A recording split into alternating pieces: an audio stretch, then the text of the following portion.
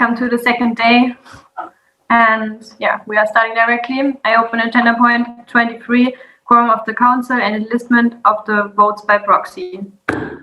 Elif, you can go. Thank you, Michelle.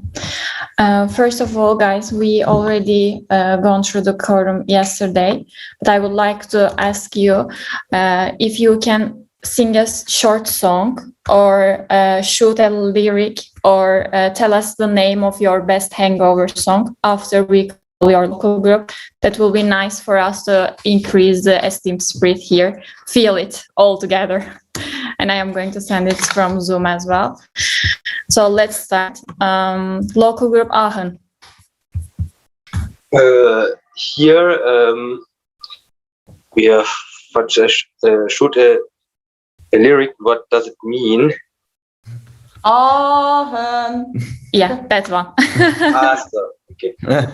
Would you like to repeat? Aachen. Thank you. Local group Ankara Bilkent.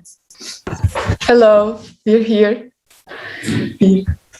Thank you. Oh, Ankara Bilkent. Oh, Ankara Bilkent. Oh, Ankara Bilkent. Thank you. Local group Ankara Metro. We are here. Thank you for efficiency. Local group Auvergne. Here, Averenos, Averenos, Averenos, Averenos,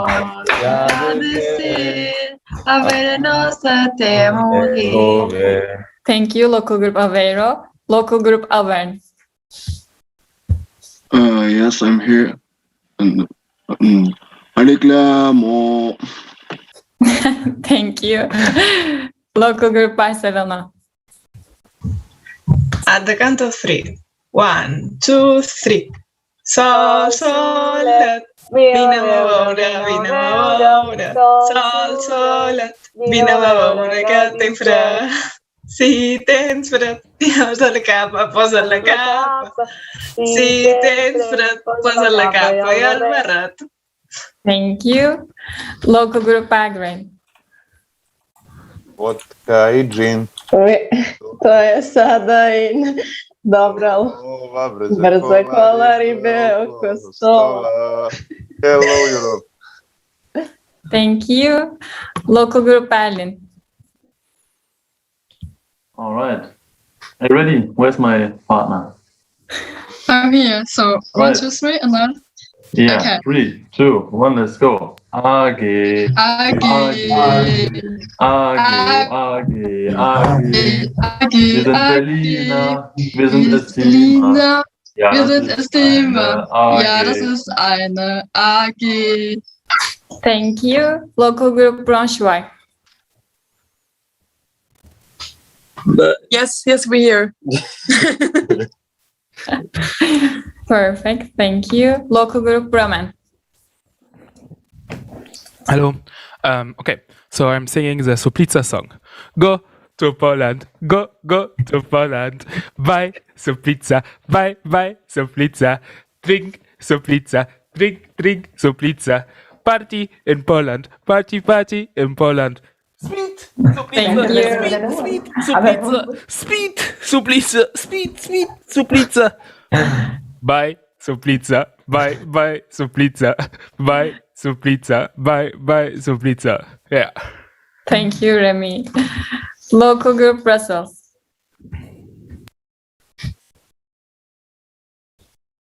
Local group Brussels. Local group Bucharest. I am here. I cannot sing because I'm at work right now, but imagine that Maya song that everybody knows from Romania. Thank you. Local group Budapest. Hi. I say Buda. You say Pest. Buda, Pest. Pest. Thank you. Local group Calabria. Hey, Loris, are you here? I'm here. Are you ready? 1, 2, 3.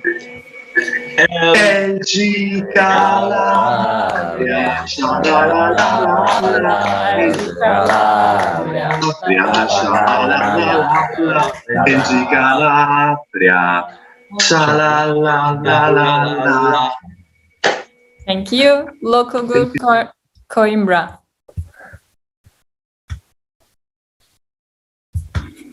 Local group Coimbra. Okay. Local group Darmstadt. Yes, we are here. Yes. 3, 2, 1. Da da da da da. Darmstadt. Darmstadt. Darmstadt. Darmstadt. Thank you. Local group Delft. Yes. 3, 2, 1. 1, 2, 3, 4. Hoedje van. 1, 2, 3, 4. Hoedje van papier. Thank you. Local group Dortmund. Oh. Ticket, sucker. Hoi, hoi, hoi.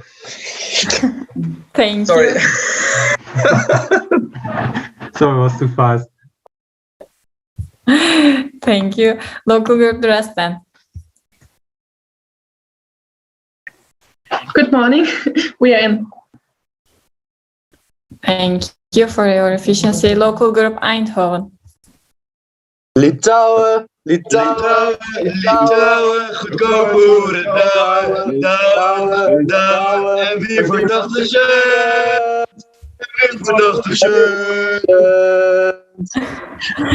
Thank you. Local group Famagusta. Local group Famagusta. Local group Gdansk. Local group Gdansk.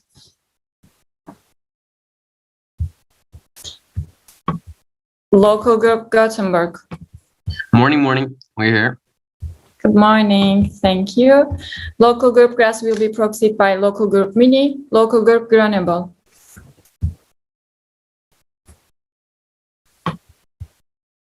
Local group Grönebel.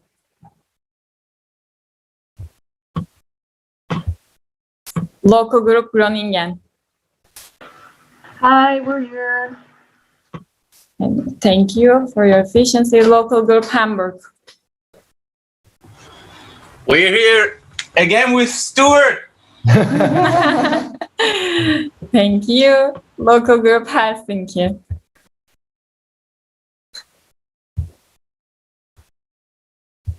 Local group Helsinki. Oh, yeah, I'm here. Tahtoisin ginitonekin, tai sitten Minttu Fernetin, kelpaa se kossuvissykin, nyt ryypätään. Thank you, Johnny. Local group Ilmenau. Dead and Alive. In Ilmenau tanzt der Ziegenbock mit seiner Frau. Thank you for the explanation. Local group Istanbul Boğaziçi. Okay. Our name is Riyad. You need to get out. We are drinking, we're singing, we're taking shots. We don't remember no special worries, cause in the end it's just party. We're always ready when things are shitty, because we are Boğaziçi. Thank you. Local group Istanbul ITU. Hi. We are here. We can start. Okay. Istanbul ITU, Istanbul ITU, Istanbul ITU. Thank you. Local group Istanbul Yıldız. We are Yıldız. We are Yıldız. Thank you. Local group İzmir DU. We are here. And 3, 2, 1. LGBTQ. Oh, sorry, my bad. Again. Okay, 3, 1, 2, 2.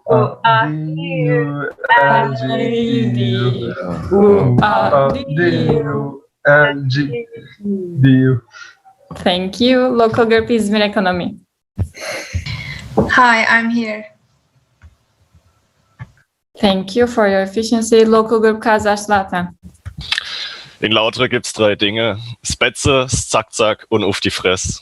Yeah, we are here and Proxy and Water are here.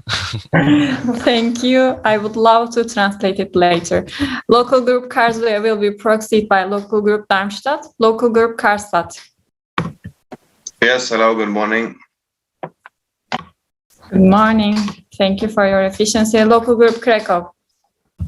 Hello, we are here.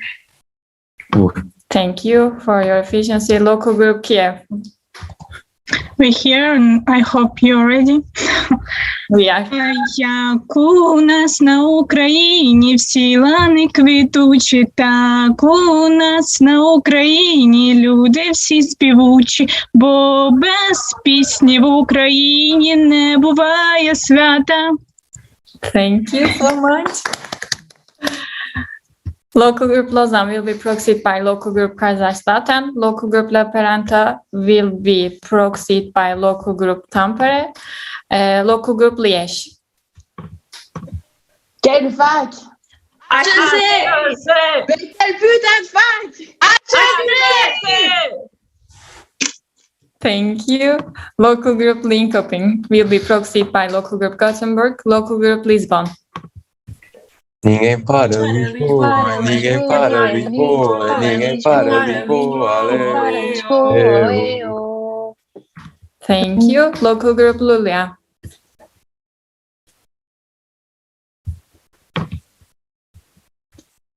Local group Luleå. Local group Lund will be proxied by local group Vasa. Local group Lyon. Arinsa. On boit, on baise et on rebaise. On est chaud de la plaisir. Rien ne nous arrêtera tout ça. Thank you. Local group Madrid will be proxied by local group Seville. Local group Milan. 1, 2, 2, 3. 3. Milano. Oh, Milano.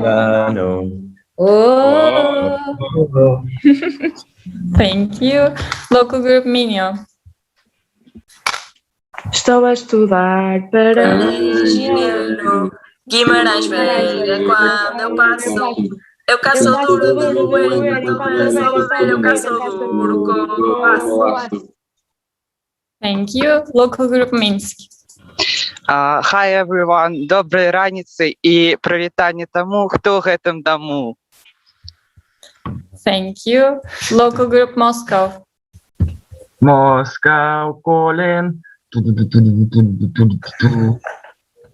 Amazing. Thank you. Local group Mini. Hi, good morning. Good morning. Thank you for your efficiency. Local group Novi Sad. Good morning, we are here. Good morning. Thank you for your efficiency. Local group Oulu will be proxied by local group Istanbul ITU. Local group Paderborn. Good morning, we are here. Good morning. Thank you. Local group Porto. Yeah, we're here. I don't know if I'm alone, but I will sing to 3 and hope people join. So 1, 2, 3. No. No, Porto no party. No, Porto no party. Thank you. It will be nice, Luis, if you can call your delegates. Local group Poznan. Yes, I'm here. Go to Poznan. Go to Poznan. Go to Poznan. Go to Poznan. Bye, Suplica. Bye, Suplica. Bye, Suplica. Bye, Suplica. Open Suplica, open Suplica, open Suplica, open Suplica. Drink Suplica, drink Drink Suplica, Suplica, drink Suplica, drink Suplica. Thank you. Thank you. Local group St. Petersburg. Good morning. 3, 2, 1. www.leningrad spb.ru www.leningrad spb.ru. Thank you. Local group Seville. Okay, guys. So on the count of 3, 1, 2, 3. Sevilla ya está aquí, ya está aquí, con la copa en la mano. Viene dispuesto a morir. Gracias por haber llegado. Dale un poquito que no. Dale un poquito más largo. Bebe. Thank you. Local group Zigan. Good morning, I'm here. Thank you for your efficiency. Local group Skopje.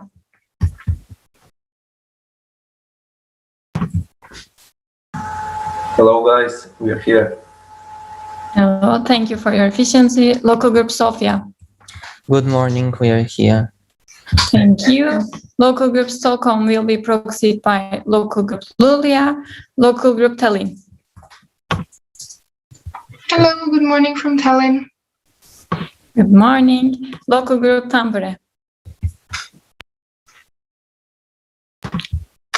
Local group. Good morning. Now, Ari, if you're here, we can start with the song. 1, 2, 3. Newt. Thank you. Local group Targumres. Yes, we're here. Green, are you ready? Yes. Raise the pledge star, numai ei, numai ei, chipul tău și dragostea din tei. Mi-amintesc de ochii tăi. Thank you. Local group Trondheim. Yeah, I'm here. Thank you for your efficiency. Local group Vasa. Joo, valitettavasti paikalla. Thank you. Local group Vienna. Yeah, we're here. Hello. Thank you for your efficiency. Local group Warsaw. I'm here. Thank you. Local group Xanthi. We're here. We're here.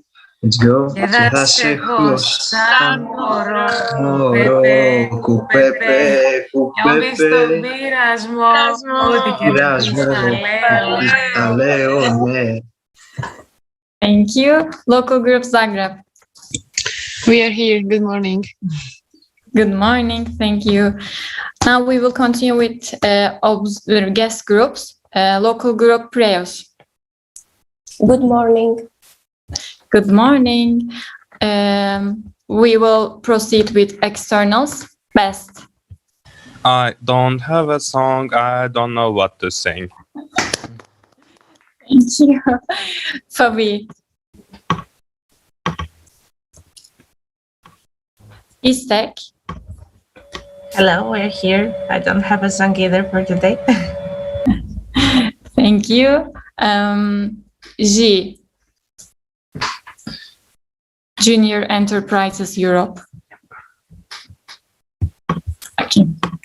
Then we can again call the local groups that were not present here. Local group Brussels. Local group Coimbra.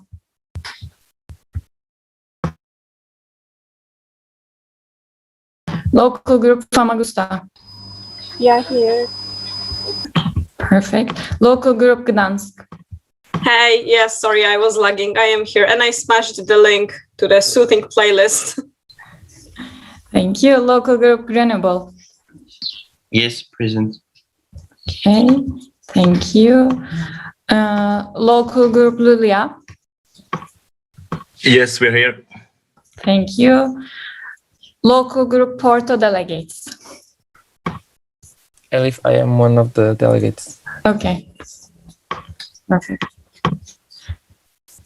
Then just one thing that we would like to remind you that it is important for all of you to ask your questions after the presentations that we are doing, because what we are going to present today will be the future of the network. Basically it is going to be implemented in the future. So with you, with the future generations of the network, it's really important for us to know that you are understanding and you are actually asking your questions that are in your mind. And it will be nice for our delegates to show their concerns about the network or ask your questions, give your input, sharings. It's really important for us to know that you feel comfortable to do that. And I will give the speech to Michelle. Yes, thank you everyone for the nice songs. And I close agenda point 23, quorum of the council and enlistment of the votes by proxy. And I open agenda point 24, board goals report. And I call the board to present. All right. Good morning, everyone. Let's go.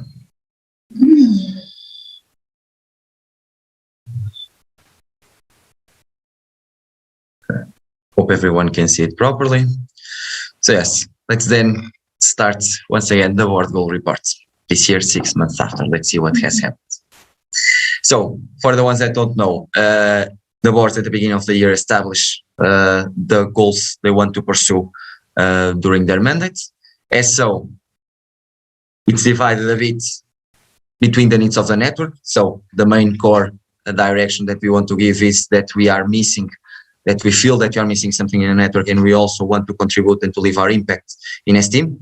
And last but not least, and most important, it also represents a motivation for us to work about. Okay, so we had 4 main goals this year. So regarding local groups, financial stability, ESTIEM brands, and ESTIEM strategy. But to detail in all of them. So we started our year planning what would be the first edition of the ESTIEM Hunts. As you heard yesterday, it was an event that had as final purpose close the gap between the students and companies, in which we had many corporate partners, not only. Plus, the idea was to have flash interviews, company presentations, and company workshops. Also, for the first time, and after 3 years, having the first edition of the IM conference, which was held totally online, and that was divided in 3 main categories. For the ones that attended both of them, I believe it was a unique experience. Last but not least to mention, we organized 2 editions of CR School, which the purpose of enlarging the knowledge of the network when it comes to CR matters. One directed to central teams, another directed to local groups. Merve? Thank you, Bush. I will continue with the online workshops. We organize both regional and international workshops with our partners. Especially in Corona terms, it's very hard to meet with new partners and be recruited by them. So we aim of the workshops for our students getting to know companies better. Then there was a LG's competition with Celonis, which was managed by Maria, VP of Education. And for the first time, at least in our mandate, there was a competition award for the local groups. So it was both for the increasing the environment a bit, the spirit a bit, and both having an small income for them. And finally, for the what has been done part, we have this external relations. During our whole mandate, all of us worked on external relations to first increase our visibility in IEM Europe, plus in front of the companies. And also, we actually wanted to invest a lot of time to be able to improve it also for the next generations, not only for us. The aim was not only income, but also high visibility in Europe. Then, for the underdevelopment part, we are working on research center, and we are still working on new partnership opportunities, and both of them will be hopefully done till the end of our mandates.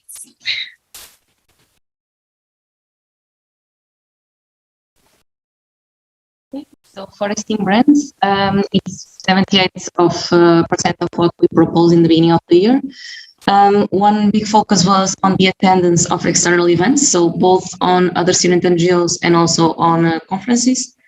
Also a focus on external article publications, so publications on places that do not belong to ESTIEM, so not ESTIEM magazine, but for example, magazines of other local groups, of other universities, etc. And for that, we also constructed a magazine database so that students can see where they could have publishing opportunities. Also, the partners newsletter was a way to create a new communication channel to our partners to make sure that they are also always updated with the latest news on ESTIEM, which we will send to them every 3 months. ESTIEM podcasts, it's already launched. If you go look for it in YouTube, we are currently doing the first trial, first couple of episodes, and the idea is that once it is established, every ESTIEMer can also propose their own ideas to have their own share of the podcast. As for CIGs, Corporate Identity Guidelines, we are both updating them, and we already created one-pager document for local groups to have a very easy way to still maintain the image of ESTIEM, but not having to go through the process of memorizing everything and reading a 14-page document. So to make this accessible for everyone and simple to fulfill. And also to highlight the IEM survey, which I will detail in another presentation, but we basically want to make sure that what we have in the network right now is representative of what the students need. As for things under development, we are in process of finalizing the brand book. We are still missing to collect some input from several entities, but we hope to have it finished by the end of the mandate. We also have a big focus on social media. So besides trying some innovative campaigns until the end of the mandate, we also aim to map a bit the way that we are presenting ESTIEM on each of the social media channels. The ESTIEM shop, we are looking into platforms. We are missing the testing phase of a platform for the new ESTIEM shop, considering that the previous one didn't have ESTIEM Green, which we thought was a quite relevant matter to tackle. Plus also materials for local groups and for the central ESTIEM, which I would like to highlight also the ESTIEM 101 videos for YouTube that are currently being done with LG Liège. And finally, the ESTIEM Spirit book, which aims to provide to people all our songs, traditions, punishments, so that the ESTIEM spirit never gets lost in local groups. And that we are also constructing, you can see it on Ilium and give all your inputs.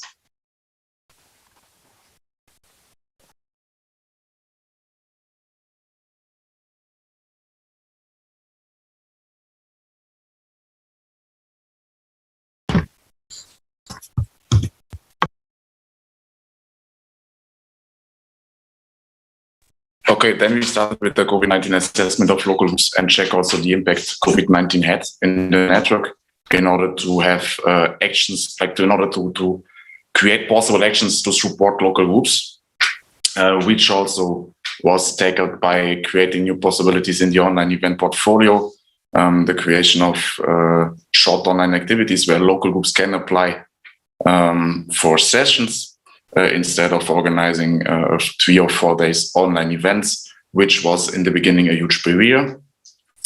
Also to have clear guidelines on when offline events are going to be possible again to organize.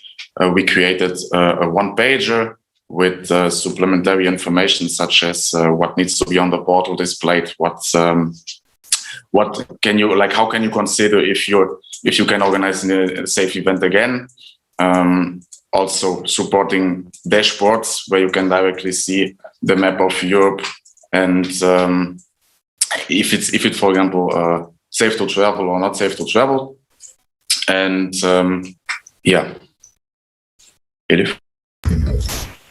And then, since the beginning of our mandate, we would like to work closely with our local group. So we started the fire pit sessions to understand what are their needs actually on the hand of recruitment, especially, and during COVID-19, what they are struggling with. We organized the sessions with and invited all the local groups that we have. Then we started a system for matchmaking, which is connecting the local groups with the central entities and where they can find the projects to work upon together. What local groups are benefiting from here is basically understanding of what we are doing actually in ESTIEM. And if they would like to bring anything to their local group, they can have the chance of meet with the topics that we are tackling in the central level. And Central ESTIEM Opportunities training sessions, we organized it a couple of times, and we would like to increase understanding of what we are actually offering to our members and how they can join to the Central ESTIEM and what they can benefit from it. For the underdevelopment topics, I would like to give the speech to Mark. Yes, make sure to be quick, please. Okay, yes. We also dedicated a lot of work to the approaching part. There will be hopefully coming up some news soon. And also the intercultural teams, creating intercultural environment in ESTIEM and assessing also the needs of making that happen was a lot of work. Then coming to the last goal, ESTIEM strategy, it's on 86%. First, we dedicated a lot of time in order to assess the current strategy, create our objectives, and also implement them. For the next strategy, we started with what is needed to be done. Created a strategy building process. We started revising our strategical environment and how ESTIEM stands, as well as the mission, vision, and values. After that, the creation of the long-term objective in each of the defined areas was done. And still to do the annual report of the current strategy in the upcoming council meeting, the finalization of the strategy handbook, as well as the handover to the next board in order to ensure the safe, the clear, and also good execution of the next strategy. And that's it. Thank you. And if you have any questions, I guess we can have them now. Yes, thank you. Questions can be asked now.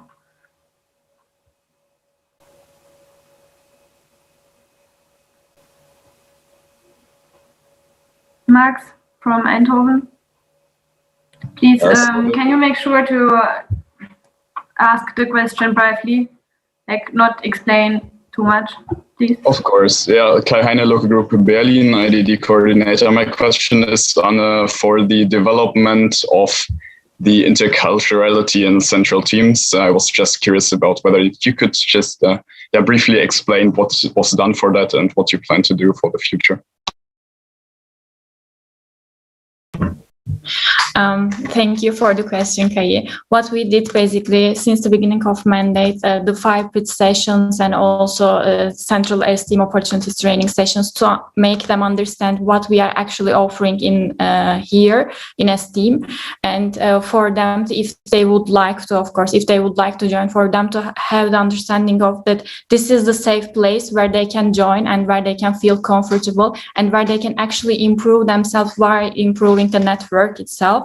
Of course, the numbers can be increased by the years, but we want to put effort on this topic. And why it is still under development is because still needs to happen, like needs to improve the things that we actually did, and also it should be tackling next years as well, not just for our year, because it has been a topic for a couple of years and it should be continue for the upcoming years as well.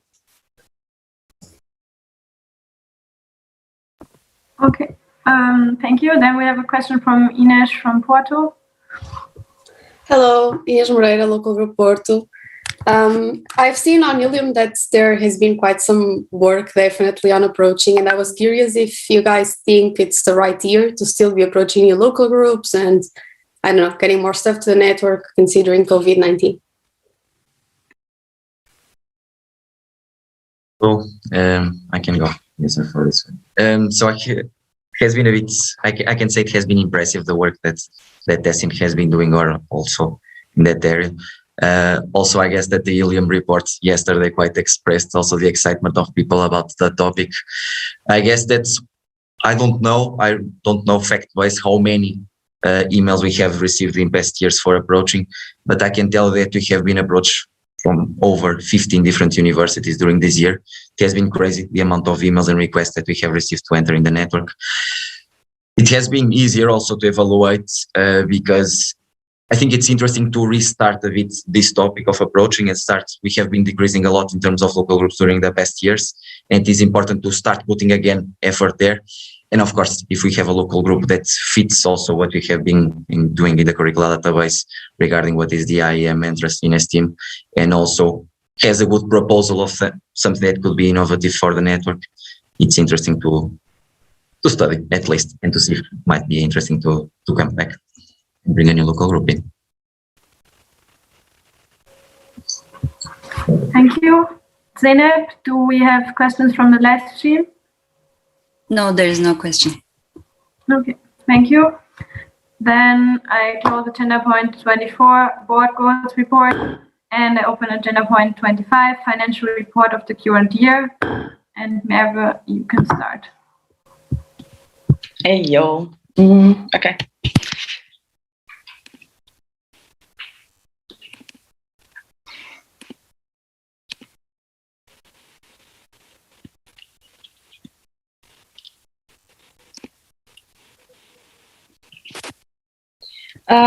As you might know, 6 months ago, I already came up with a budget proposal for our network, and it was approved by the council, which is the local groups themselves.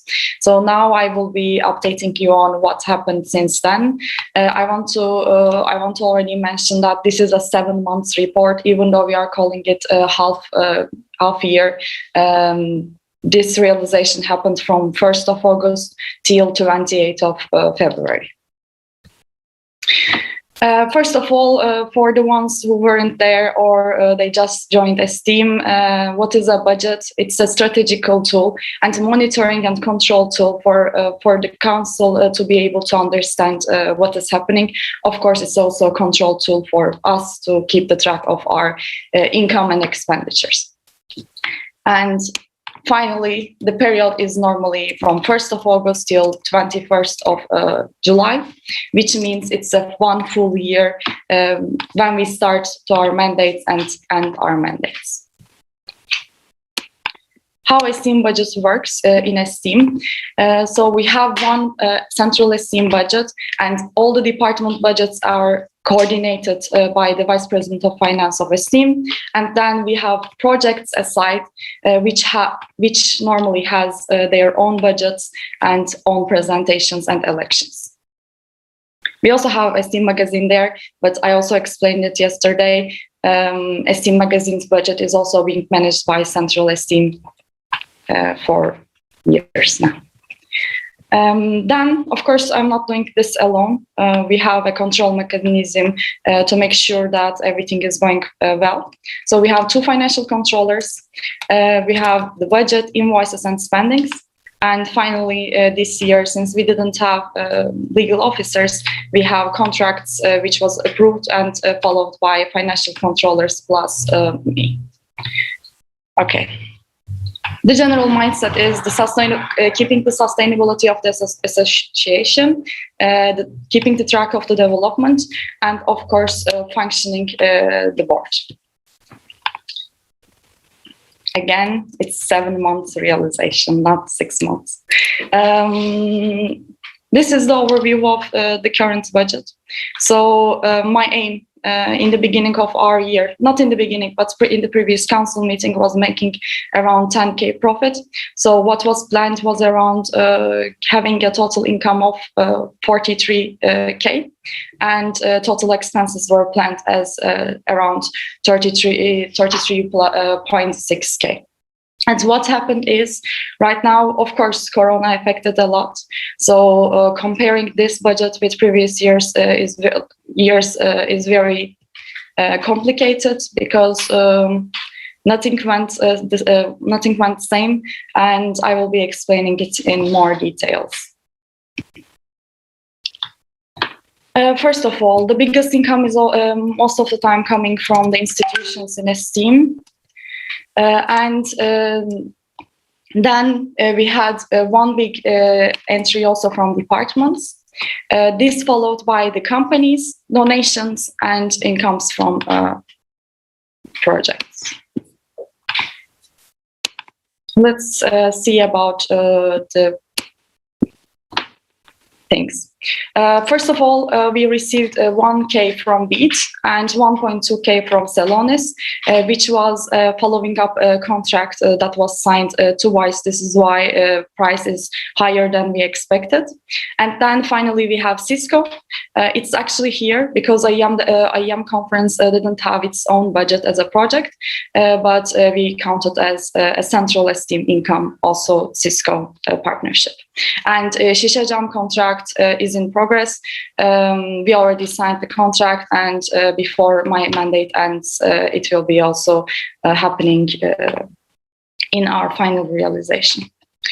Then we have Chalmers, Eindhoven. They're already in, so both of them are still stable. With La Peranta, contract period was till end of November, and unfortunately our communication couldn't enable us to sign the new contract yet, because we are struggling, especially because of Corona, to be able to reach them, but still working on it. Then FAVI also realized, and CRC is also still working on new partnership opportunities from the institutions. Then we have donations, which was around 800 euros. And then we have the department incomes. As I mentioned, they are separately presented in council meetings. And then as I mentioned, since IEM conference wasn't a project, it was managed by the board. It doesn't have a budget, but actually it was supposed to be realizing here. And then in the other income, we don't have any additional things. And for the expenditures part, I want to show you the overview of our main expenses. First of all, expenditure by departments, but I want to say one thing here because this is a bit tricky. Times competition had a huge income last year for them to be organizing Times final. The previous board decided to keep it in ESTIEM and still organize the Times final. And unfortunately, in our mandate, since there was no ability to organize a conference because of Corona, Times final, this money sent out to the local groups back again. This is why there is a huge expense here. And then we have the administration and IT costs, support to the local groups, which is partnership with LG Eindhoven. They are managing their university partnership. Then we have board participation fee, one conference, and then we have the other expenses. Here, we don't have any board travel expenses yet, at least in the half year. And then in the board participation fees, we have the one conference entry. And then in the other board expenses, this is being used for the representation of the ESTIEM board. And yes, this was used for it. Support to the local groups. Only local group is LG Eindhoven, who is managing the university partnership. This is why they are the only ones who is getting the 400 euros. And then support to actives. Unfortunately, even though we wanted to support our actives for their contribution to the network, because of Corona, again, it didn't happen yet. Then we have the IT and administrational costs. PR costs, which are actually ongoing, but right now they are not in the half year realization. And then we have finally the representation and cooperation costs, which means visiting other NGOs, partners, and so on. And then we have the department costs.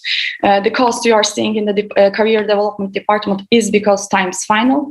And then we have the STEAM magazine budget, which also didn't happen because of Corona. We cannot distribute the magazines. And then, we have the other costs because they were unexpected because we changed some things to online. We had to pay for kind of administrational costs for the platforms. And this is the academic development department. This budget is mostly coming, not mostly, almost like all of them is coming from Lean Six Sigma team. And then we have the times corrections here. So this money didn't come in. This is from previous year, and this was reserved for local groups to organize times final, and we are paying it back, and only 5 local groups are missing, which are non-EU ones, and they will be receiving their cost in cash. Now we have career and personal development departments, which didn't have any income or expenditures, and intercultural too. Then for the balance sheet, this is the overview of what I showed you before. This is a tool that we are using to understand the overview of it. And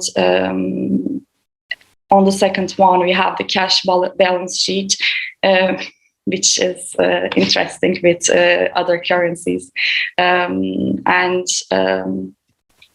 I want to show you the last version of the comparison.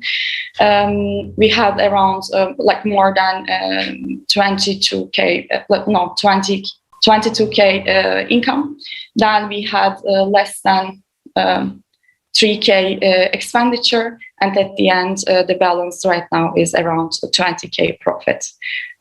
Probably till the end of our mandates, since Shishajan will also join, and we cannot make any very high expenditures. There will be only handover board meeting and board meeting. So I am like, if everything goes well, I am planning to end my mandate still around 20 to 22K profit. And yes, all the things I showed you here is they are the amounts that enables us to work, contribute, and move forward.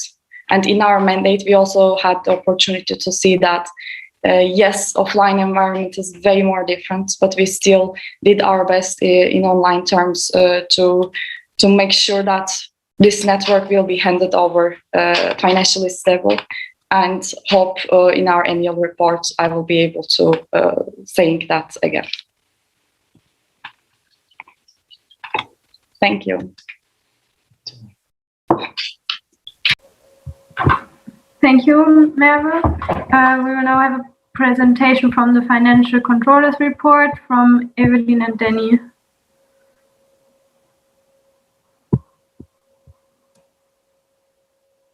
Danny? Are they here? Yeah. Okay, we're going to read a letter based on our findings about the financial year so far and about the realization that Merve did. So, dear Council, during every Council meeting, the financial controllers of ESTIEM present their findings regarding the bookkeeping to inform you, the Council, of the financial status of our association. We, Danny Brus and Eveline van Oosterhout, would like to say that we are glad to see you all here at the online council meeting. We kindly ask you to pay attention, since it is an important matter to all of you. Currently, we are satisfied with the approach of the VP of Finance towards keeping track of the finances of ESTIEM and the cooperation with the financial controllers. The VP of Finance responded quickly to our request and involved us enough in the financial decision making. This made sure we were up to date at all times, which avoided unnecessary problems. It is important to note that the half-year realization is from the 1st of August 2020 till the 28th of February 2021. In this period, travels were rather impossible. Therefore, the expenses this year are at the lowest levels in decades, which together with a stable income results in a high profit for ESTIEM.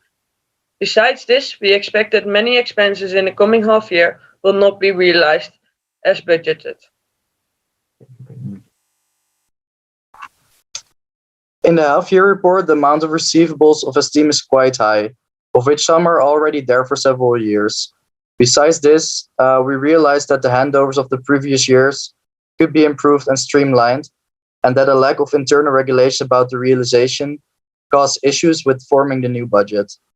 Regarding the current financial situation, we would like to provide the VP of Finance with the following advices. The VP of Finance should evaluate the current receivables and decide if it's still realistic that these invoices will be paid.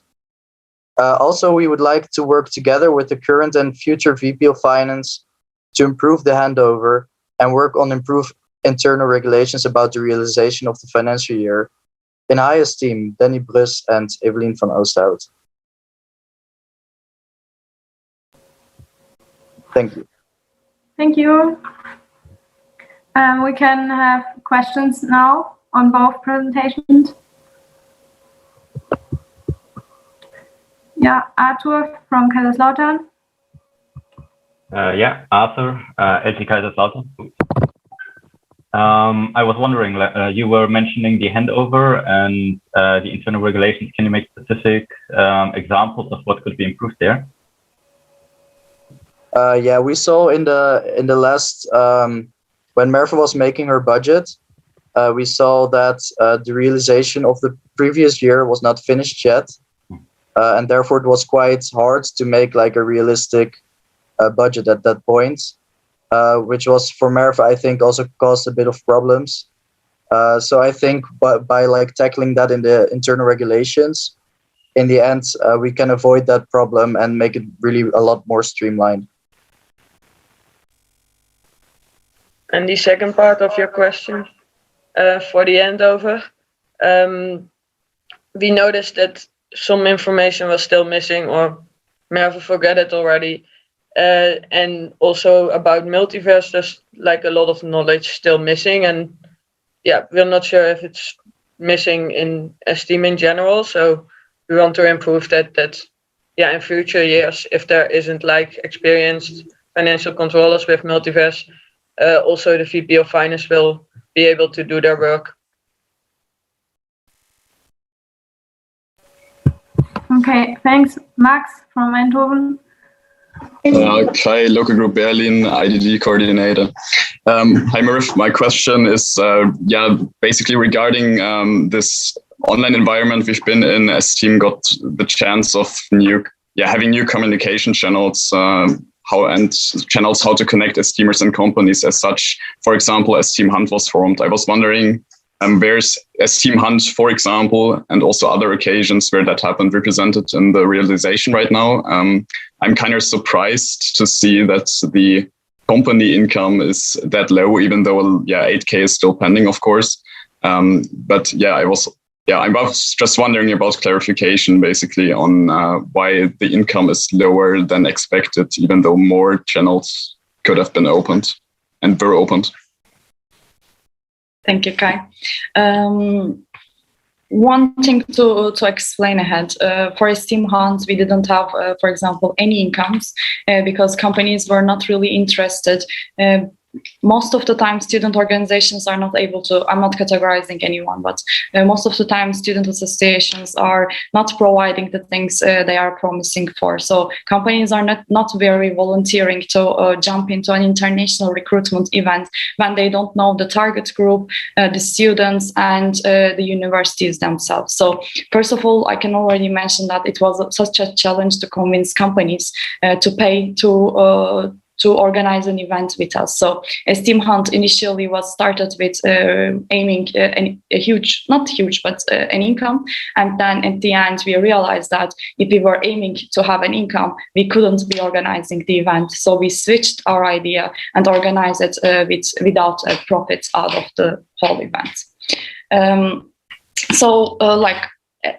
As kind of to summarize this, companies are not really volunteering to recruit international students, because we sometimes have companies from, I don't know, Germany, Turkey, Italy, but the thing is they want local speakers also. So for them, partnering with our local groups is way easier than partnering with Central ESTIEM, which I can already mention that it's a huge challenge, because in the like more than 5 years ago, it was way easier because students didn't have online opportunities. They weren't able to meet with new partners, and so that companies needed us to be able to reach the students. Now they don't need it because they have online channels. They already adapted themselves to digital areas, and they have some agencies which are controlling this for them. So I can, as a conclusion of this, I can mention that it was a huge challenge to have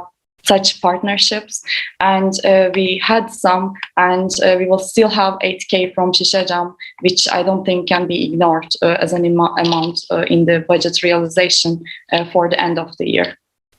But we are still working on it, and there are 2 new partnerships which are having a very high hopes from our side. But of course, I didn't put it there because it's the budget itself, so I can't. Thank you. Luko? Hello, Pauliko, local group Dorma.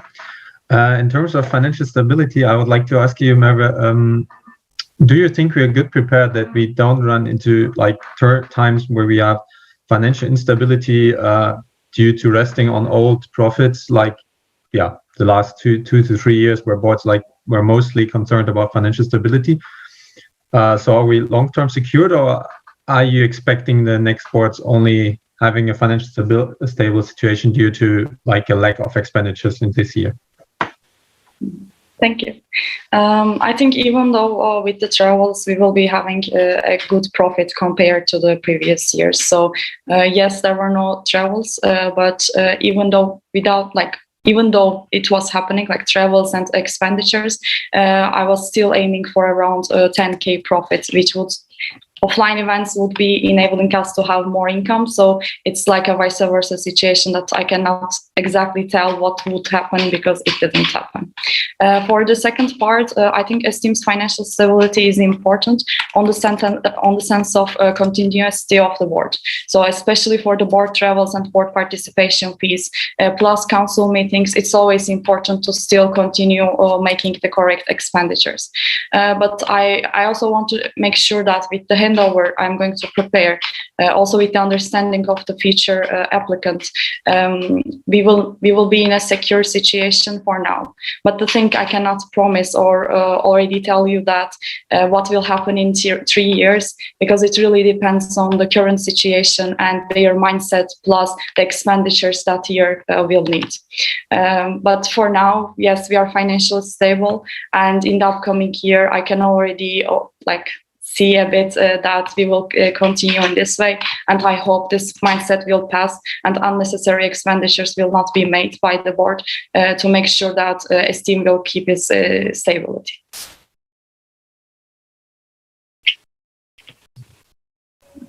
Okay, we are running out of question time. We can have answers in English questions if you can have them really privately, and the answer can be really privately. Otherwise, you can put your question also on the form that Elif will send, I think. Okay, yeah. Arthur, LG Kaiserslautern. I was wondering if you're having the intention to implement the accrual basis of accounting, meaning to divide the income side towards each year. Arthur, we lost you. Can you repeat it? Okay, yeah. Arthur, LG Kaiserslautern. I was wondering if you have the intention to implement the accrual basis of accounting, meaning to its fullest, meaning to divide the incomes from long-term partners, from one-year partnerships towards each year where it belongs to, where it's also fulfilled.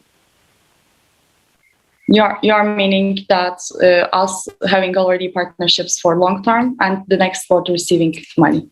Did I? Yeah, like a part of it, as I proposed in the financial report last year, and also handed over. One thing which we also have in the board goal for the financial stability, we are aiming to sign 2 new contracts and the next board receiving the income out of it. So yes, we are aiming to, but not in the sense of you are mentioning half us receiving the money, half next board receiving the money, but it will be us signing a contract in advance and then them receiving the money, both with, of course, fulfilling the contract and then receiving the income from it. Okay, really quick question from Ines. Hello, Ines Moreira, local group Porto. I'm sorry if you have already answered. I wasn't really here yesterday, but I was wondering how you see the future of the ESTIEM hunts, since I can imagine that the traveling board wouldn't have enough time to work as hard as you guys did to make it happen, and I know that there are no open calls for it as a project for local groups. Okay, thank you. I don't believe an offline board couldn't be achieving such an event, because I really think that how much you want to invest on ESTIEM, you still can achieve whatever you want. So I don't think that's just for me. I don't think it would be the case. I cannot say it in advance for the applicants, but at least it wouldn't be the case for me. And second part is, I think ESTIEM Hunt, a special event that it was already represented in the board goals, and I'm reporting the financial report of the network. So questions a bit irrelevant with the financial stability of the ESTIEM. Okay, thank you. Since we have many tired people here, we will have an energizer now. So people, please stand up, wake up, sing along, dance along, and we will do Luis, as I heard, favorite energizer, Agadu. I will. She said we.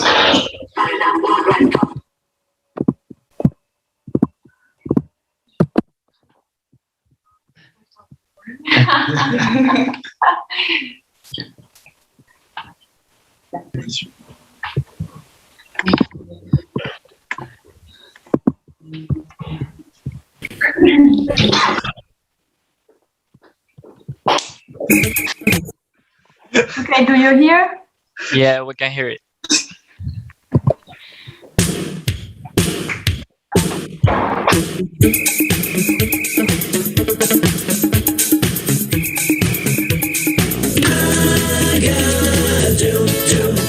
Push pineapple, shake the tree. I got do. Push pineapple, grind coffee. To the left, to the right. Jump up and down onto the knees. Come and dance every night. Sing the hula melody. I met a hula mistress somewhere in Waikiki. Well, she was selling pineapple, playing ukulele. And when I went to the girl, come on and teach me to sway. She laughed and whispered to me, yes, come tonight to the bay. The lovely beach and the sky, the moon of Kauai, around Calypso surround. We'll all be singing this song. I got do. Push pineapple, shake the tree. I got do. Push pineapple, grind coffee. To the left, to the right, jump up and down onto the knees. Come and dance every night, sing the hula melody. I got do. Push pineapple, shake the tree. I got do. Push pineapple, grind coffee. To the left, to the right, jump up and down onto the knees. Come and dance every night, sing the hula melody.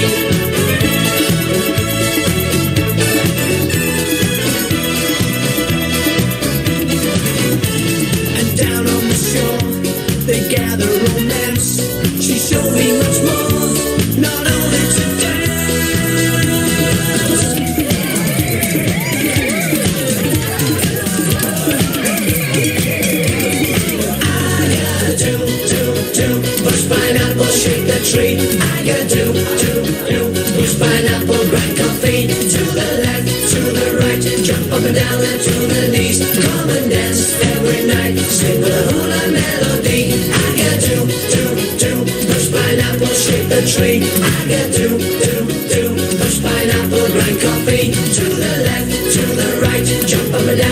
the knees. Come and dance every night, sing with a hula melody. A lovely beach in the sky, the moon of Kauai, around Calypso surround. We'll all be singing the song.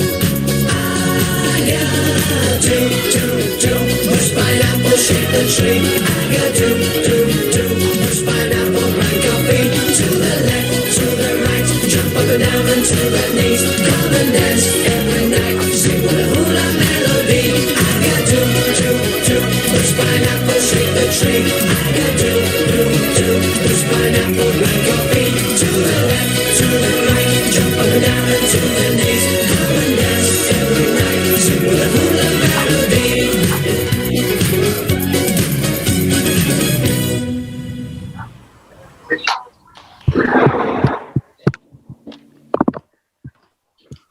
Nice.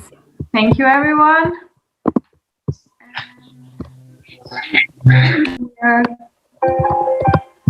Oh my God. Yes. So I close agenda point 25, financial report of the current year, and I open agenda point 26, certifications, and I call Chant for the trainers. Thank you. Hello, everyone. I guess you can hear me, right? Yes. All right. Thank you. So after this great energizer, let's start with the fun part, trainer accreditations. I'm John. I'm the current trainers community leader. And let's at first start with what actually trainer accreditations is.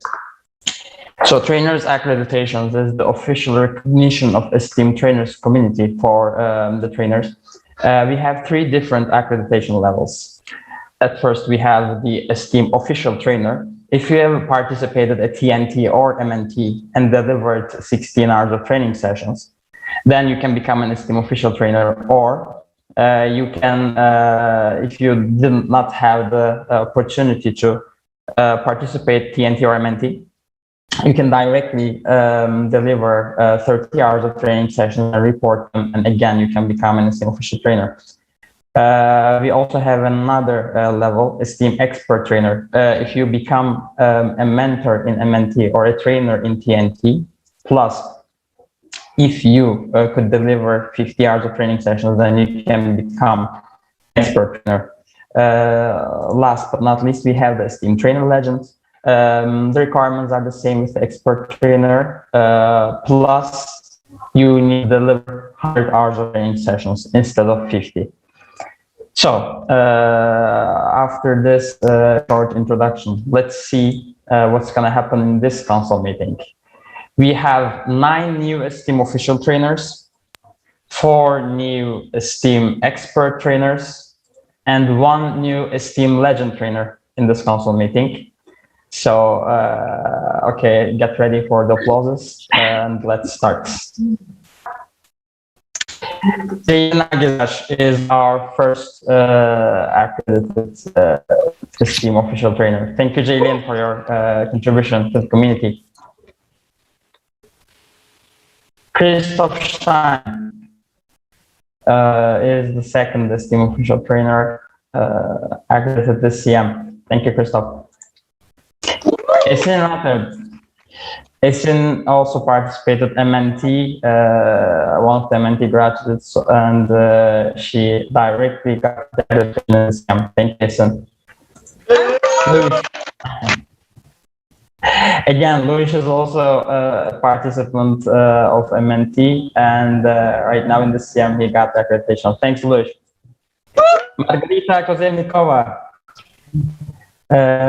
Thank you, Margarita. She's also a part of the core team. Thank you very much. Philip Scholar, again, another official trainer. Thank you very much, Philip. Selim Chirpan. Selim did not participate in TNT or MNT. However, he delivered 30 hours of training sessions, so it's a great contribution. Thank you, Selim. Sudeyl Muzatilda. So there was also a participant of MNT. So thank you very much, Sude, for your contribution. And Zeynep Raish. Thank you very much, Zeynep, for your contribution to ESTIEM and ESTIEM trainers community. So these were our ESTIEM official trainers that get accredited this CM. Let's move on with the expert trainers. So the expert trainers we have in the CM were also the mentors in the MNT program. So let's see who we have. Daria Bakayeva at first. Thank you, Dasha, for your contribution. It was very valuable. Luis with us. Luis, thank you very much for your contribution. Team also MNT. He also become an expert trainer right now. Maria Audio.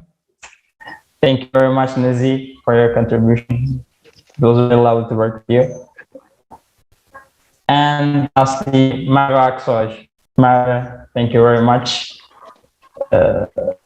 Mara was our last expert trainer that got accredited in this CM. So, as we always say in trainers community, let's learn, share, and grow all together. That's our motto, and that's why we are here as trainers in this team. So right now I'll give the word to Nizi. Yeah, thank you very much, everyone. Thank you, Jen. But as you guys noticed, there was also one trainer legend being introduced in the beginning of the presentation. So I want a very big clap from the council for our lovely TC leader, Jen, for being credited as an ESTIEM legend trainer. Congratulations. Thank you very much.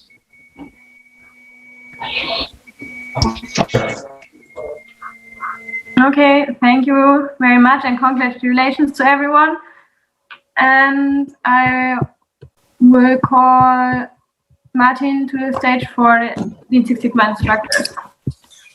Good morning, council meeting. I hope you can hear me. I have a bit of logistical issues, so Magia over to present my slides for me today. So I will present the senior instructor certifications for the Lean Six Sigma entity. I will first tell you a little bit, next slide please, yes, about what a senior instructor is, and then like who will be accredited for it. So next slide. So there are different ways to develop in Lean Six Sigma, and especially when you teach, you also give a lot back. So the first part is that you go through the course, and then after the course, everyone can already teach and become an instructor and learn even more. And then you become an aspirant instructor after you first have taught. Yeah. Thank you. And then you facilitate and give and receive feedback in teams, which is a very intense learning experience. Then the next part is that you are an LSS instructor, where you also start mentoring other instructors and even start leading courses and become a head instructor. And the final stage of the development path that we offer in this team is the LSS senior instructor. And that's what we'll be presenting today. And LSS senior instructors have at least instructed 4 courses or somewhat equivalent. Oh, one more back. They gotten their green belt certificate, so they've done internship in practice. And they also have developed content and contributed to Lean Six Sigma and ESTIEM a lot. Currently, there's 17 instructors, and today one more will be added, also from a new country. So in the next slide, you will see. So all these people have developed a lot, and I would like to accredit today one new senior instructor, Yassine Lamak. He's been instructing in Auvergne during a central course. He has been to Zagreb. He has even instructed for the International Trade Center in Burundi, the ESTIEM Lean Six Sigma course, and he's been a great asset, and we love his motivation. So I would also like to ask for a big applause for Yassine and to have contributed so much. Thank you very much, Yassine, and congratulations on your senior instructor title. And then, of course, we should always end with a good quote. And next slide, please. Because this quote is so wise, I need to read it. So, always two there are, no more, no less, a master and an apprentice, Master Yoda. And that's also one of the quotes that we use in the Black Belt course of the Lean Six Sigma. Thank you very much, and have a good council meeting, everyone. Thank you very much, Martin, and congratulations, Yassine. I close agenda point 26, certification, and I open agenda point 27, progress in ESTIEM. and Merve and Alice will present the partners report.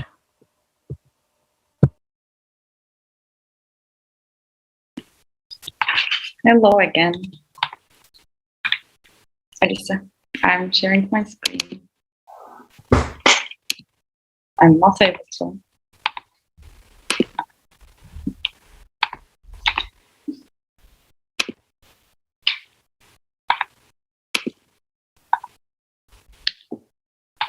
Okay.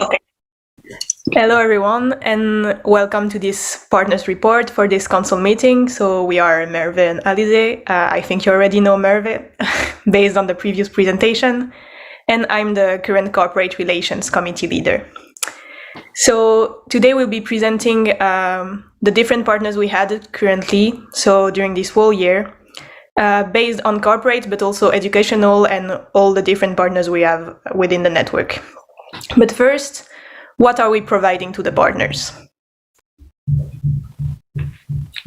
We are providing visibility to our partners.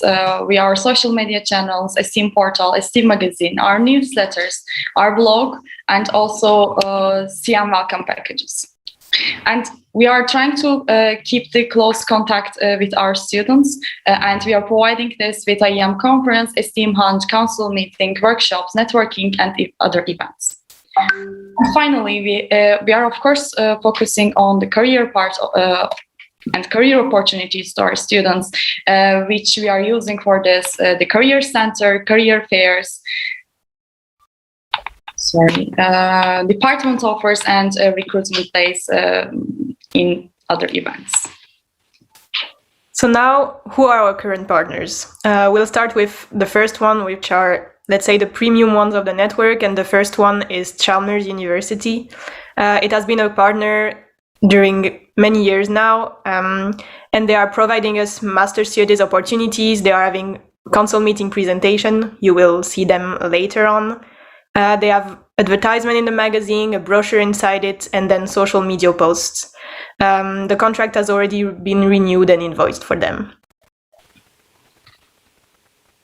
Now we have Shishejam. We started our collaboration around August with the company. They are based in Turkey, but they have factories all over Europe, and which are aiming for IEM students. So we are partnering with them for online career fairs, council meeting presentations, workshops, and we agreed that we want to organize one event with them, and the elected event was VX4X Days. And we will be in the upcoming next 2 months receiving 8K. Then following with our institutional partner, we have the University of Eindhoven. They are also there in the network for many years, and they are providing us master studies. They are sometimes present in CM. They were in the last one in autumn, and they are also providing magazine advertisement. The contract has just ended, and the negotiation will start again in June with them. Then moving to La Peranta, as Merve said in the financial report, we have already sent a new proposal to them, but our communication is quite stuck at the moment. But we will start again with negotiation in June to see if we can keep this partner. And then we have ZB. This contract was signed for CM Izmir fall 2000. I don't remember. The cancelled council meeting. Okay, then this contract is still valid, and we are in contact with one of our alumni, but they openly stated that they want to be in a presential CM. This is why we are postponing it till we can organize an offline council meeting in the upcoming terms. And then we have Beat. That was a one-time partnership with them. We organized 2 hours workshop with, thanks to one of our alumni again. He is the president of 2005 board, 50 board. And we organized 2 hours workshop, and we also added an open call to our career center. Then we have Cisco, which is a brand new partner. We have been signing with them a contract for IEM conference, and they also participated in ESTIEM Hunt. They are providing a lot of opportunities to our students through graduate programs, internships, and so on. So we already signed and invoiced a contract with them, but we are under discussion for an annual one. And then we have all the different partners from ESTIEM Hunt. So Amazon, Unilever, Total, PwC, ESSEC Business School, and Cisco. As mentioned previously, they were not paying anything for this event. It was like the first event, it was quite complicated to find partners, so we focused on the values they were providing to students during the event. But several of them are under discussion now for annual partners, so let's say that ESTIEM Hunt help us to start creating a good relationship with those partners. Then we have Flixbus as a service partner, and they are providing us 10% discounts for our students' travels. Then we have Eurosender. They are basically also a service partner. They are providing us a discount to ship packages around Europe. It's a 6% discount, and for every esteemer shipping something, and for every discount used, we as a team are receiving €2.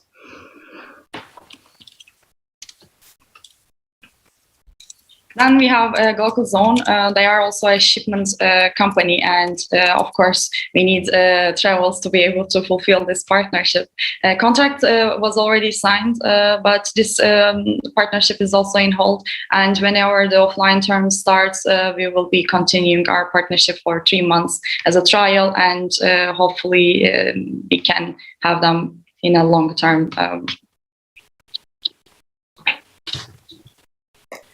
Then we have Tableau. It's a partnership that is owned by the analysis committee. They are basically providing us the platform, but we are not signing any official contract with them.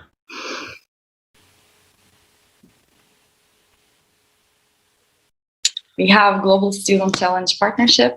This year is also successfully fulfilled.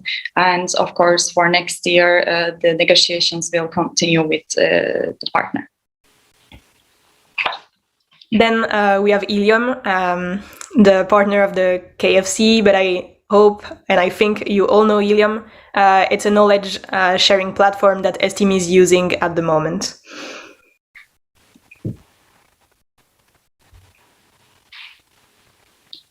We have AWI. They are the German Association of IEM students, and we are in contact with them. Today, right after this presentation, I will be jumping to their council meeting and hope in the upcoming months we want to improve the common areas that or events we are organizing with them.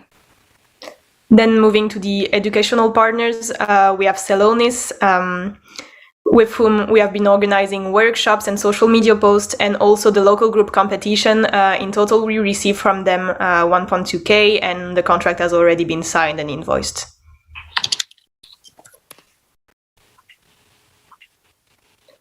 Then moving to other educational partners, so we have CEFI, AIM, and EPIM.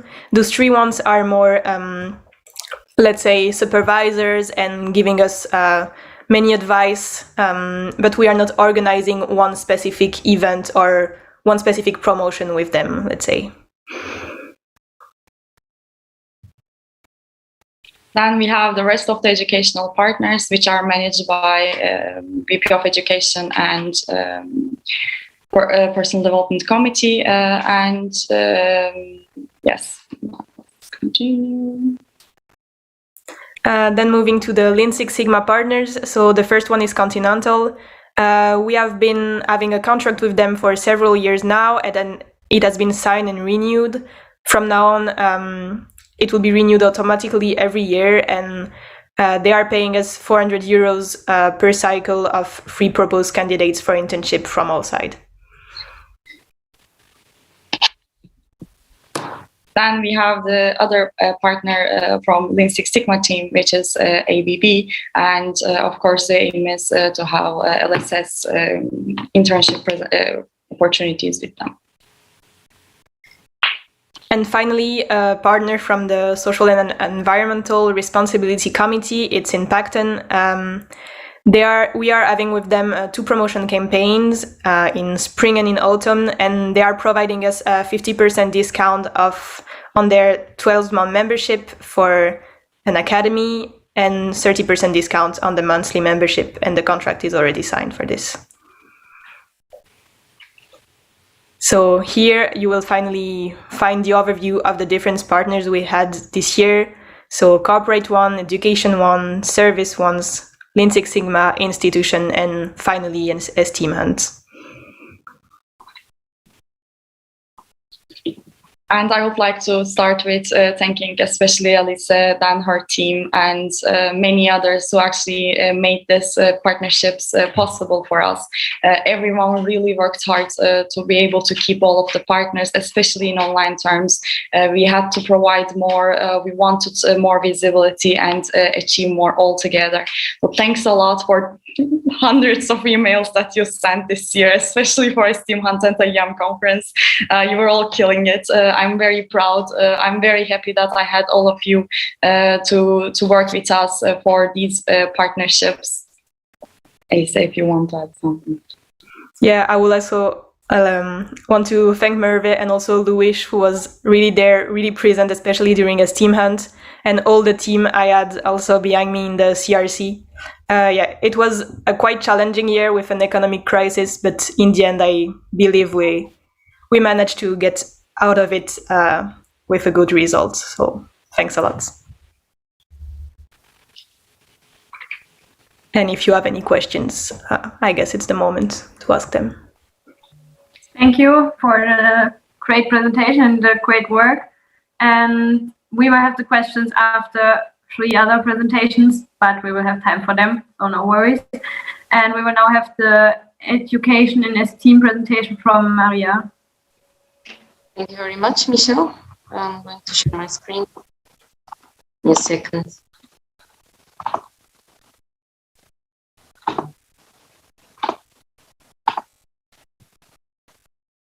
Okay, good morning, everyone. We're going to start with the presentation of education in ESTIEM. So first of all, why the focus on education?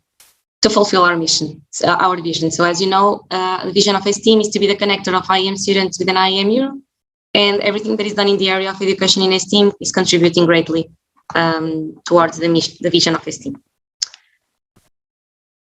So we want to focus on the vision, create an impact also outside of ESTIEM, and create an interconnection between our students and our teams with all the stakeholders, and also increase our external image. And so the direction we have right now in education encompasses 3 main points. One of them is external relations, the second is research and publications, and finally, as the most important one, I would say, the value that we are providing to IEM students.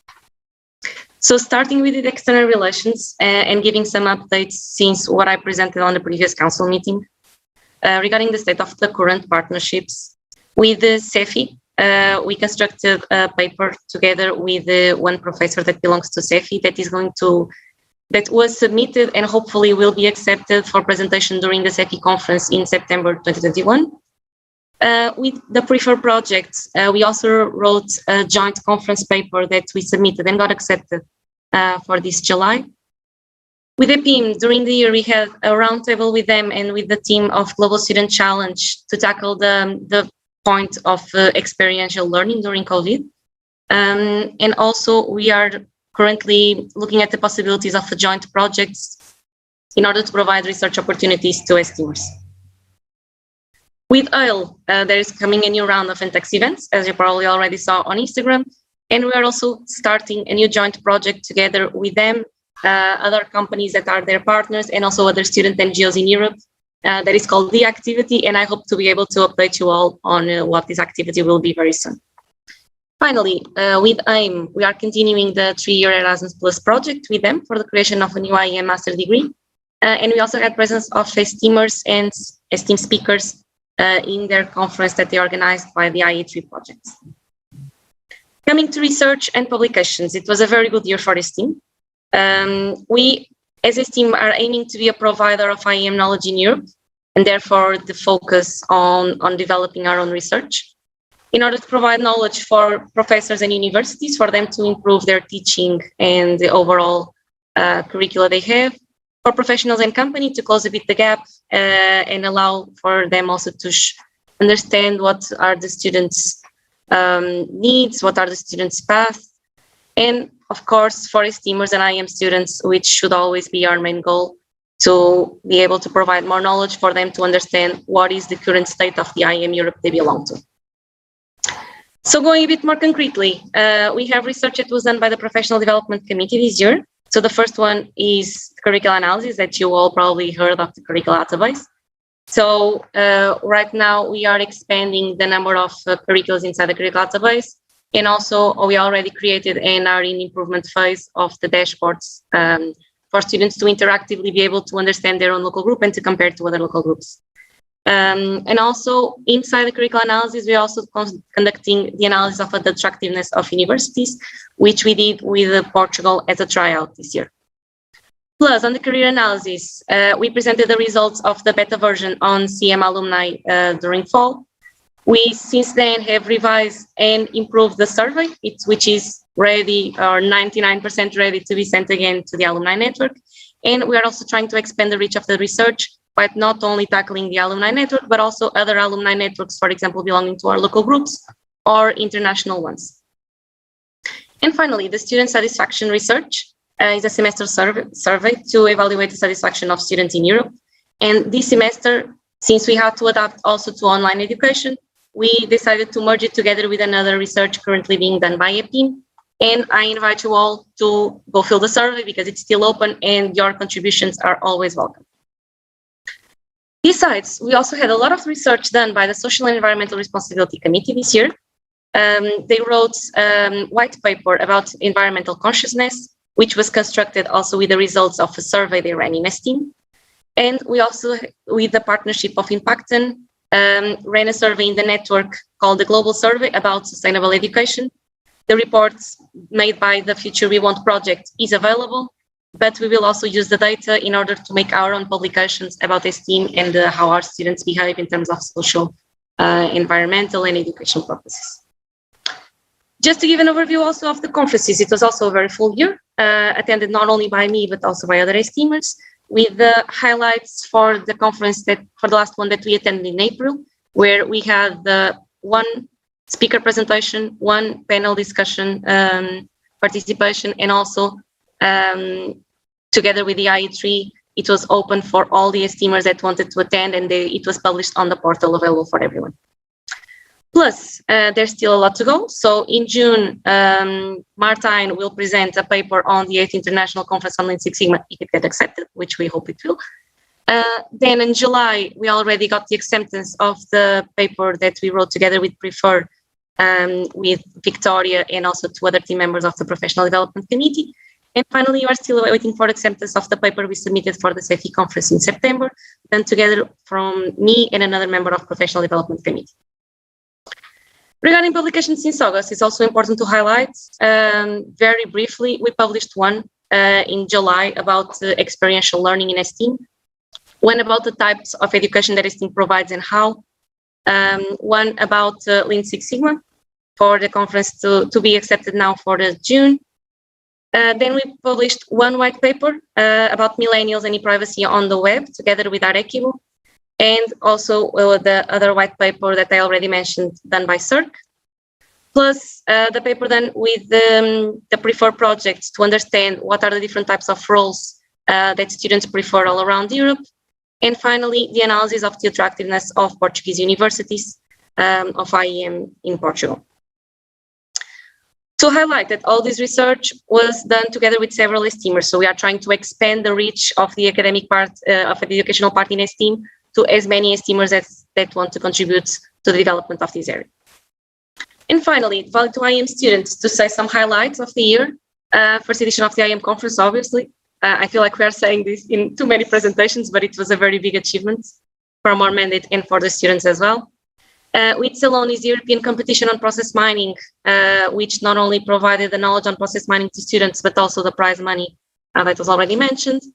Visual storytelling with data event, new event type that is one step further in the construction of the data science course.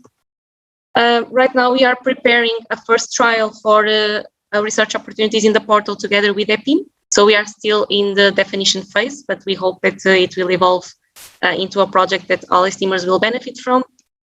We have, with the partnership with the new and text events coming now, June, July, and also more on the winter, so stay tuned for this as well. And finally, the online discussions promoted by IEM Connection, which finally allowed students to have an easy way to share their voice, with the first ones made on differences of IEM in different countries. And the next one will be held about COVID education. To finalize my presentation, in terms of value to IEM students, we are bringing to you the IEM Survey 2021. So in 2017, 2018, for the ones that are not aware, there was made a similar evaluation of the expectations and needs of students with the objective to adapt ESTIEM's offers to that. 3 years have passed, so now we thought it was a time to revise this again, especially with COVID, and adapt the survey also to encompass the online offers. And we constructed this survey with the input from the 4 departments of ESTIEM. The objective is understand what the IEM students in Europe are looking for in terms of offers, and what kind of areas they want to learn more the most. And in order to adapt ESTIEM's offer to the responses that we had. First time we had 639 answers, guys, I'm counting with you to beat this record. So survey is here, and we are also having the QR code on the break background. So give us a little help to adapt ESTIEM to what students want right now, and also contribute with the survey. And from my side, that was all about education in ESTIEM. Looking forward to your questions in the question session. And I'll pass the stage to the next presenter. Yes, thank you, Maria. And thank you to Art for supporting the presentation so much. And Mark, you can present the ESTIEM during COVID now.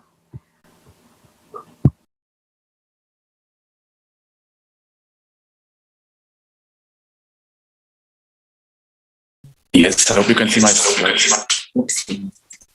Okay. I guess not fine. I hope you can see my slide. And then let's start a bit about ESTIEM events during COVID and what happened there.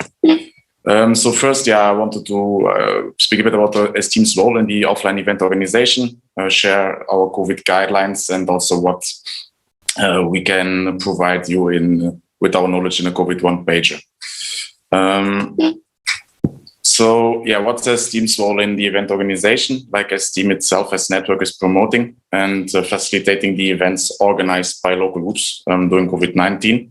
And as network, we want to ensure that every event is organized on a safe way, and in case to promote that.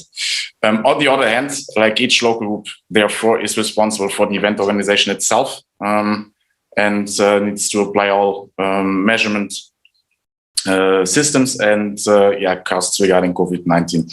The same goes for travelers. Like each traveler is responsible for their participation and all the applying costs in terms of travel and whatever there might occur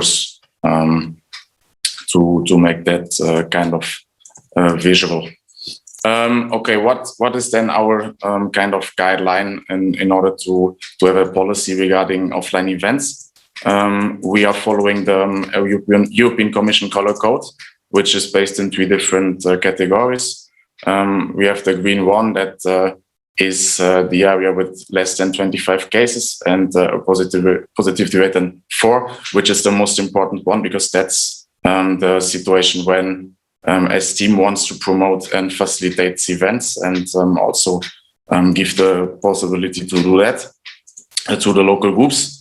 The other ones, orange and red, are meaningful for the network that we don't think it's safe to organize events. And as we, as network, make clear that the priority number 1 is ESTIEM's safety during the whole process of event organization. In that 2 areas, it's not possible to organize events, but I will also show it in the next slide. And how the data is collected, it's positive COVID-19 cases in the last 2 weeks per 100K. And also the positivity rate is the positive ratio for all tests made. So it's since the start of the pandemic. And Then, okay, what does that mean in the end for the event organization? Okay, there's also a fourth category that is gray if you don't have COVID data available, which is successfully not the case because we have every data for every ESTIEM country. And what are the applying travel guidelines and also event organization guidelines? Like if your country is green, you can organize international events, and you can also travel to international events if the respective country of the event organization is also green. So both traveling and event organization is totally free if by the European color code the country is green. If there is if that's not the case, ESTIEM doesn't want to promote international events, and we want to strictly focus then on the possible organization of national event concepts. And yes, that's it. And yeah, that's also what I just stated. So let's just shortly see how the process then in the end would look like. So first, before the application, like in the application period, you need to check if your country is green or close to be green in order to reorganize in the international events. If that's the case, then you can go for it. And by the time of registration period, you would need to check if the participant's country is green in order to allow them to participate in the event to ensure its safetiness. And in case one of them is not possible, you need to adapt your event concept to a national one, or to the concept. Speed up? Okay. Yeah, thank you. Then before the event, prepare safety measurements. During the event, ensure the safety measurements, and after the event, communicate in case of infections or any other complications. And all that information is what I just told you about, and also dashboards that provide you support in order to analyze the situation. You can find on the COVID one-pager, which you will have access later on when we share all the presentations on Helium. So that's it. If you have any questions, I guess we can have them later. Thank you, Mark. And we have a presentation from Elif now about data protection in ESTIEM. Thank you, Michelle. I'm going to share my screen right now. Can you see my screen? Yes. Perfect. Welcome to the data protection in ESTIEM presentation. For the agenda, we will go through the general data protection regulation, meaning the data that we are collecting, what happened since the LXI Council meeting, and what is next for us. So for the general data protection regulation, what we say is GDPR is the legal framework that sets guidelines for the collection and processing of personal information from individuals who live in the European Union. And here we would like to also highlight that GDPR also gives to people control their data, what they are sharing with us, what we are using, what we are storing. So it's basically respect to the people that we have inside our organization. The data that we are collecting, if you would like to ask, is basically the personal and contact information that you are sharing through the portal or Helium, the platforms that we are using, name, gender, email, and phone number. Then we have ESTIEM related information, where you are traveling, which role you are taking, the local group that you are involved, and then we have the financial information, which contains the invoices that you might share with us. In there, we are actually having your bank account number and summaries and transaction numbers. Then we have also audios and videos from the events that you are attending, and there we actually mention that the pictures, videos, and recordings that you are attending, the events that you are attending, are available for ESTIEMers in our shared drive, so in the storage that we have. Then let's continue with what happened since the LXI Council meeting. By Data Protection Task Group, we try to increase the awareness through a whole inside the organization. We created a plan for the awareness, and we started to implement it via organizing training sessions, some PR materials that we were sharing with people. Then we created the checklist for actives. So now we have the map of how to act upon while considering the GDPR inside the organization, and it is available on Ilium. I can share the link after the presentation as well. We also created a document for privacy statement understanding by actives, because in the forms that we are sharing in the collection data process, we need to state how we are actually respecting to the people's information, the data that they are sharing with us. And it is really important for our actives to understand how they should state the privacy while they are collecting the data. Then last but not least, we checked the data agreements for the tools of Central ESTIEM. So the tools that we are using as third-party organizations, with the third-party organizations. And by other entities, we would like to highlight the single sign-on and new user sign-up processes that are happening right now by IT Information Technology Committee. These two are going to bring the security itself inside the ESTIEM, and it is a huge workload in the background. For the single sign-on, we cover Microsoft portal, the portal ESTIEM portal, Ilium, WordPress, Google Workspace. From now on, you will be able to with the announcements, of course, you will be able to join those platforms with the password that you have. And for the new user sign-up process, there will be more information about this. But basically, from now on, the members of your local groups are going to apply to be a part of your local group, and LRs are going to accept if they are actually from your local group. So it is also inside the data protection topic, and we are really happy that we improved these topics during our year. And last but not least, we deleted the personal information from internal ESTIEM page because there were a lot of phone numbers, the information that were not meaningful to save in there. For the next, what we would like to do is a privacy policy revision, as we stated in the beginning of our year. It is in the progress level. Awareness, focusing on the videos that we can create, because training sessions are really great for people to understand, but videos will be more understandable for them to check anytime that they would like to. Also, onboarding events that we are going to organize for the new leaders.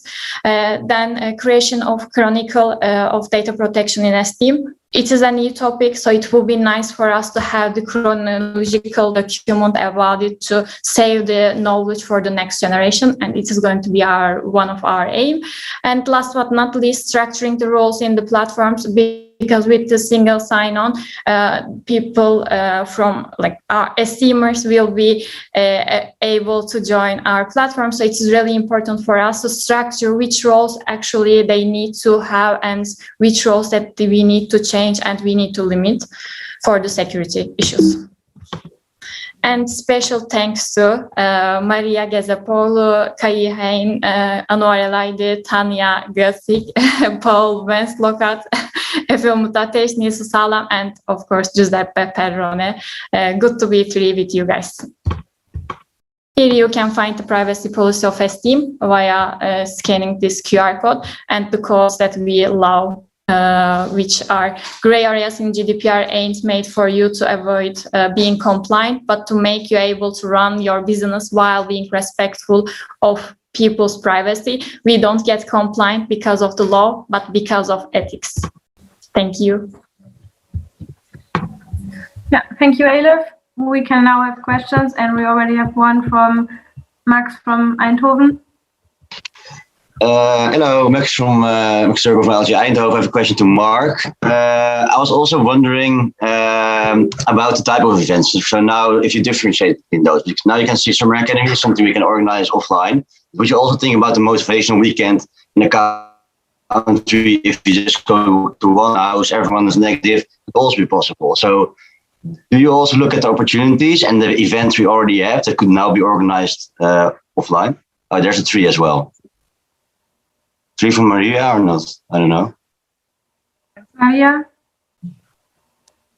Could you please repeat? It was impossible to understand the question like it was. Can you make it concise? Yeah, can you say one sentence, please? Okay, Mark, do you differentiate with current events that we can organize offline already? No, is that clear? If I I will put it on the form. I will put it on the form. I will give you a good answer there. Okay, then we have Arthur. Arthur, LG Kaiserslautern. As I'm not sure where else to ask, I was wondering what's the current state with the global student government? So probably a question towards Luis.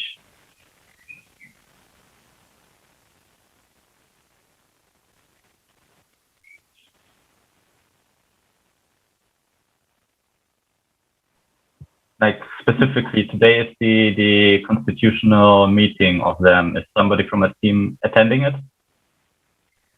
Okay, technical from Maria. We are having a lot of like outward sounds. I'm sorry, can you please repeat the question? No, of course, no worries. So Arthur, LG Kaiserslautern. I was wondering what the current state of the global student government is, and as today is the constitutional meeting, if somebody from ESTIEM is attending it.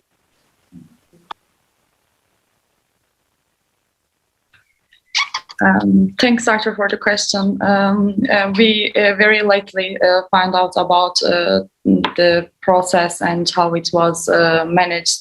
And as you can also imagine, in our previous presentations, we also explained that we are going through some problems. So we couldn't catch it on time. Today, nobody is there to explain it very well. And we were trying to finish some stuff for council meeting. This is why it was impossible for us to catch it on time. But right after council meeting, we are going to approach them and we will catch up with the process, but it wasn't handed over to the bodies who are in front of the council here. Okay, Claudia from Civil. Yeah, hello, I'm Claudia from Local Group Civil. I want to ask Mark about these colors. Like if a person from a country which is orange or red is apt to make a quarantine, like 1 week, and then make it, I don't know, 2 or 3 tests and pay everything by themselves to go to an event, it's also not an option, right?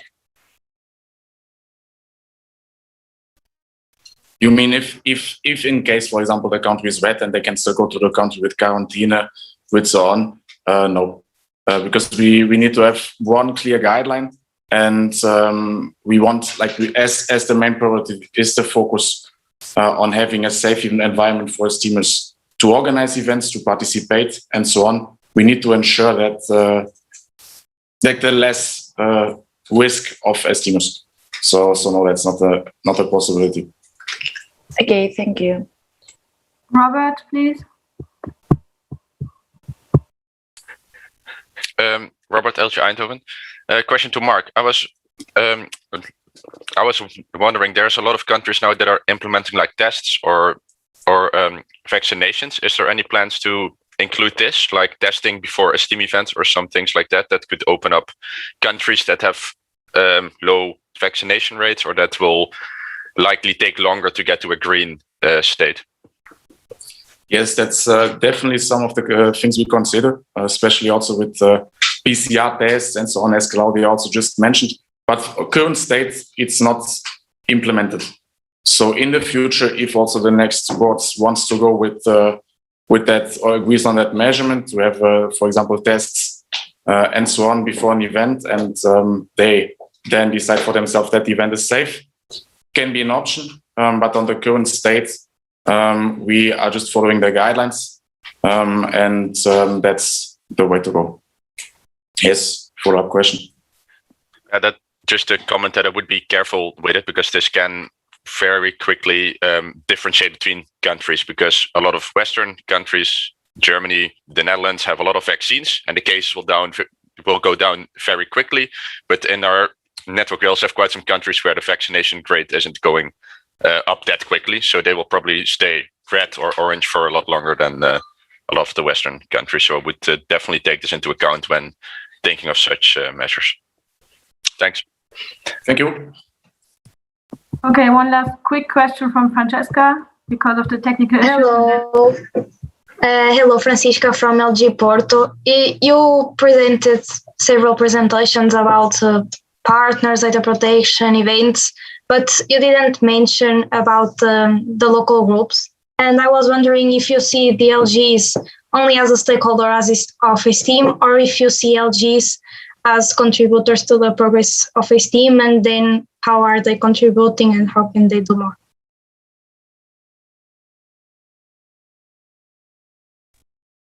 Hello, Siska. Thank you for the question. Indeed, today in this part of progress of ESTIEM, we didn't include a presentation about local groups. Nevertheless, I believe that either yesterday and also within board goals, we at least represented what we wanted to do regarding doing something with local groups. Local groups, they are indeed internal stakeholders, but they are more than that. They are the ones that are providing what the association is and bringing the value, innovating, and doing more for us to be, as a whole, a bigger ESTIEM. We didn't thought it was proper to include it within other technical topics, but yes, within the board goals, we already covered a great part of the things that we wanted to do with them. Plus, also for yesterday. Yes, follow-up questions. Yeah, sorry, maybe I should rephrase. I wanted to know if, as local groups, we can contribute more to the development of ESTIEM by having direct contact with your partners, for example. Indeed. I guess that also one of the things, let's put, for instance, a concrete example. Why NESI tries to make it as a short, for example, the part of including the local groups with the educational areas, or why we had even Alize going through all the different regional chats in order to make sure that all the local groups know how to contact their universities to also become partners. All these little processes we're doing during the year.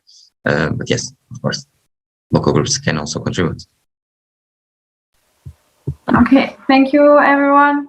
I close agenda point 27, progress in ESTIEM, and I open agenda point 28, project reports, and I invite Maria to present IEM conference report, please.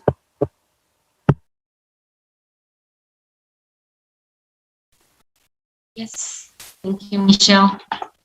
Give me 1 second.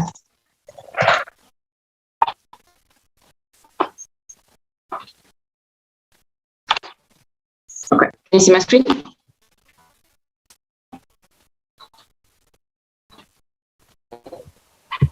Now we can see. Okay, thank you. Thank you, guys. So for IEM conference reports, to say it was the first edition that was ever done in ESTIEM after being voted in a council meeting in Karlsruhe. It aims to be the biggest networking event of ESTIEM that connects the whole IEM Europe. For this first edition, the topic was breaking down Industry 4.0. We chose this topic because it represents the everyday life of a lot of IEM professionals. But to become more meaningful to the students, we decided to break it down in 3 main components. One of them was IEM skills necessary for the students to have on the area, careers that students can have on the Industry 4.0 area, and also what kind of knowledge do IEM students need to keep up with the trends relative to Industry 4.0. So in terms of participants and platform, all the current partners of ESTIEM were invited to be present and had the chance to take an active role on the event. All IEM students were invited for free, so they just needed to fill the registration form. There was no participation fee whatsoever charged to them. And the event was hosted on the Hopin platform, which was an interactive and more professional looking online platform that we thought was adequate for this kind of events.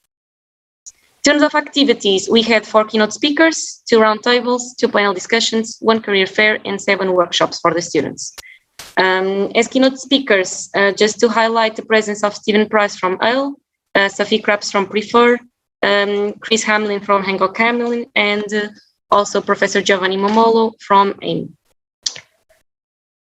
For panel discussions, we had one about NGOs' contribution to student skills with our partner NGOs, and one about digitalization in education with CEFI, and roundtables, one with the ESTIEM alumni to get to know their skills and careers, and one about the gap that is currently existing between students, universities, and companies with all our educational partners. As a sum up, we had over 225 participants from all over Europe, including professors, students, and company representatives. And we also had over 20 organizations and companies and associations that were involved in the whole construction of the events. I also want to give a thank you to our amazing international team that finally made this dream come true. So congratulations to all of you guys. And I hope that I stayed on time. And thank you very much for your attention. If you have any questions, let me know. And I hope to see you all in IEM Conference 2022. Yes, you were super quick. And yeah, we will have a presentation from Leslie from LG Lyon now about the Times final report. And you can ask questions also to Nesli later. Do I have to wait for the questions? No, they will be later. I can help. Can I share my screen? Yes, please. Okay, thank you. Can you see my presentation? Is it okay? Yes. Okay, thank you. So I'm here to talk about Times Final from 2021 that we did in Lyon, like online in Lyon in February 2021. So since the last CM, we found the 3 jury members who are Susana, Tiffen, and Roberta. They were in ESTIEM 5 years ago with LG Lyon. We had no incomes and no outcomes because we did it with Zoom, and we have nobody in France. And project leaders decided to leave the project, which means that we had, as the board, to replace them.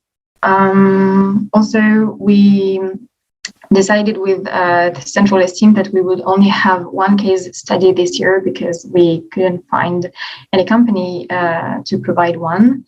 And also our teachers who were supposed to help us finally could not. And we decided to take the case study from Harvard Business Review. It was a case study about the company Tesla. Here is the agenda we built. I think we already presented it last time. So it was a really short agenda because it was online. It was really intense for everyone. We had the icebreaker on Friday, then the case study in the morning, and the Saturday, and the presentation during the afternoon. Something special we could do was that after the announcement of the top 3 teams, one of the jury members could stay, and she took one team after another to give them a feedback, which was really great for them, I guess. And oh yeah, the winning team. So congratulations to LG Trondheim. Thank you for participating and giving us all of your great work. Congratulations to you. And then I can move on to the lessons we learned. One lesson which everyone learned this year is that companies are less likely to take part into ESTIEM events and events in general online because of COVID-19, which cost a lot for them. And at first, we were not really that much motivated into organizing an online event, and finally we learned a lot.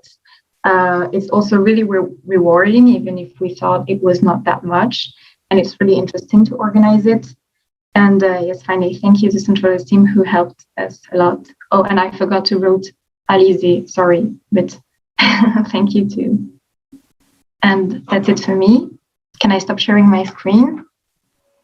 Yes. Thank you for the presentation. And we will have now an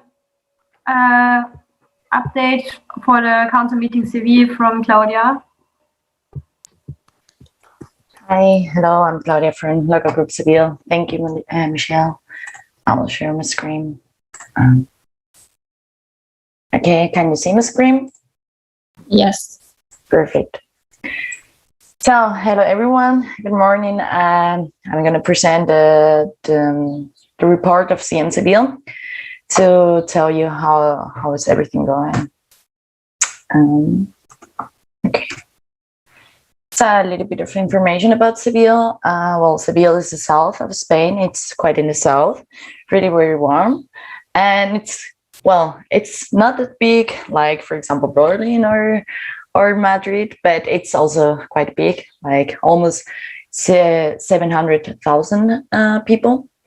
And the weather and the nature are great. As I said, it's really, really warm, even too hot during summer. But in November, it's nice because normally it's between 20 and 25 degrees. And it has a lot of history. It's really an old city and it has really a lot of monuments. So it's also very beautiful. About our university, we are in the Seville University. It's quite big, and more specifically, we study in the Higher Technical School of Engineering. That's our faculty where engineering is. You can see the picture here, and we are 7,000 students, and we have a lot of free facilities and strong support from the university. Who are we?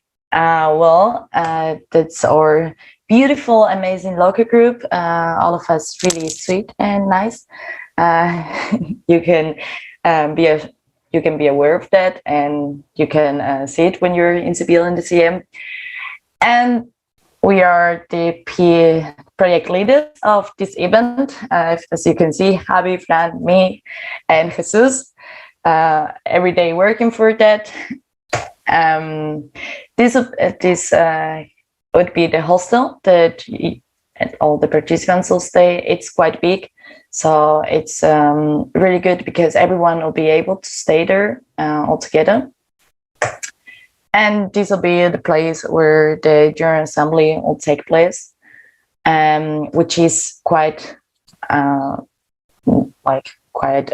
close to the hostel. Actually, only 20 minutes by walk and 10 minutes by bus. Like only one bus away from it. About the party time. So this is a really difficult question because it depends on the COVID situation that we will have. It depends on the laws, what we can do if the clubs are open, or how many people can stay in a bar at the same time. So it's quite difficult, but we are already thinking about some options and also about the culture stuff, because it also depends on how many people can be in the same place at the same time. But yes, we are thinking about different options, and at the time that we have to decide, we will take the one that we are able to make. But like continuing with COVID, we also thought about preparing some stuff like a personal pack where you have all the things you need, and also some bracelets. Okay, they are in colors, so if you can show the people with the color of your bracelet how comfortable you feel with contact. Like, okay, I really want to be careful with COVID, and I don't want to be close or don't know that people is kissing me or something like that. Then you have red, and if you're like, I don't mind, I just want to do party, don't want this COVID thing anymore, and I want to hug everyone, then you have green. Okay, and also some materials for us to like be with the temperature of the people that are gonna go inside of the General Assembly room, and everything they will need. Partnerships. Well, we have some partners also, which are annual sponsors, like our faculty, university, and this Caja de Ingenieros is a bank that is always working with us. and they're gonna help us with the event. And also right now we're talking with Heineken, Amazon, and some public institutions, as you can see there. Well, they are also look like they want to help us. Another concept we wanted to bring here, it's we're gonna try to make this event the most sustainable as possible and like eco-friendly, how to say, because we thought it's really good new concept for an event, and it's gonna make a big impact and even more in such a big event like council meeting. We also thought it's a good way to show our LG values and not only to the rest of STEAM, but also to the whole city and Spain. And we thought it could be also a good strategy to get some more financiation, because it's something that a lot of companies and public institutions are into right now. But the budget. Can you speed up a bit, please? Yeah. Yeah, sorry. But the budget here, you can see some like a summary of it. And I wanted to say here that about the food, we already have planned the lunch, but we are still organizing the dinners. And that'll be everything. I had a video prepared, but I think I don't have time for this.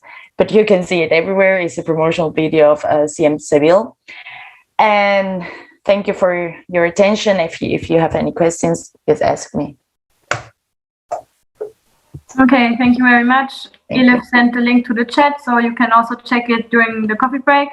And yeah, now we have time for questions to Maria, Leslie, and Claudia, if there are any.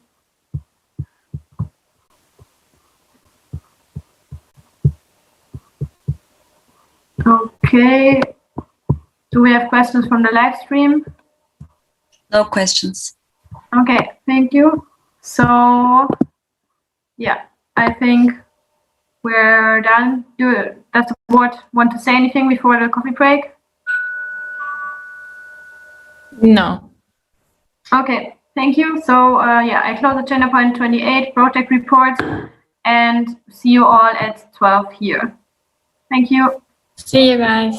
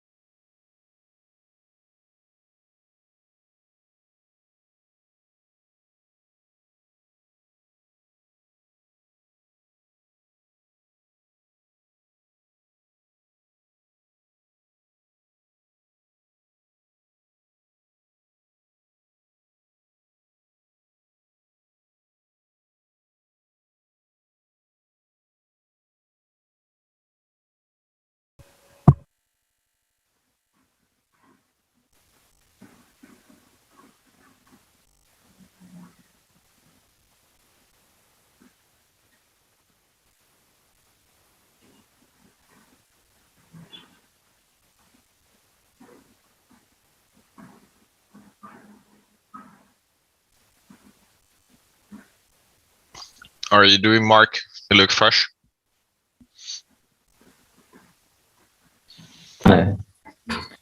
He is sending cards to you. I can No, see. he's not. Yes, he is. Very nice. Okay, hello everyone. I hope you had a nice break, and now I open agenda point 29, partners presentations. And we are starting with the company presentation, so I invite Mr. Eroglu and Ms. Karaman to present the company Shisham. I hope it was not too bad how I spelled everything.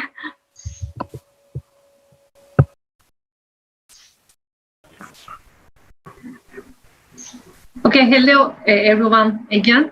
We participated in this event on November last year and some similar faces here. So, and today we are participating in this event with another inspiring manager, Arda Eroğlu, our program management office coordinator. And okay, Arda, here is the stage and welcome to this event. And thank you for accepting our invitation. Sure, thank you, Ebru. Just a note, will we be sharing the presentation or should I? Okay, you are, I guess. You can, like, you guys I share. Okay.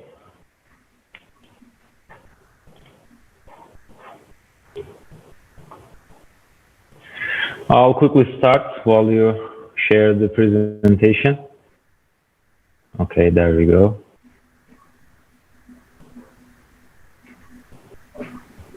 Very happy to be here. Well, this is difficult. I mean, I would have preferred to be with the attendees in person, obviously, but I hope everybody is safe and healthy. And it's always nice to be with you guys to share some of my stories, some of my experience with you. You know, and this online format has its benefits, obviously. We can just switch back from the usual rush of today to being with you guys, and then right back to the action. So thanks for inviting me and having me here. So first, I'm just gonna talk about our company, Şişecam, what we do, some facts, our presence, etc. And then I'll talk about my my story, what I did, from my education to my work experience. And then I just want to share a few ideas or a few critical points that I think would be important for everyone in their careers, regardless of which area they're working in. And I really want to spare some time for questions. So I just want to make sure that I'm not the only one talking. I don't know what's the mechanism for getting questions from the audience, but I'm sure there's a way that the coordinators here will facilitate that. So I am, really curious about what you guys are going to ask, and I'll be happy to answer the questions as well as I can. So let's move. Yeah, thank you, Ebru. So Şişecam is a global company now. Started in Turkey in 1935. And in the 85 years story, we have grown to a really significant size. From when you look at the business lines we are working in, as a industrial manufacturing company, we operate in all main areas of glass. So this is a unique thing, actually. All of the competitors that we have globally focus on one or two of these areas. But we operate in all different glass product manufacturing lines. These are mainly flat glass, which is the architectural glass that you guys have in your houses, in the office buildings. And you have the solar power units. You have the glass panes or the shells of the fridges, the white goods. So it has many applications, and it's all around you every day. We have the glassware business units, and this is pretty much all of the tableware that we use every day again. And, we have a really wide range of different designs and, functions. Really good selection of products that I love personally and I have in my home. So that's a really big business line that Şişecam operates in. We have the glass packaging business. We produce, every type of glass packaging that you can imagine, from beer bottles to, jars and other large containers as well. Also, medical glass containers like the ones similar to the ones used in the vaccines, for example. So that's a really important area of function for Şişecam. And we have the chemicals business unit, which is essentially, non-glass, mainly non-glass industries. That's pretty much, various chemicals. We have, raw materials. We have electricity or energy trading and production, functions there. And finally, we have the automotive glass line. We produce and serve pretty much all of the large automotive producers globally. So you might, end up seeing a Şişecam windshield in, one of the cars that you drive or cabs you get in. So we are, in a global position in all of these industries. We are, pretty much in the top 5 in Europe from a, capacity perspective. And, globally, we are in the top 5 for chemicals. We are in the number 8 position. So Şişecam is, pretty much a leading global player now in the business lines that we operate in. So these are the main focus areas, but there are some additional areas as well. If you can move one further slide. Thank you. So we also have mining facilities. We mine our own raw materials, which is essential for glass production. So we are pretty much a vertically integrated business, from mining the, the sand from the mines all the way to the car windshields that's, that reaches, your use. So mining is an important, area of operation for us. We have energy, as I mentioned before. We have glass fiber, which is, a really specialized area, a material that's specialized as well. And we have glass recycling, which is quite important for our sustainability practices. We try to maximize our recycled glass use because I'm sure that you guys also do a lot of recycling in your local neighborhoods. Glass recycling is very important for, from a cost perspective and also from an environment perspective, because it saves a lot of energy, a lot of natural gas, and a lot of waste. So we have a company that operates in that area as well. If you can move one further slide. So in these areas, Şişecam operates in 14 countries, including Turkey. So Turkey is our largest base. We are a Turkish company, but now we have around 60% of our revenues coming from outside Turkey, and we have more than half of our production facilities also outside of Turkey. So we have become a global player. And that's very important for our story as the company, because we are really a multicultural and multi-geography operation.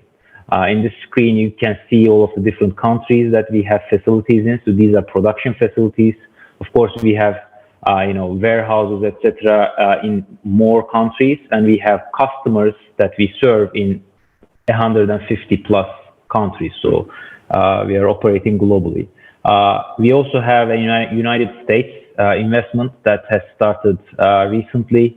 It's not operational yet, but we're going to be expanding to the US as well. So it's going to be the additional country that's going to be added to this view.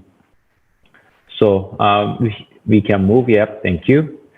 So some facts about Şişecam. So I'm sure that these numbers might not really make a lot of sense when we talk about tons of glass production, but imagine 5 million tons of bottles, glass bottles. So a glass bottle is usually half a kilo, if that's a large bottle, right?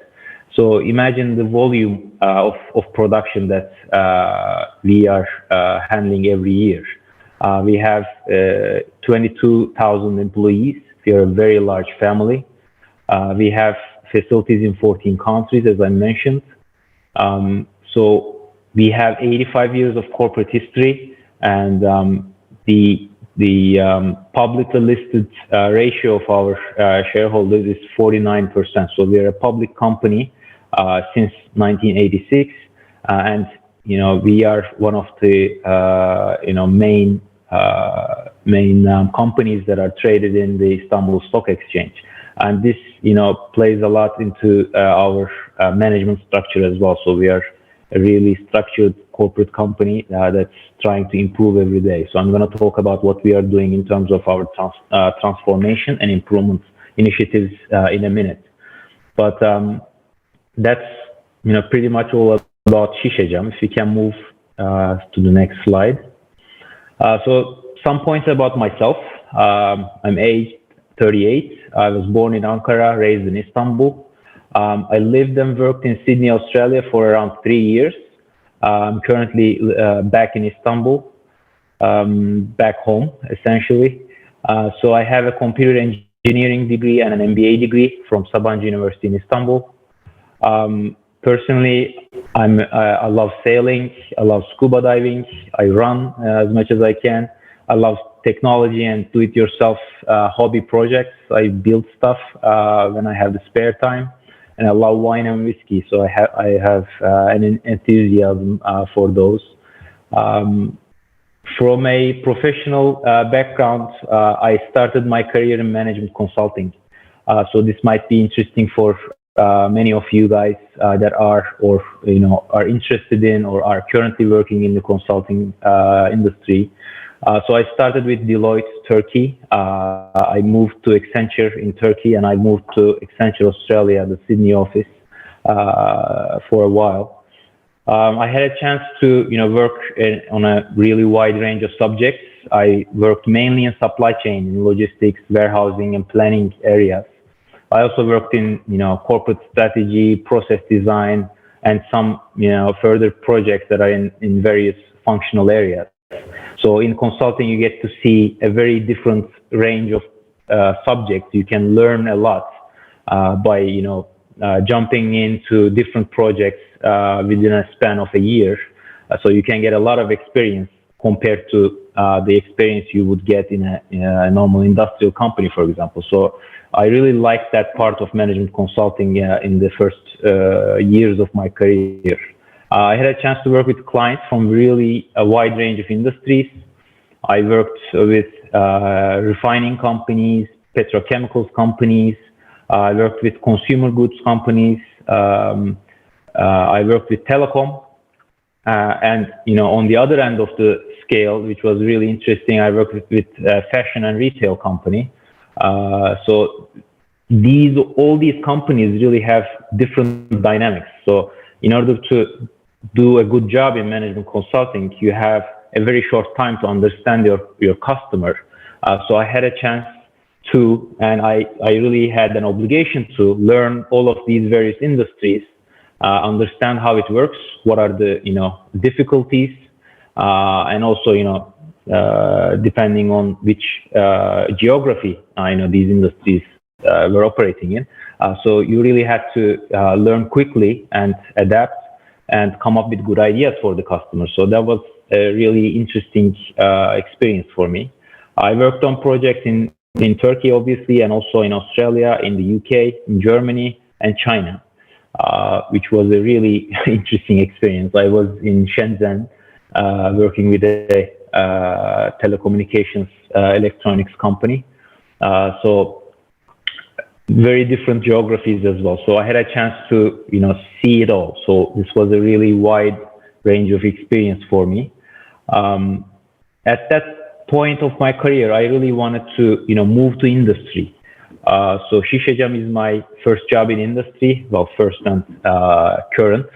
I've been working at Şişecam since 2014, so it's been 7 years. So this was an interesting decision in my career. I really wanted to, work in an industrial company, because in consulting you create a lot of ideas, you do a lot of thinking, you do a lot of PowerPoint slides that talk about what the company should do, what your recommendations are, etc. But you have no idea if what you have come up with is really applicable in the real world, right? What's the result going to be once the customer really tries to implement what you have recommended them? So essentially, it is rather easy to recommend something in consulting. You can just write it on the paper, hand it over. If you can convince the client that it's a good idea at that point, you get paid, you leave the project, and that's it after 3 months or 6 months or whatever. However, once you are working in industry, you really get to stay there for the duration required to really implement that idea and create the real world results. So that was the main motivation for my switch to industry. I really wanted to spend a longer time in a visionary company that would allow me to create ideas and implement them to change stuff, to improve the company operations, and also get the satisfaction of really seeing the results. They can be good or bad, doesn't matter, right? If you see that the ideas you create or the projects you come up with don't end up where you thought they would, okay? If they don't create the benefits that you imagined they would be, that's also very important learning. That's how you improve. So you see what the problem was, what you could have done better, and you improve bit by bit, and you create lasting results. So that's very satisfactory, to be honest, because in consulting you don't get that. You just switch from countries, from company to company, from project to project. So that was my main motivation to switch to industry. So I started at Şişecam in the supply chain area, which was my area of expertise from management consulting already. I started in the flat glass business unit, which was the largest business unit. It still is, and I have worked on the supply chain planning function. I got a promotion and I became the supply chain director in the flat glass business unit again. I was leading around 50 individuals in the headquarters, which were directly reporting to me, and 100+ individuals at our production facilities across 4 countries. So this was really interesting, also because this was the first time that I was managing a team of this size. I realized quickly that the job, half of the job was, managing people, solving their problems, creating a good environment for them to work in, motivate them, give them ideas, etc., etc. So it was the people that was, more than half of the job. It wasn't technical anymore. I wasn't really working on, whatever the technical area or technical problem we were focusing on. So that was really interesting. That taught me a lot. And we had a chance to do a lot of interesting stuff across our production facilities. And I want to refer back to the facts that I shared about Şişecam. These are huge production facilities with huge investment value. So one factory that we have is $200 million plus in capital investment. So that's a really large amount of money. And if you can improve that by 0.5%, you can imagine the value you get for the company. So there's a lot of potential.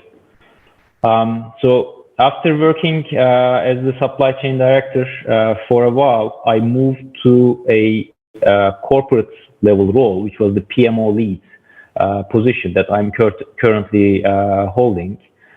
So the transformation that we are doing currently, that I'm managing the project, is around the operating model transformation. We are essentially changing how Şişecam is organized across all of our countries and functional areas.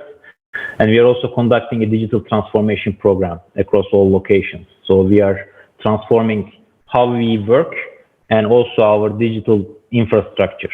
So a lot of interesting projects, a really large portfolio, and this is quite interesting, and we are currently continuing to work on this. So if we can move to the next slide. Just want to highlight a few things, just to share some critical capabilities and mindsets that I think are important for all of you guys in your careers. So problem solving and analytical thinking, that's very important, because you solve problems throughout your career. They can be technical problems, as I said, or they can be people problems, but it's problem solving nevertheless. Communication and empathy, you're working with people, and as you progress through your career, it's becoming more and more important. So you have to empathize, you have to, communicate well, listen well. So that's very important. Negotiation and mediation. This is really critical, especially in my current role as the project manager. I really have to mediate between different points of view, different management levels. I really want to get people to come to a decision, an agreement. So these skills are quite important. I have my team and myself working on improving these all the time. You have to be motivated. That's very important. You can be motivated by the job, by the people that you work with, by the environment. Doesn't really matter, but you have to keep yourself going all the time, because that comes from inside, and you can't have other people motivate you all the time. You have to figure that out yourself. You have to take ownership. You have to take initiative. Nobody's gonna hand you tasks all the time. If you take initiative, you can really do much more than that's defined for you. So it's quite important to progress through your career. I think leadership and team building is very important. Again, you're working with people, right? I'm not paid for my 8 hours a day. I'm paid for the 800 hours a day that I manage through the people that I work with all the time. So I have to really improve their effectiveness, and that's the job I have. So the leadership part is very important. And last but not least, you have to keep improving. You have to keep learning very quickly.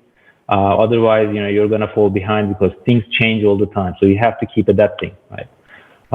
Just wanted to share these, and I'm sure, these might trigger some questions from your side as well.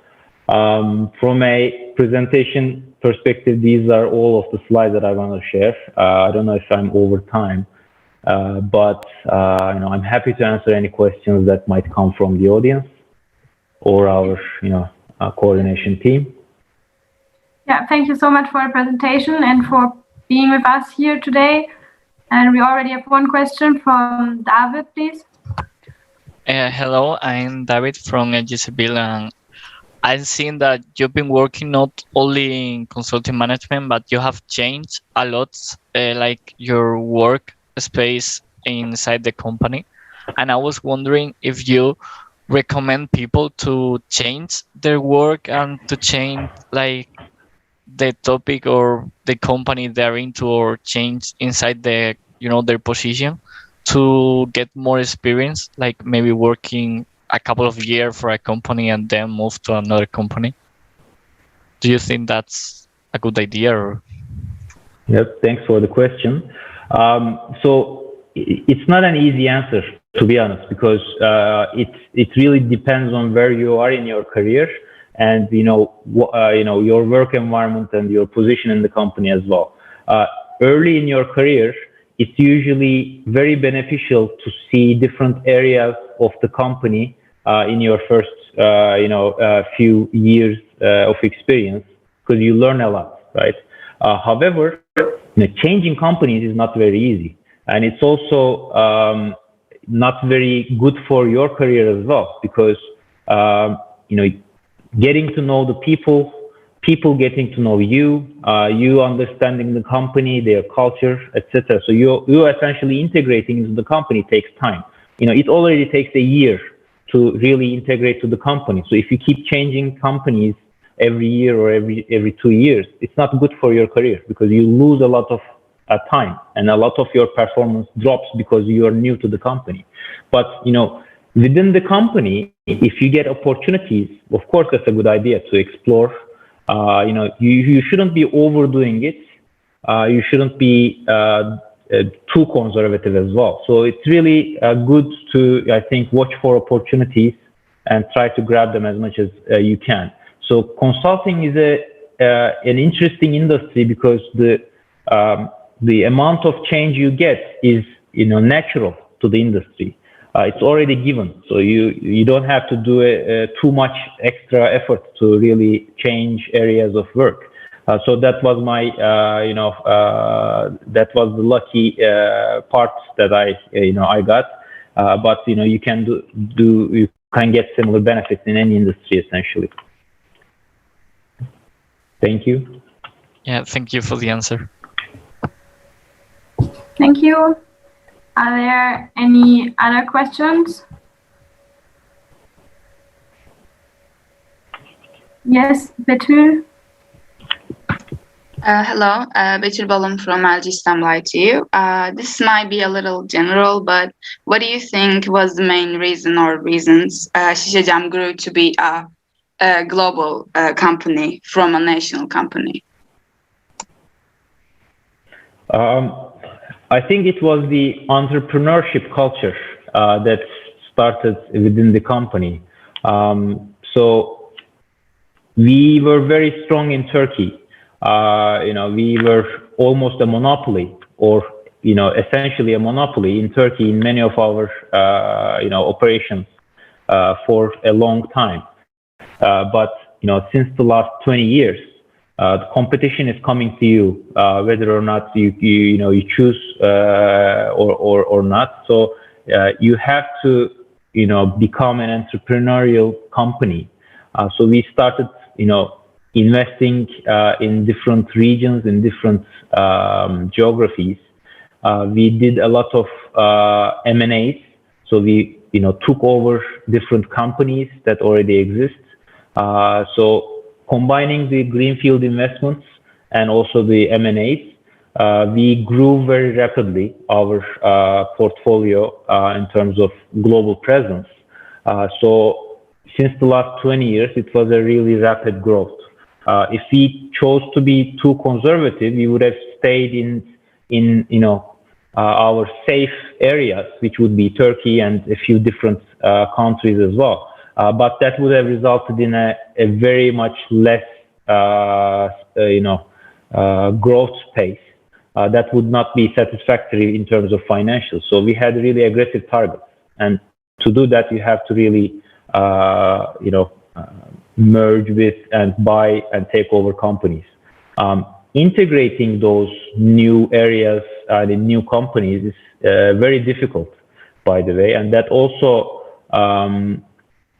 created a challenge for Şişecam. So we had to really learn how to integrate a German company, an Indian company, an Egyptian company into our culture. So that was a very difficult thing for Şişecam to figure out. We are still trying to figure it out, but we are improving. And that challenge also allowed us to become much better at this. So in the future, our vision is to become, really good at this and become even more aggressive in our M&As and, investments to grow or continue growing rapidly. So that's the story, essentially, of Şişecam becoming a global player. Thank you. Sure. Thank you. We can also find in the chat an email address where you can send your CVs if you are interested in an internship. And we can take a really quick question from Anna, and then we need to go to the next point. And thank you very much. Hi, you said you really like talking about yourself, and I was just wondering, how do you keep yourself improving constantly and avoiding burnout? So you have to focus on what you like in your personal life. So you have to keep a balance. You have to have some boundaries, right? So it can be very difficult while you're working in the current situation, because we're all working from home, and the hours become much longer. You find yourself sending emails at 11 p.m. So it's not easy, right? But as long as you have some time for yourself that you can say happily that good, I had an hour a day, or 10 minutes for myself, and only for myself, nothing related to work, and you can switch it off. So that really helps me. It can be working out, running, spending time with my dog, or whatever. But as long as you get some time only for yourself, I think that helps your mental health essentially, and protects you from burning out. But for the last year and a half, I know that that's easier said than done. But in the normal times, I say that was my method, trying to protect the me time that I get. It can be confined to the weekends only, but it's still good. Nice, thank you. Now we will have a university presentation next from Chalmers. I invite Eric from LG Gothenburg to the stage. Thank you for having me, and I hope you have nice sessions. Yes. Thank you so much. Thank you. Thank you. Bye-bye. Okay. Hi, thank you.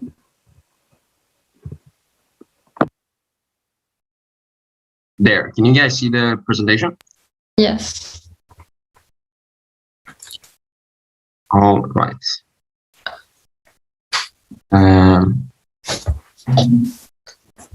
Okay. Awesome. So, presentation about Chalmers. Eric, sorry, one technical. Yes.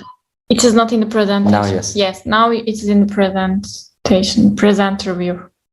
Oh, okay. I see. Just the presentation.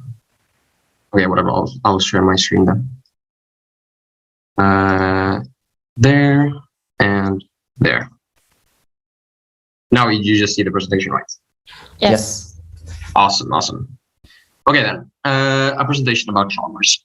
First, I'd like to say a quick word about who I am. And my name is Eric Rudberg, and I'm the current LR of Gothenburg. I'm studying, I've almost studied my first year now at Chalmers, and I must say that I'm very, very happy with my choice. I don't think I would have made any difference in the choosing of my university that I've chosen. So, what is Chalmers?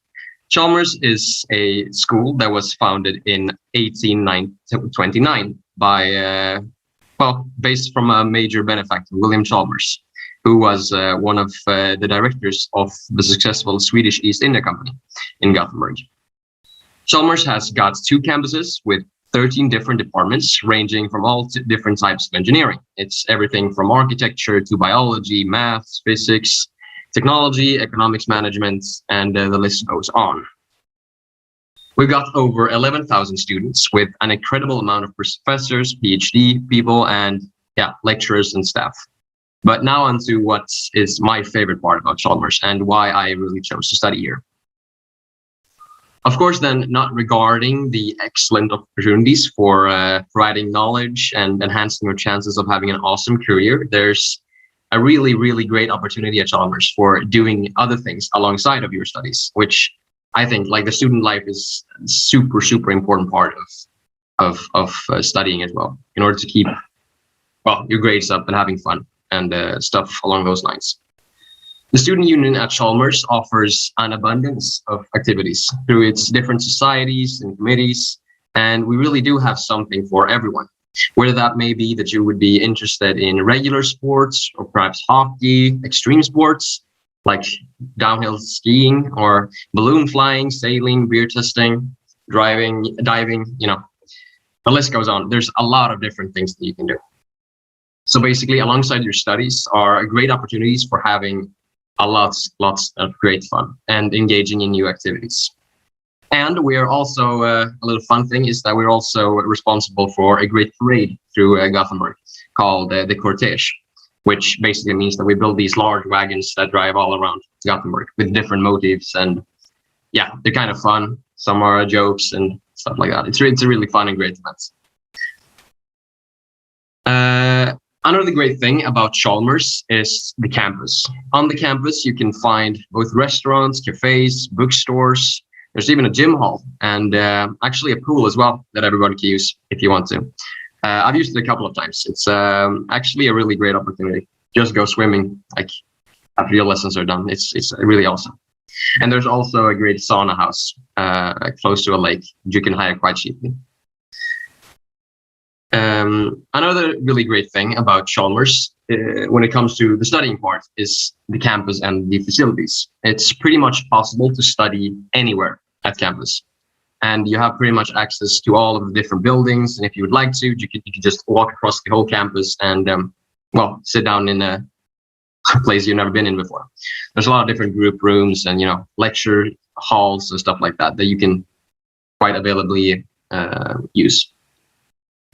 There's also quite a lot of great parks as well. So that's also a really nice thing. When the sun starts shining, unfortunately, it's not that sunny regularly, but when summer comes around, there's really great parks. And yeah, you also don't really have to go very far because everything is like in a centralized space. So you don't have to walk a mile to find the library or to find another place to get great food.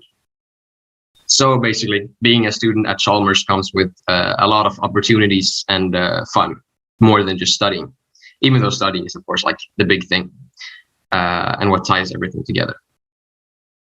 A little bit about Gothenburg.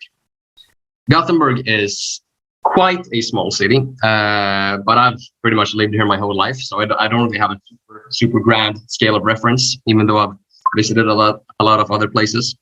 But I'd say that it sort of has like a pretty big city vibe. I mean, not all of the time, but usually you could see quite a lot of people. It's also really interesting because it's a rather old city, so a bunch of the buildings that you see are quite old, and I really do like architecture. You don't really think about it unless you, move out to other cities or stuff like that, because you're so used to it.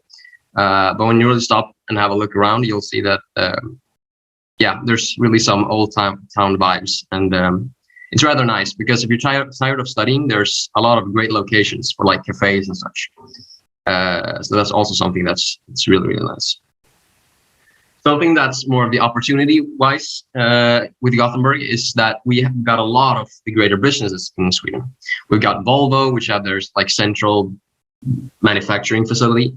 Here in Gothenburg, we got SKF, Saab, ABB. There's a bunch of them quite close by.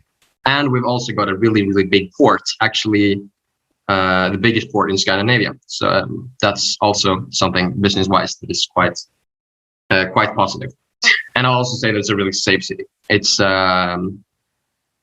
not, you don't really feel afraid going out at night. It's usually really calm, which is also a nice thing. Yes, and then I have a video to show you about some people who were happy with our masters. All right, I'll have to turn the sound, I think, too. Share sound. There.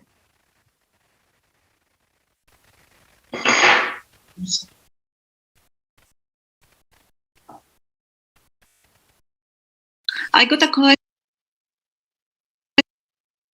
acquaintances with Chalmers through the presentations that we had at the council meetings, actually. So I started learning about Chalmers since 2013 that I started going on a council meeting, and I always found it like a great opportunity for me, like on how to develop, and especially the quality and operations management program appealed to me the most because it was close to my interest in quality and business improvement and consultancy, and it also had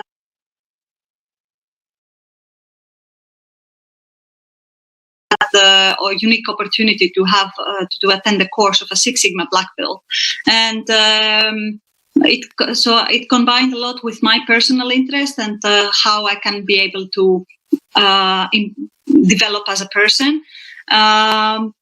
So I think this is why I chose it. Like I also had some information and experiences from other STEAMers that I have done the course, and all of them were positive feedback. So I decided, I guess this is the school for me right now.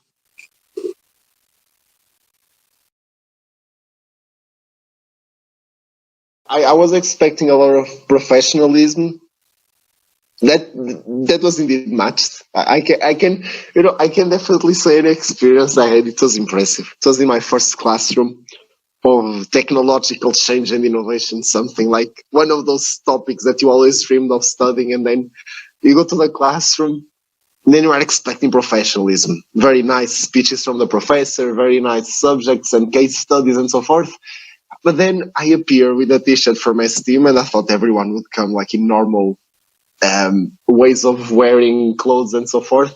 But then everyone appeared like as a consultant. I saw students wearing suits, the professor wearing suit, and I was like, this is another level, clearly. Like the way you, not the way you put your life, but the way you experience corporate studying, like almost imagine your studies like as if you're in a company.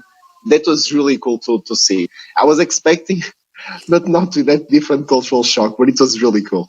The city. I think I was expecting calm and relaxation in my daily life, and definitely I can say my 4 months there were or in terms of normal daily city life, it was when I was the most relaxed ever in my life. Like, impressive. Like you don't hear anything. Everything is so smooth in the city. The cafeterias, like I don't know. Sometimes I was talking with my parents, and the main feeling that usually came to my mind was parents. Like I'm not understanding, but these guys have the perfect society. I'm not understanding what's happening on the background, but.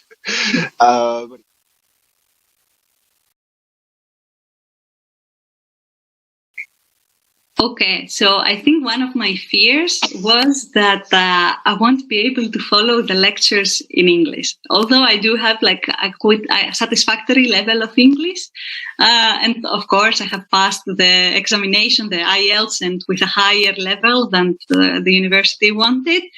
I still have this fear that I won't be able to follow, and because I studied all my life in Greek, and that was the first time. So I had this fear, and then it completely went away on the first day, and on the first days of the master. And then I had the fear as the thesis was coming in.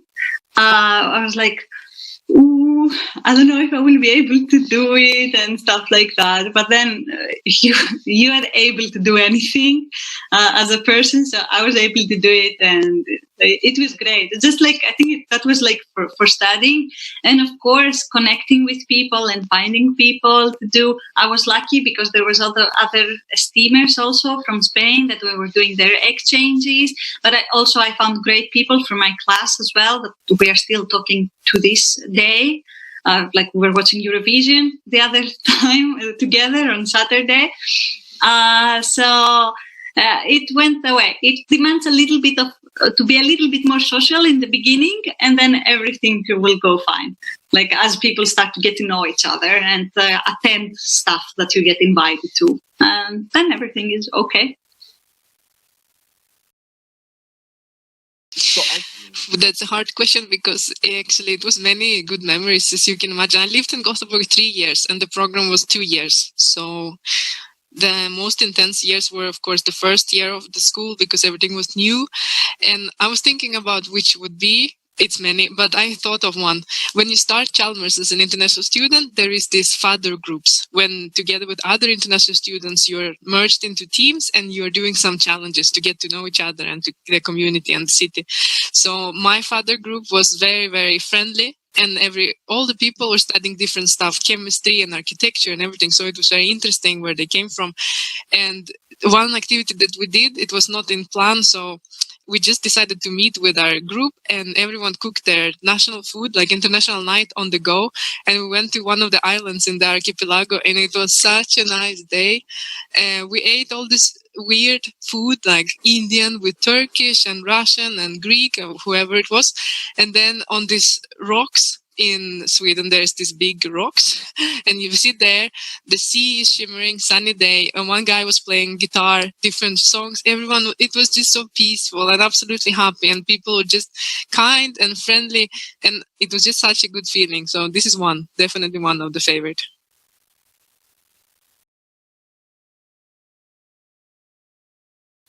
I don't think so.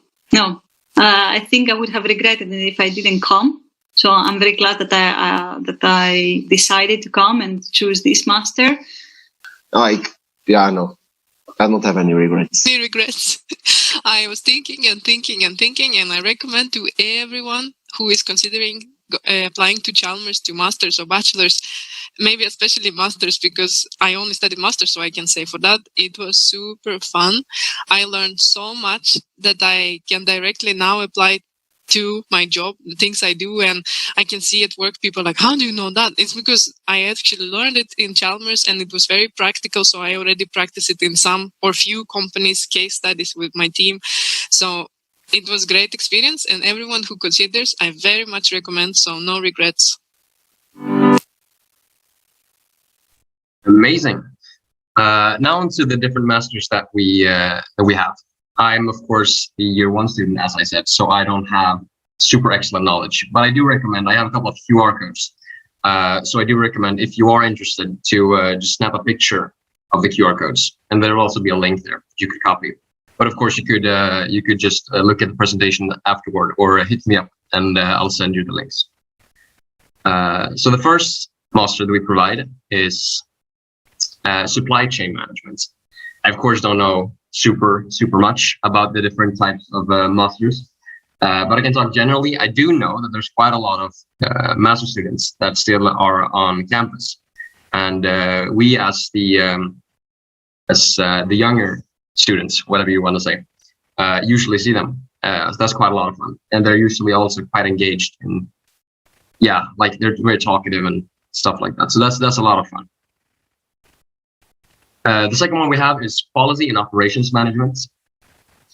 So I'll be here a second, so you can snap a picture of it if you want.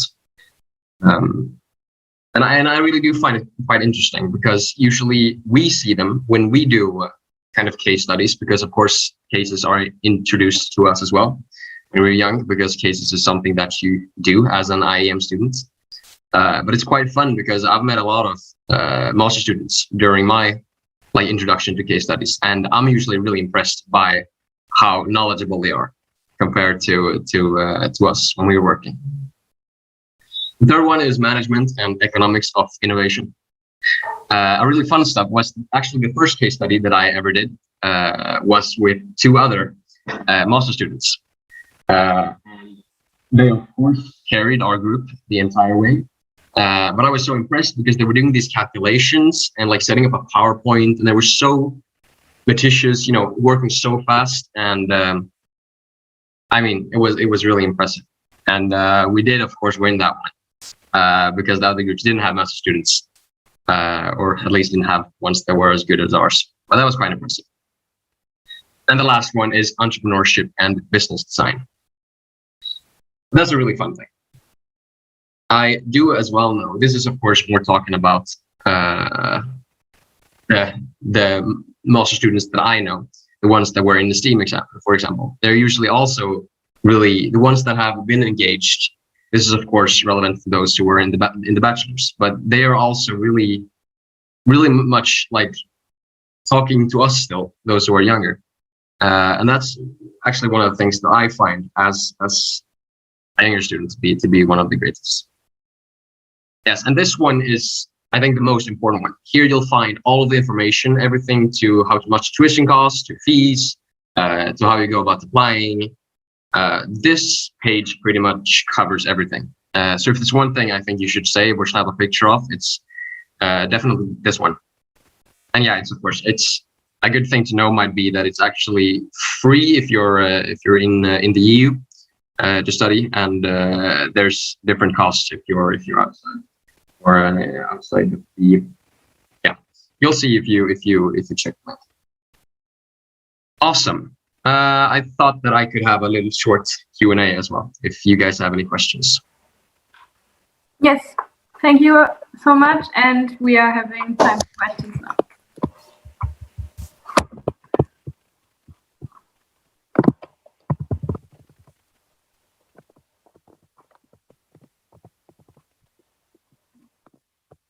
Are there any questions? You can of course hit me up later as well if you have anything. I'll be here during the council meeting. Okay, thank you. Are there questions from the live stream? No questions. Okay, thank you. Thank you. So then we will have a presentation from TU Eindhoven now, from Bauke. Yes, hello everyone. I will share my screen.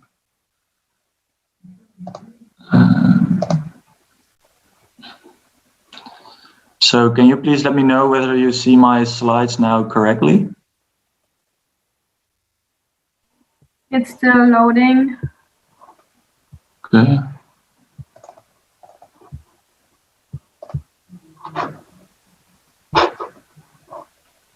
Can you please inform me when it's working? Yes, I will. Okay. Does anyone else see the presentation? No, we are still waiting. Okay. Let me see.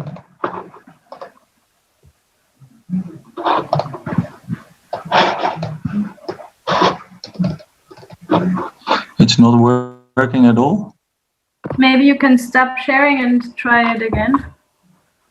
Yeah, wait.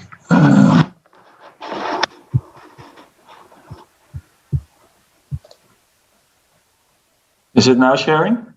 Yes, now it's working. Yeah? Yes. Okay, perfect.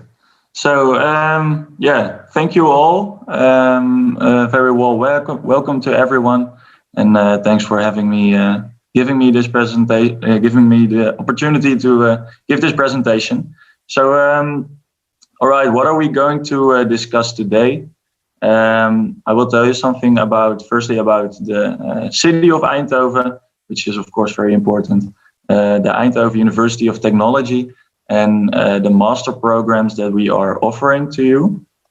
So, starting with the city of Eindhoven. Eindhoven is the 5th largest city in the Netherlands with about 300,000 inhabitants.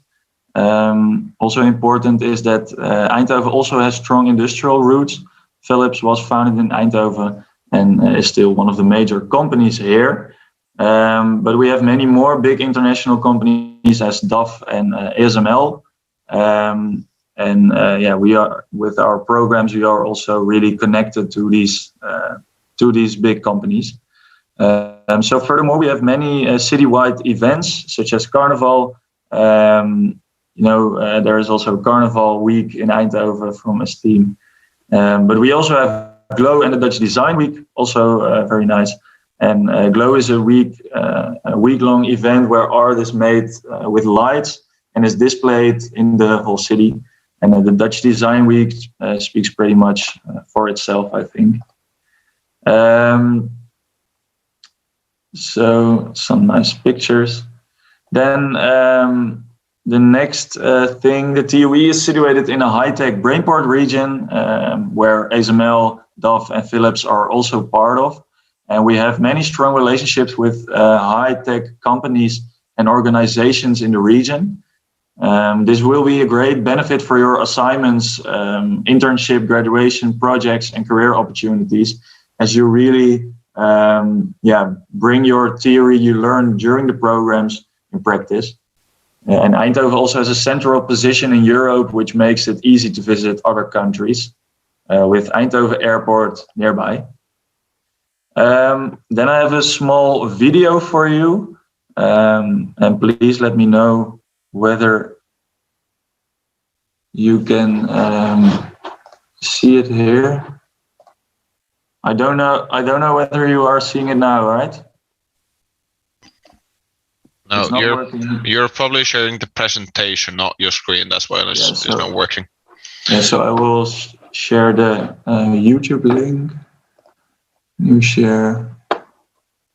So.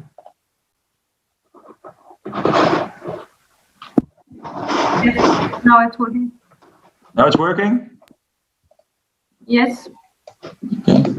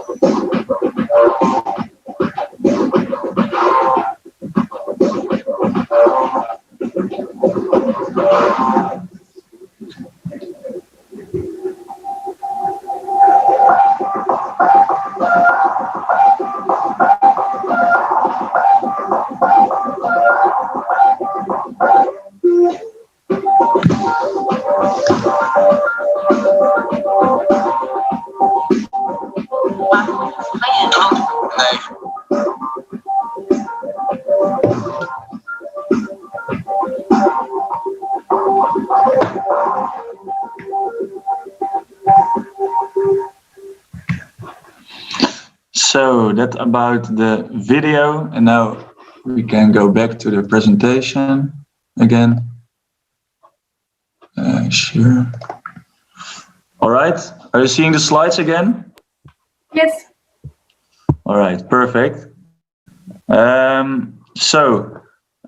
think a video always explains the situation better than the story. So, all right.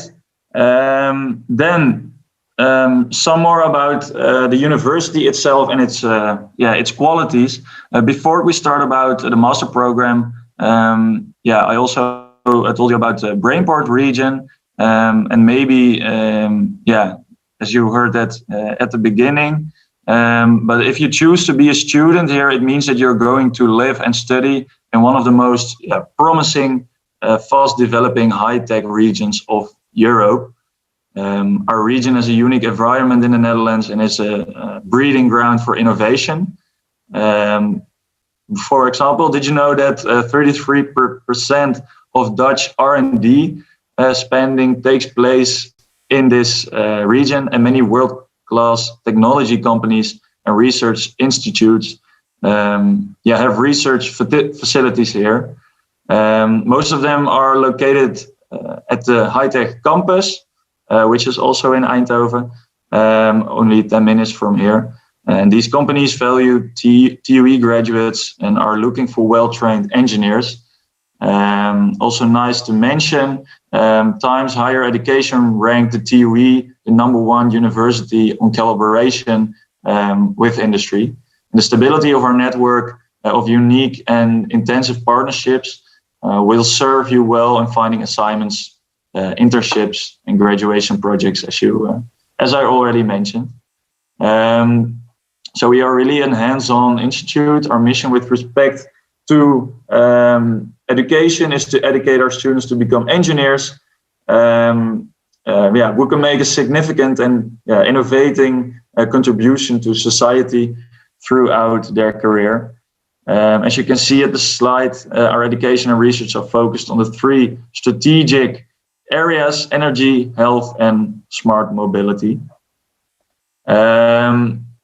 Then after you graduate from your master program, you can also continue with your PhD, your PDN. The PDN, the professional doctorate in engineering programs, and PhD programs are full-time salaried positions in wide variety of disciplines. So yeah, that's what you can do also after your master program to develop yourself afterwards. Now shortly something about the master programs that we are offering here. Starting with the master program innovation management. As you can see in the slides, some important the key points of the program: understanding the innovation challenge and the process of the firm, multidisciplinary program with practical projects, highly interactive education. It also has a sharp focus on entrepreneurship and new product development. And there are close relations with industry, again, to put theory again in practice. And also relevant for you to note here, I think there is an increasing number of international students in this program. So that's also a positive point. Then why is there actually a need for innovation managers is maybe your question at the moment. Well, it's essential for the competitive positions of companies. And that's also, of course, a problem for each company. You have to win new customers. You want to strengthen loyalty of existing ones. And you want to address customer needs in a new market. So in short, every company could use one. Then there are some building blocks on which this program is built. And there are a few concepts: new product development, strategic marketing. Well, the others you can also see in the slides. And after you have finished your master, you will be fully acquainted with skills within these fields of research, and each having, of course, its own importance, and each will be used in a different way in your future career. There are three parts where you can go in this master. You have the choice between the business and product creation track. It's more at the beginning of the full cycle of innovation management, and the managing innovation process track. I will also explain them in the next slides. And there is also a special track for the smart ones among us. That's also possible. So the business and product creation track, it focuses on two topics: the entrepreneurship and marketing track part. Entrepreneurship, of course, how can you put your ideas into the industry? And marketing, how can you find what are the actual problems in the industry? The other one, the managing innovation processes, it's more at the later phase. So it's more concerned about larger innovation projects and decisions that managers have to make to put things really in work. Then something about the operations management and logistics master. In general, there is a lot of information in this slide, but I think most important is here that comparing to the innovation management track, this is more about optimizing already existing processes and doing this with qualitative and also quantitative ways to execute your assignments and also to put things in practice. There are 5 tracks that you can follow. You can find them here: data intensive industries, capital goods, consumer goods, service operation, and transportation. And also here you have the special track. Here you can find some key concepts that are handled during these tracks. But most important, the differences are sometimes small. However, you can still fine-tune your curriculum in this way, and I think that's a great benefit. So the key strengths of the program, there are a lot of smart professors in this field, and these professors and knowledge is used everywhere in the world. So both in academia and industry. There's also a close relation between the mentor and the student. So you are really well coached by your professor or mentor. So that really helps you out during your program. Both in-depth theory and industry applied design ability development. You're also very high in demand by the industry afterwards, and it's a competitive and cooperative environment. So that about the operations management and logistic program, and there are two more, and then I will finalize the presentation. So there is a manufacturing systems engineering track. This one, I firstly have to tell you, is going to end in 1 or 2 years, and then it will integrate into the previous mentioned master track, a master program. But more of information about this you can find on the TUE website. But what is it actually? The program aims at educating smart production and maintenance engineers and managers. And it's important to note that it combines actually two bachelor programs. So that are mechanical engineering and operations management and logistics. So that's the special case here. So here you can find what is handled during the program, it's really nice to also see here that you have an international internship that you can follow, where you also learn a lot from. Here are some courses that you can follow within the 5. Also, you can see it as building blocks. Machine design and control, factory design and control, maintenance design and control, AI, so artificial intelligence, and supply network design and control. So also very operational, and it's more factory based than operations management and logistics, I think. Then the last one, data science and entrepreneurship. It's a new master here, and so it's a combination of entrepreneurship and data science, as you can already expect, but it's also about the legal side of programming, and the data science is important here. So if you have a problem, you will use your data science skills to solve the problem, but is that legally right, or is that socially responsible? Responsible.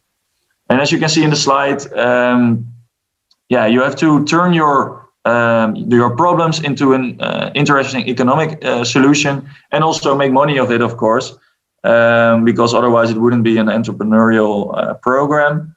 There are 4 building blocks: engineering, data mining, entrepreneurship, and society. And now I will focus more on the courses. I will not go really in depth, but as you can see, it's a combination of data mining, also more mathematical based courses, and also what I just said about societal courses and law and ethics. You will also execute your master thesis, of course. As you can see below, you are also really well coached and trained in your professional skills next to the core courses. So it's about a smaller community there. They are still growing rapidly. They have just started. But for more information about this program, you can also find them online and also via this email. One last thing to note, according to the Harvard study, the profession of data scientist is the sexiest job of the 21st century. That about that. And lastly, important to note is that the program is really using industrial programs during this educational program, so that's nice. Then about student life, and then I will finalize the presentation. There are several student associations, also the study association, Industria, and they really can help you develop yourself on a study, career, international, but also the leisure part, of course, also important. And the TUE is really caring about their community. They want you to develop yourself next to your studies. So if you're here and you don't really know how you can make that fixed, the people here will really help you out. About the application master degree programs, I will not go in depth now, but here you can find also my email address, also other email addresses for specific questions about your program enrollment, but also specifically for international students. There are some rules, of course, for you, but I can also mention that at the TUE education website, if you really want to join Eindhoven, you can fill in your information about yourself, about your situation, and then the website will perfectly turn out what's possible for you and what are deadlines when you can applicate. So I think that's it for now. Thank you all, and I think it's now shortly time for questions. So come up with all the questions. Yeah, thank you. Do we have any questions? Any questions from the live stream? There is no questions. Okay. I think, as you have seen his email address, so I think you can approach Bauke also personally if you have more questions. So thank you. Yeah, Michelle, I will also put my email address in the comments here so that everyone can find it. Yes, great. Thank you. Okay. Yes. Okay. Then I close agenda point 29, partners presentations, and I reopen agenda point 21 ESTIEM strategy. And just a short hint here. It's really, really important that you listen carefully to this presentation since it will affect the network for the next 3 years. And you should ask your questions and just make sure to make them precise so that no one gets confused. And listen carefully, ask questions, and we have the presentation now. Hello, dear Council. We are very proudly as 31st Board presenting to you now the ESTIEM strategy 2021-2024. So for the agenda for presentation, we are going to show you a small reflection on the 2018-2021 strategy. So what were the strengths and weaknesses of that? What was the strategy building process? So how exactly was this new strategy built? What is the framework? So how will it work? What areas will be included in long-term objectives that we defined? A comparison, direct comparison between the one that was proposed for 2018-2021 and ours. And finally, a short sum up about the main points. So starting with our reflection upon 2018-2021 strategy. To give you a bit of context as well, a strategy in ESTIEM is a plan of action that is designed to achieve long-term objectives and mitigate the main problems of our network. And so there are three main areas that the strategy should cover. It should allow an alignment between all the layers of the association. It should also allow us to make a stronger allocation of our resources and tackle the core problems of ESTIEM as a network. Going for the ESTIEM environment. So as also proposed by the 28th Board, ESTIEM is a facilitator. So we are not creators of knowledge, for example. And that's why it's important that we are connected to both stakeholders that give value to ESTIEM, so ESTIEM alumni, companies, local groups, universities and NGOs, so that we can, as ESTIEM, provide that value to local groups and our INIM students. Similar, regarding the network core areas, after analyzing concretely what was proposed for 2018-2021, we came to the conclusion that the core areas and the core competencies of ESTIEM have not changed in the last 3 years. So we still consider them to be the ESTIEM spirit, the network that we have, the IEM focus, and also the alumni network. Entering in a bit more detail, so what were the difficulties found from the previous boards as well during the 2018-21 strategy? So first of all, the fact that it's a cascading operation, and this basically means that if a board doesn't fulfill one objective in 1 year, the next board needs to fulfill that objective so that they can continue also with the points from their year. so it's accumulative.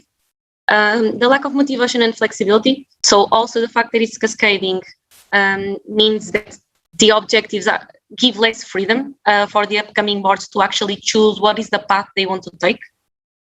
Unclear purposes of the strategic directions, so when you go year by year with the handovers, the points are very explicit, but it becomes hard to understand exactly what do they mean and what is exactly the actions that should be taken for that specific direction.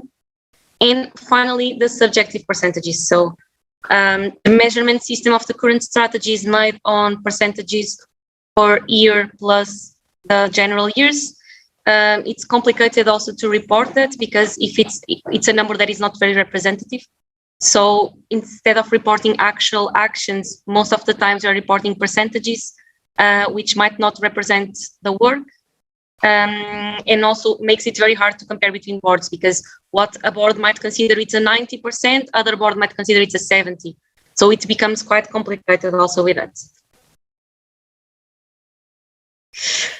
So why do we even need a strategy? First of all, because of problems. So a strategy is built in order to solve a problem. So after the 3 years analysis, ESTIEM will still present the same core problems as we presented.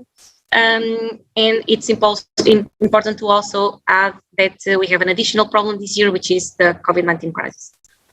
For ESTIEM and local groups, ESTIEM must support the local groups' development and their growth. It's part of our mission. And so it's really crucial that we reinforce their connection between themselves and to us. Because when a local group shuts down or loses interest in ESTIEM, it's a pool of students that we can no longer contact. Plus, strategy gives a direction to perceive the real issues of the network and give a cohesive answer. We need to be aligned as a network and tackle concrete objectives. And finally, for evolution. So after a long-term plan of 3 years, with the last year being totally online, there is a need to ensure that there will be a follow-up from the next generations on what was the work that was done by the previous generations.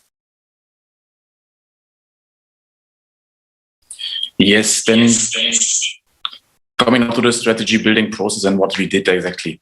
We started our first research in August, educated ourselves about strategy, also with the assessment made from the 30th board, and went through all of the documentation that we have from the current strategy made by the 28th.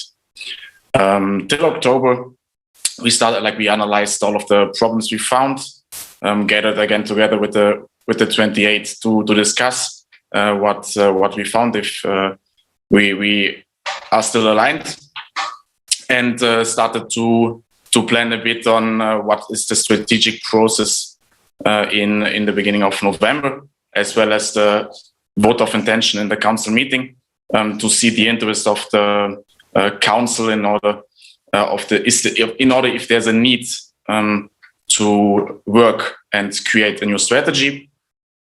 Then in December, we started a bit with the determination of our strategic position, as well with open working chats, included active members and leaders to help developing and the different points, as well as in January.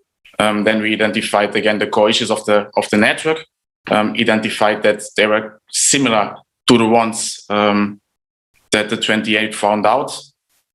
And we also revised our strategic analysis with, for example, PESTEL and SWOT of ESTIEM.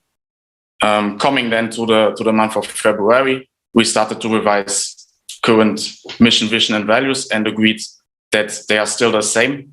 They will represent the next strategy as they were there for this one.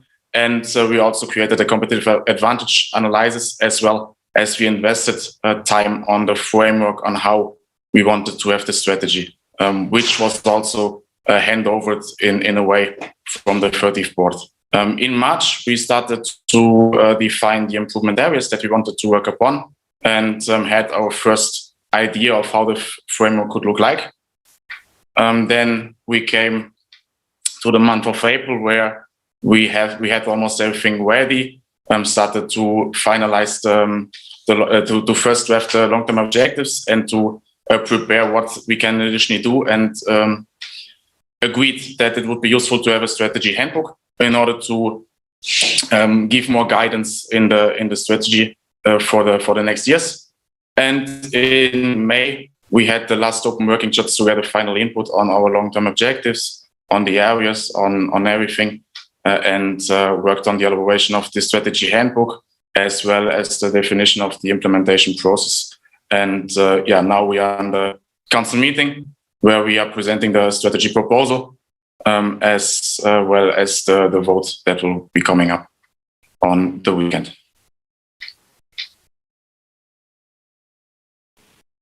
Okay, then I want to continue with the framework. First of all, mission, vision, and values of ESTIEM.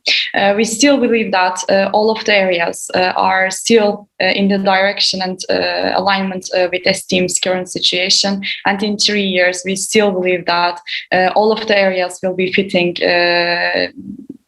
in ESTIEM's development and ESTIEM's direction. And now I want to introduce a bit the areas of the strategy to you. First of all, to mention that we are not creating 6 different strategies. We are trying to create one strategy with 6 different areas. So all of the areas are connected with each other and will be developing all together in an alignment. IEM development, external relations, activity quality, member support, knowledge management, and ESTIEM brand. All of these areas are very related with each other, and whatever we are doing or working on in ESTIEM brand will be contributing to the external relations, knowledge management, IEM development, and other areas. These areas are planned to be connected with each other and cannot be separately developed in the same direction. Why external relations? During the past years, we were always focusing on mutually beneficial and long-term relationships. Of course, we always wanted to aim to be flexible for the facilitation of our stakeholders. First of all, ESTIEM needs to have different development areas and collaboration opportunities to increase its visibility in not only IEM Europe, but also in professional world. Then our association needs to readapt ourselves through the different experiences and partnerships, which we are aiming to keep them in a long-term period. And then ESTIEM is also a facilitator of knowledge. So we need to increase both knowledge and resources to improve our external relations. With external relations, we are aiming to do ESTIEM invests in current and potential partnerships, focused on monetary and non-monetary values to increase the opportunities provided by the association. And here on the right side, you can see the long-term objectives that we want to include to our strategy. Now I will continue with the ESTIEM brand, why we want to create one brand image all over Europe. Because we want to have a complete internal and external image that will distinct style, core values, corporate guidelines, and our voice. So we want to be understood as ESTIEM in the same way for everyone. Brand strategy exists beyond making money or making new partners. We want to be having one name all over Europe.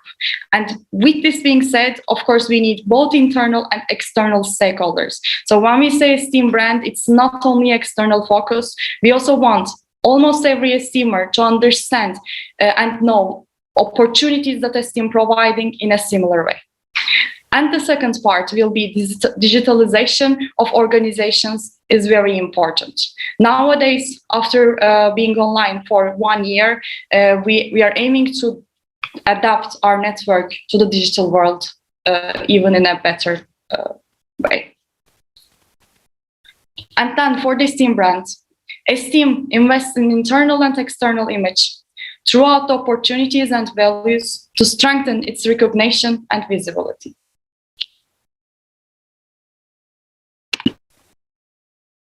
Coming to the IEM development strategy. So as you all know, IEM is the core of ESTIEM as an organization. We are an IEM organization. which is also the main differentiator between us and also other student organizations.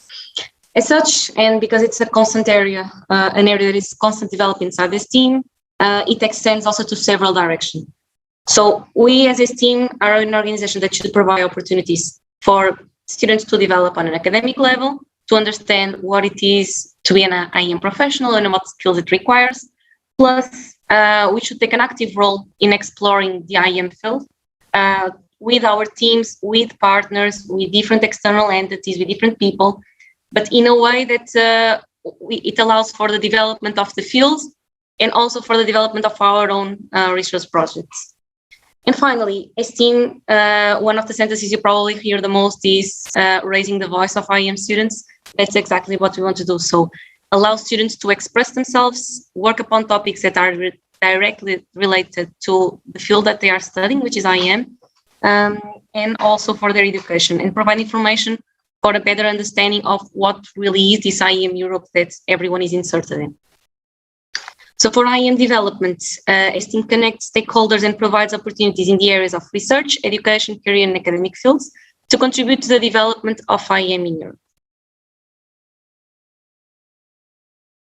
Yes, now coming to the area of activity quality and why it is so important. As you all know, we are in the current pandemic situation, only having online offers. So first with that strategy, we want to ensure that there will be a smooth transition to again, an offline portfolio with high quality events. That's why we see it as super important to have this area inside of the strategy.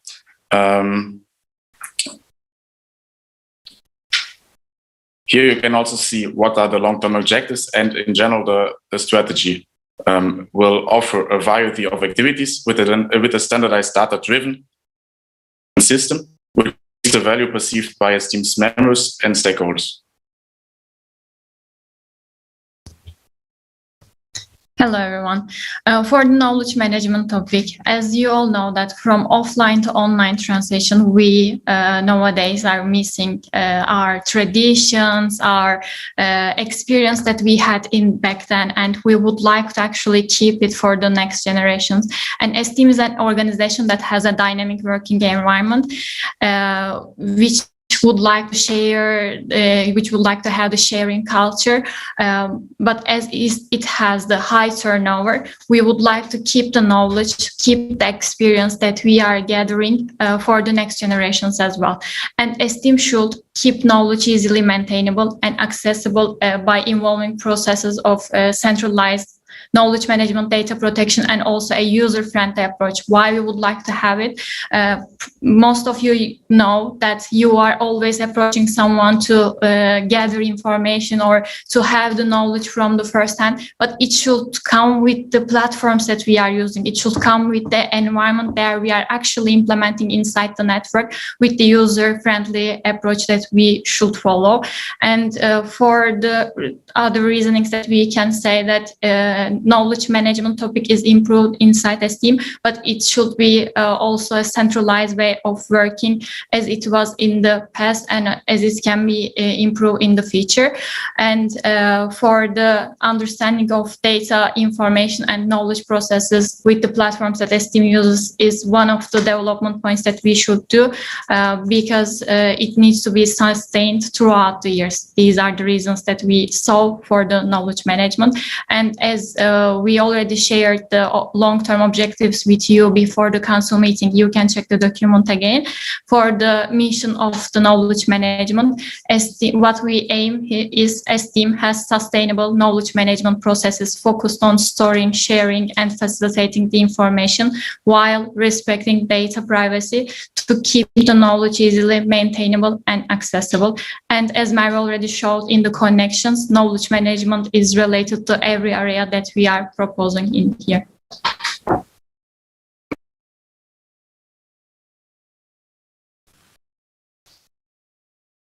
An association of associations, which is what we always say and we always try to provide. So who are we without our local groups? And especially after a full year, the last one of the strategy, where those personal connections, which after all is the main core of what we provide as ESTIEM, and what we started to do since the beginning, which was foster interrelationship between the IM students. We see that we have a need, of course, that after this long year to implement and to be there to try to balance a bit more the network and to, after all, try to provide those solutions for the IM students and for the local groups overall. ESTIEM should be, and we believe so, a clear association who is providing processes very well defined and flexibly for the local groups to be able to develop and to sustain, and also entering in the area of the local groups being also able to provide that value to ESTIEM and ESTIEM being able to provide that value back. And so we dedicate this member support strategy because we believe definitely that ESTIEM should empower and support the different local groups in their development, not only covering the main areas that we are having the long-term objectives, but we definitely believe that the creation of these opportunities for the local group should be something that we should provide and should be the core signature of what we are providing to the local groups. So, to make a bit more graphically explicit what we are trying to propose. So the current situation that we have right now by cascading operations is that for whatever force of nature, if there is a slack on the year before of that respective strategy, the slack that accumulates from the first year needs to be achieved also in the second year in order for us to finish what is proposed for the different years. This meaning that if there is something that remains from the first year, for the second year to be able not only to finish the first year, but also his own proposals and his own points from this year, needs to finish first what comes from the back. This leading to an accumulation of slack that might happen throughout the years. After all, we are a student association, and it is important to perceive that if we have that times 7, it's a bit complicated, not only for just the board, but also for the leaders that are directly contributing to the elaboration of the strategy and the members. What do we try to propose then? So we do believe that we should follow a more constructive approach on the years that we are proposing. This meaning that, of course, all the long-term objectives that we propose there are guidelines on how should be done and how should those fields be achieved inside of the different areas. Plus, it will give each board during the different years the way of them defining the actions that they want to have to contribute to the long-term objectives. This bringing more freedom and avoiding slack from previous years. This being said, and we reported in the beginning of the presentation that we were having kind of some subjective percentages. So as a board, we believe in progress and that ESTIEM should progress throughout the years. And each year will not be represented by percentages. So meaning those percentages that can be as 52% or 78% that can change just by a nil impost. This meaning that each board should report to the council what they aim to achieve and what were the concrete actions they took during their mandate. So, an example. If we take from the IM development strategy, a long-term objective allocated there is that ESTIEM contributes scientifically to IM research in Europe. What would the first board after us, 32nd board, do? Examples of clear points that they can state inside. So the creation of the attractiveness of universities project in ESTIEM, submission of a paper on the attractiveness universities of Portugal in an European conference, and so establishing the different points that would be inside of that research contribution area. As a second example, ESTIEM organizes and attends activities focused on development of IEM, engineering and education in Europe. As so, points that can be proposed, the organization of the first IEM conference, presence of ESTIEMers into European conferences in engineering education.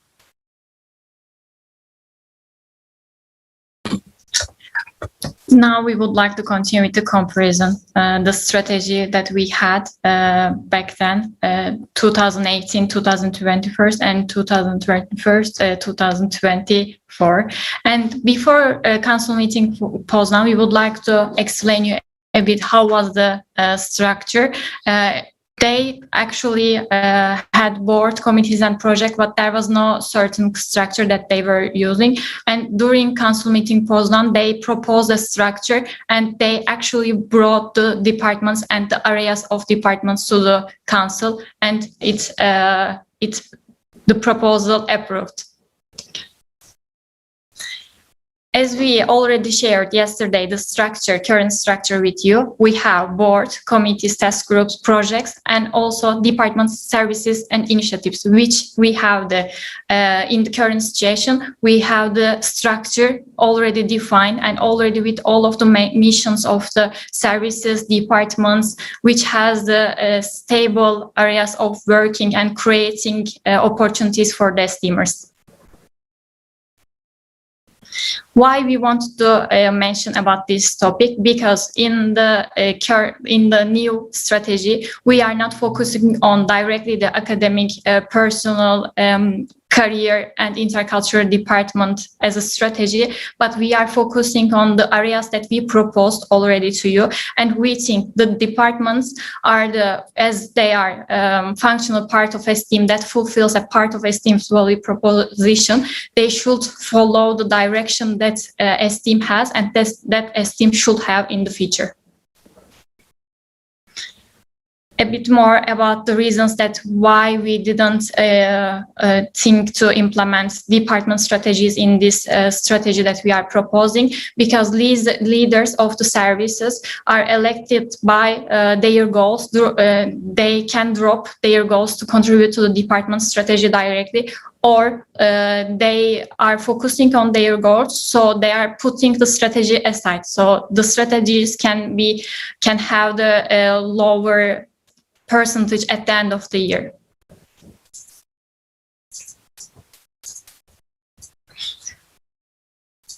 About other topics that we also would like to mention, that's the connection between the 28th, 21st and 21st, 24th strategies.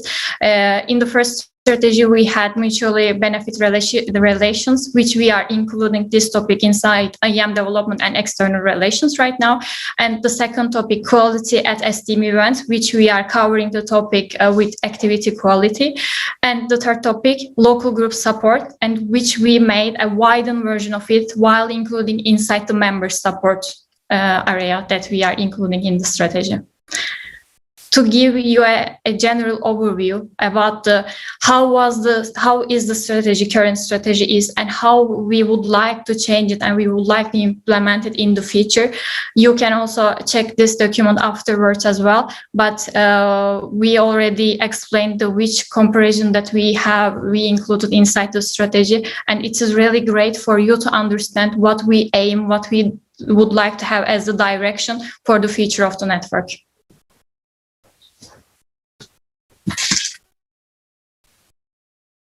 Right.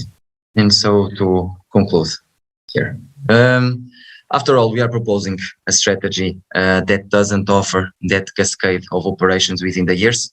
So each board is responsible only for their own outputs and also to present it to the council. And as we know, the council is a sovereign that can say and question what the bodies are doing. We really want to give this freedom, but we see it as an opportunity to incentive to aim higher than ever by reporting these different proposals that they are going to do yearly and directly to the council, reporting also the respective achievements. The freedom to define how they want to contribute to each long-term objective. So having the strategic directions there, but they're doing their own actions to contribute for the fulfillment of that area. And last but not least, something that we are really concentrating also in order to avoid one core problem, which was maybe missing a bit of lack of the strategic directions since the 28th due to the high turnover that we have in the network. Preparing this strategy handbook will be a tool for upcoming generations to actually understand the point that we are at the moment and see exactly what is the evolution. After all, I would just like to say that has been, I know that you have just been watching a very fancy presentation with some slides. We hope that we expressed what we really want for the network. We have started this a lot of months ago. I can't even tell you how many hours we have spent here. Not only us, actives, leaders that are here present that also deserve as many recognition as we do. And after all, we are doing this because of ESTIEM. We are doing this because we also think a strategy is needed for the future. The council also thinks so, since it was approved on the vote of intention on the past CM, and we want to bring to you what we see. It's the brighter future for ESTIEM. So, if there is any questions. Thank you. Thank you. Okay, then I think it's time for us to go together through the lists of questions. Yes. Thank you. So we can start with Ines. Ines Moreira, local group Porto. Okay, first, yeah, congratulations on what you have just presented. I think it's extraordinary that this team is once again going to aim high and for long-term development. So that's really cool, and I can definitely see the efforts. And I also really like that you guys are maintaining some stuff, but still adapting and going forward. And I think that's the only way for ESTIEM to learn how to create strategies, because in the end, it's only the second time that we are attempting to do so. So it's, of course, very hard. My question, sorry for long introduction. I think I got what you meant by the KPIs. So we're not actually reporting on percentages, but we come up with our own ideas, how we hope that they will translate into KPIs. So for example, in the presentation that you gave, creating a new event, then the board would have to create a KPI for that event. We want to have an event with 100 people, and they would then report on how many people they actually got. So that's what I understand. Correct me later if it's not that.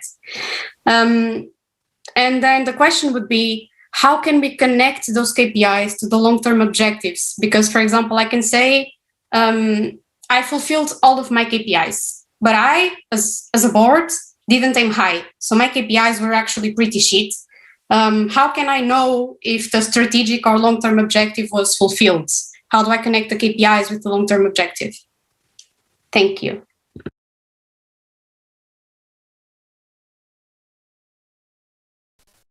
Okay, so the way that we are defining the strategy, we are trying to use the council as a way of control of the proposals. So a board doesn't have an incentive to present bad KPIs or to present actions that are not aiming high, because then they will get the questions from the council, disapproval from the council. So that's why we propose that the board should present what their plans are, plus report on what were the actions, specific actions taken. So in the case of the example that we gave, we propose creation of a new project, writing of one paper, introduction of one event, getting 2 students, that kind of things is what will be presented to the council. So it's kind of a control mechanism that is way more transparent, because a person doesn't go there and say, I achieved 50% of my goal of organizing an event. No, you achieved the event, or you wrote the thing. You have the deliverables to show to the council, so that the council then can judge if you did or did not do a good job. And then, of course, with their questions and with their opinion, show if they are aligned with what you're proposing or if you think it's not good enough. We have a follow-up. I think you can go. Okay, I will be shorter and more concise. Thank you. That was a perfect explanation. So my question is, the boardies are not expected to fulfill the long-term objectives then. They are just expected to fulfill the KPIs, and the objectives are just a direction. Yes, that is the general idea. So because even with the percentages, in reality, you couldn't measure if you were achieving or not the points, because the points were also dependent, very subjective from board to board. So the idea is there is one objective that is a direction that the board should go. And then the boards themselves propose what actions they want to do to tackle each of those objectives. So how they as a board want to give an impact to the network on those directions. At the same time, giving freedom to the boards, but making sure that they are not neglecting important areas of ESTIEM. So that's the main reason why we are proposing a strategy, to make sure there is no areas neglected, and the development of ESTIEM will go like in a general way to all of the directions. I hope I answered your question. Thank you. We have a direct comment from Arthur. Yeah, follow-up question, Arthur, LG Kaiserslautern. I was wondering with the KPIs, who is then presenting and approving the KPIs? Is it that the next boards are coming up with their own KPIs, presenting it to the council, and then they have to approve it again, like the council, with a voting, or how is it working? Okay. The council doesn't need to vote for the KPIs, but it is the responsibility of the council if they see that it's not something that is contributing with a big impact to the development of the network, or that the board is only drafting the KPIs that are not something that will push a difference. The idea is that the council is a control mechanism. So the council in their questions would say, why are you not aiming higher on this area? Why are you only focusing on this, for example? So with the questions on the presentations of the board regarding their action plans, the council will be the ones judging if it is with a high impact or not. Thank you. Max, precise question, please. Yes, I had actually a comment, but then I will leave the comment. So the question is the same as yesterday, because we have the old strategy, the direction is still the same. So there were some problems why we couldn't solve the problem at hand. So giving the LGs what they need and want. What went wrong in the previous strategy? Why we couldn't solve this? And how can we do it now with these areas? Because we're not using the departments, which are basically our offers, which is what normally our members should want or need, but we don't use it. So what's the difference? What did we learn? And how will we use it for this strategy?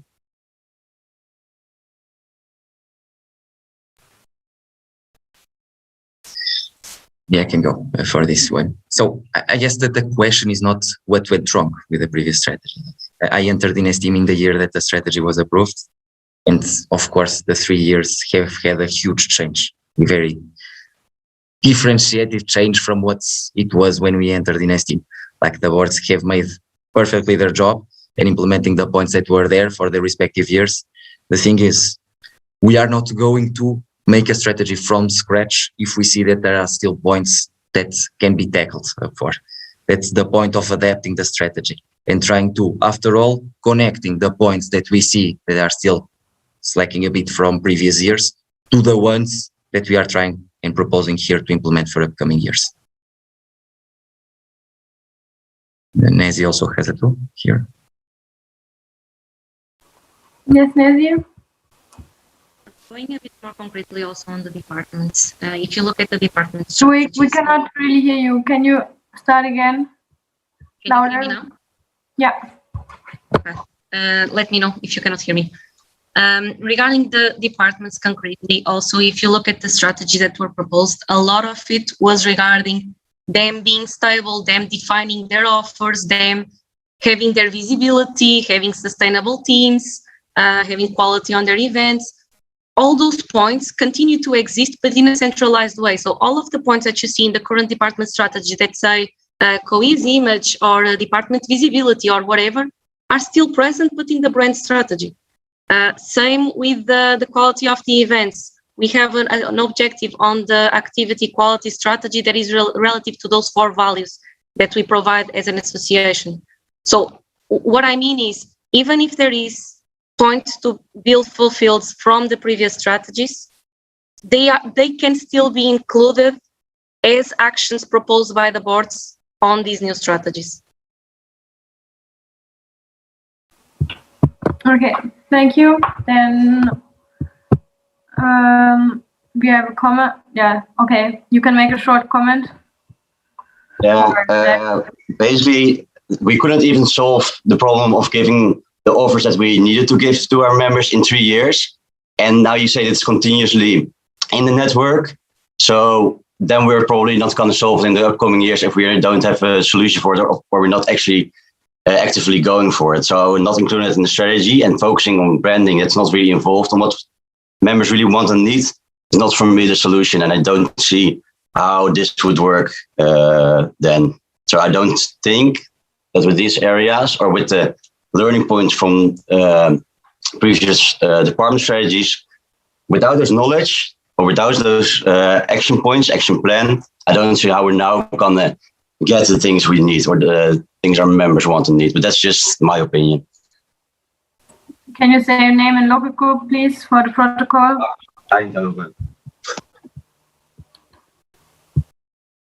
Okay. Do you want to say anything to that, or is word? Okay. Then we have Kai.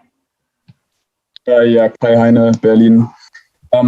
So I personally positively want to point out the involvement of the central layer when the strategy development began. I think that was a really good thing, and I see a lot of great stuff that came out of there. Unfortunately, that's great stuff there. The analysis that was done and the ideas that were partly raised there, I personally barely see or not at all see in the strategical proposal here. In my opinion. And instead, I feel that we now have a list of very generic objectives over like a super broad spectrum. And this is supposed to give like a clear direction for the future. But honestly, like I really miss to see that direction in this list of objectives and, so to say, also the clear vision in the proposal. So maybe you can help me out. We have in the 1821, the strategical mission statement to focus on offering the support and value our members and their students' wants and needs, something like that, because there was a misalignment apparently. Is it still the same? Do you have like a new strategical mission statement now, or what could be a non-generic description of where this proposed strategy should get us in those 3 years?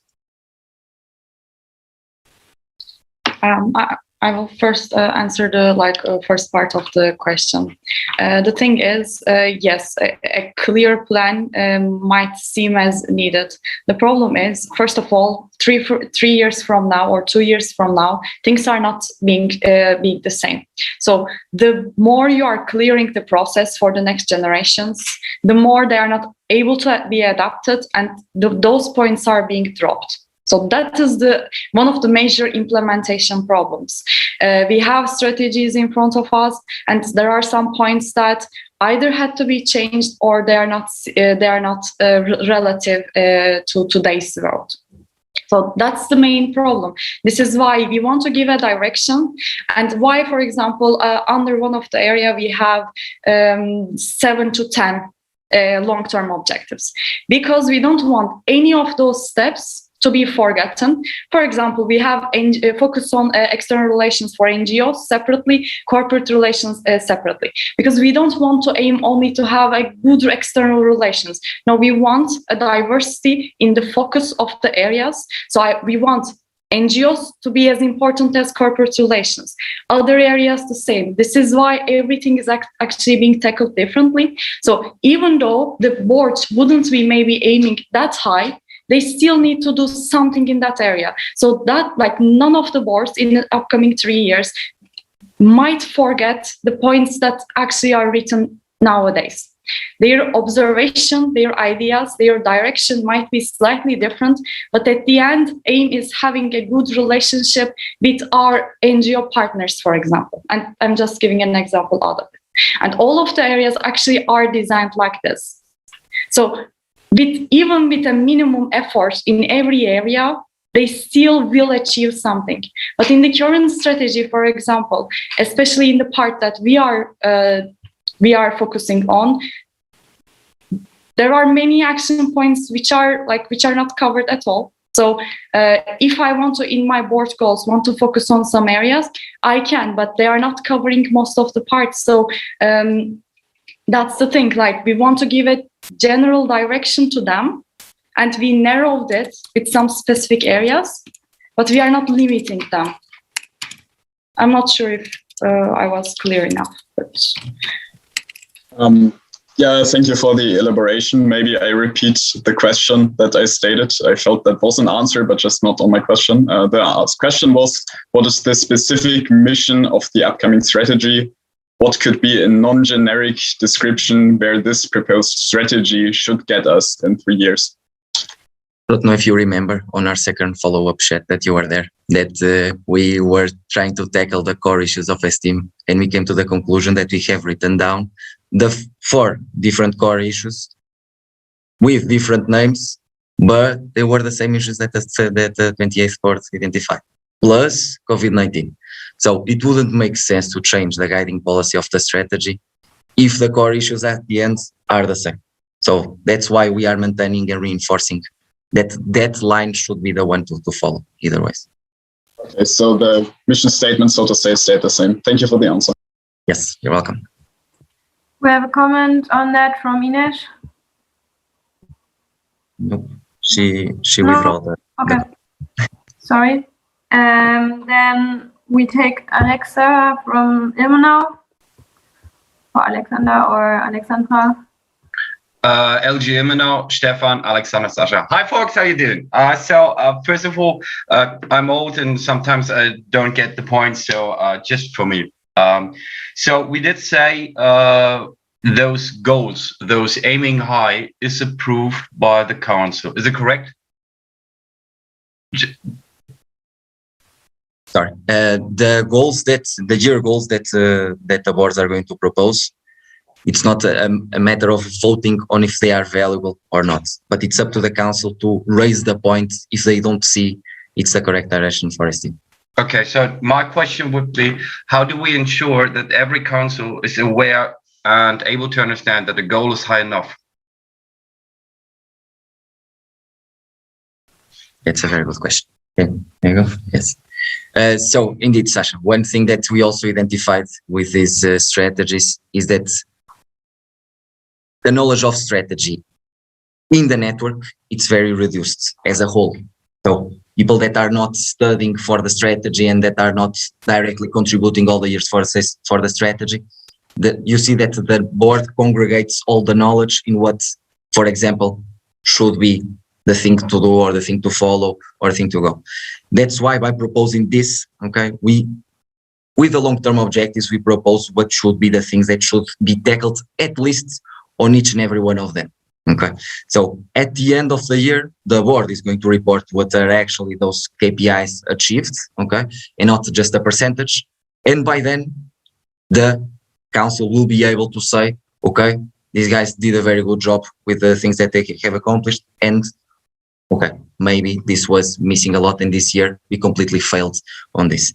The point here is also raising that being here as 31st board and saying, 28 achieved 82% in this, but I achieved 94% in this, and I achieved blah, blah, blah on this. The point is that as a network, we grow together throughout the years. And then now on the first year, we are saying that we create one event regarding the closing the gap between students and companies. And at the end of the 3 years, we are going to have 4. And those are the things that we need to be able to identify, how the network is growing on the different years. Hope it was more or less. It's okay. Thank you. Okay. Thank you. Then we take Anna. Hi, I'm from LG Bucharest, and lately this year we actually decided not to grow, just to keep the people in the local group. And this evaluation of how much you grew, in my opinion, cannot be applied in a Corona year because we didn't have any recruits. We cannot make recruitments. Romania just opened. And we don't really have new students in our university because it's a really small group. We also are part of AVE. We cannot recruit people that don't know any German either. So for us, this change is actually not good. Can you help us, our specific case? Okay, so if I understood correctly, your question is regarding the example that Luis gave of the growth, that in a Corona year, it's hard to make this kind of growth, correct? Like, how do we want to tackle it? If you read the most of the objectives of each of the strategies, the phrasing that we use was with the word sustainable. So we used it in order to allow the next board to adapt it to the current situation. So for example, board of the next year, during the recovery of Corona, it's normal that things might not go well in terms of expansion of new things and new ideas and new partnerships. So it's important that they at least sustain the ones we have now, for example. And then at the same time, quite complicated because most of our business partners, like Microsoft and so on, don't do recruitments anymore here, and they are not interested at this moment, this year and previous year, to work with the ESTIEM Bucharest. We have to tackle down smaller companies that are not so interested into making a big times and making all of this project. And the next board, I'm here for 2 years now, the next board will not be able to sustain the same level as 2019. Okay, so then I misunderstood your question. You're meaning how our strategy directly impacts your local group. Okay, so we have the strategy of member support that includes topics that are relative to direct support of the local groups through tools like the local group support system. So I would say that in your case, for that kind of support, the entity that is better to help you inside ESTIEM right now is the local group support system. And that is contemplated inside the ESTIEM strategy that we are proposing. Okay, thank you. Thank you. We take a question from Francesca. Hello, Francisca Trigueiros, LG Porto. I don't understand very well the differentiation you do between service leaders and, for example, board and committee leaders, especially board, because you say that they are elected with their goals, and so we should not limit their action because they will not be motivated to act upon the strategy. But for example, the board, when you apply for the board, you apply for a position, you apply with goals, and at the end, you also need to fulfill the strategy. So I don't really understand what's the difference here.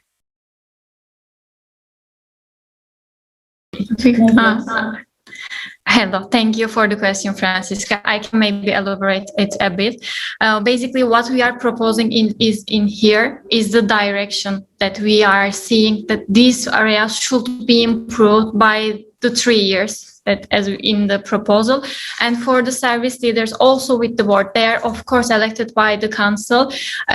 We are not proposing them the KPIs directly that they should do this, but we are providing them the direction that they can improve inside the network, because it is really hard for a boardie when you become a boardie to see the every area that you should focus on. But if you see the direction that you should go with, then you can prioritize the one that you are motivated with, because the areas that we are covering right now are the ones which are going to improve the network itself in general. So it's the same for the service leaders and also with the board. Why we highlighted the service leaders? Because as back then, the strategy maybe was not understandable from their perspective, or they were not just motivated to implement the strategy itself while applying the position, but they applied with their own goals to implement throughout the year. That's the reason that we saw with the reflection that we had, and we want to highlight this. Is it clear? Yeah, a comment from Francesca? Yes. So how this strategy ensures that, for example, the career development department will continue to adapt its offers to the demands and not focusing 100% on the services we already have? Or do you think this is not relevant to the students in terms of their development in the area that ESTIEM represents, which is IEM? It is included on the IEM development strategy, one point relative to the career development of the students. So not career development department offers, but general development of the professional side of ESTIEMers. So it is covered on those points that it's not something that it's something that people should still try to innovate and still need to report how they are providing additional offers and additional value in general. Okay, thanks. We have a clarification from Giuseppe. Hello, Giuseppe Perrone, local group Calabria. My clarification is, I want to ask, so if I got it correctly, a new board comes into play, say the new elected board, and then they have to pick some of those areas to work on for their year, providing their own KPIs and goals. Is that correct?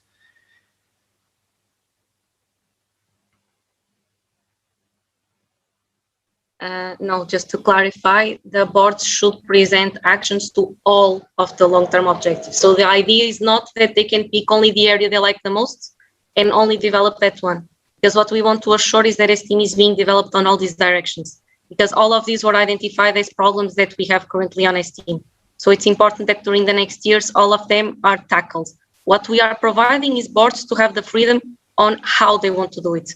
But all these areas, they should somehow try to develop. Can I have a small follow-up? Small, yes. Thank you, Michelle. So I'm struggling to understand how one board in 1 year can have plans for all of those single points there. They are quite generic, so I imagine that there can be some elasticity, let's say, in it. But it seems very tough for one board to tackle all of them at the same time during one single year.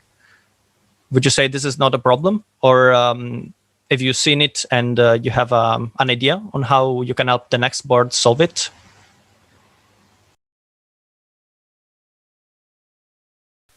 I can go. So, good question, Giuseppe. Also, like one of the things that we also want to do with the strategic handbook is all the things that we are proposing there are things that ESTIEM is already tackling, like are points that are already being tackled in general. So the thing is not me as board, which is what has happened during the past 3 years. I propose that I want to do this, and then the rest needs to align with what we are proposing in terms of leadership layers, for example. The idea is that the board, with their leaders, can propose the goals, the year goals for the respective areas. So wouldn't be such a board saying what to do in each and all of them, but how can the goals of the people that are also applying contribute to the year goals that you're putting on the strategy? It's more or less good. No, I mean it is a good point, but I'm not completely sure still that we are giving the chance to the next board to be able to tackle all of those at once, even with the help of the leaders, which of course was factored already in the question. But also nowadays we aren't able to tackle all the points without the leaders. It's impossible for us. Like, it's very complicated with the amount of different parts of strategy plus areas per different costs to, as a board, tackle all of that. So the point is exactly that, by giving that freedom also to construct those year goals with the leaders of the respective sections. Yes, Nancy wants to add something. Yeah. Also, take into consideration that the current strategy that has been followed during the past 3 years also had 7 areas with all their respective sub-goals. So in terms of number of strategies and workload, like we already had to tackle a lot of goals during all of the last 3 mandates. So I don't think in terms of additional workload, it's going to be something that will be problematic for the next boards. Okay, then Ines has a comment on that. Yes, it's a bit related with what Giuseppe was saying, and also with the fact that all of the areas kind of interact with each other. What happens if a board states one KPI and says it fits 3 of the areas, and that's it? For example, I want to organize IM conference with 500 people, and I believe that this is a good KPI for ESTIEM brand, for external relations, for LG support, because many partners will be there, or whatever. I use it as a guiding policy to fix all of the areas. Is this okay? Is it not?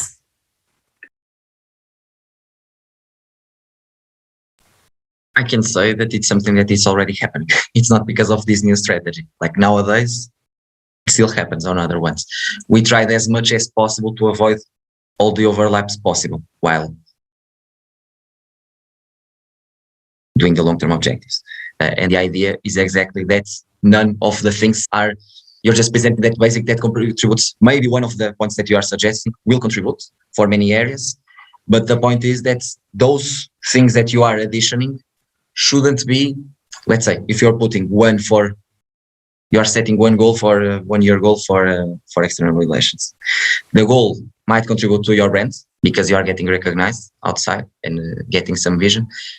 Of course, it's something to contribute. That's why the interconnection of the areas, and we are proposing that strategy with 6 areas and not 6 strategies differently, because all of them are going to contribute to each other.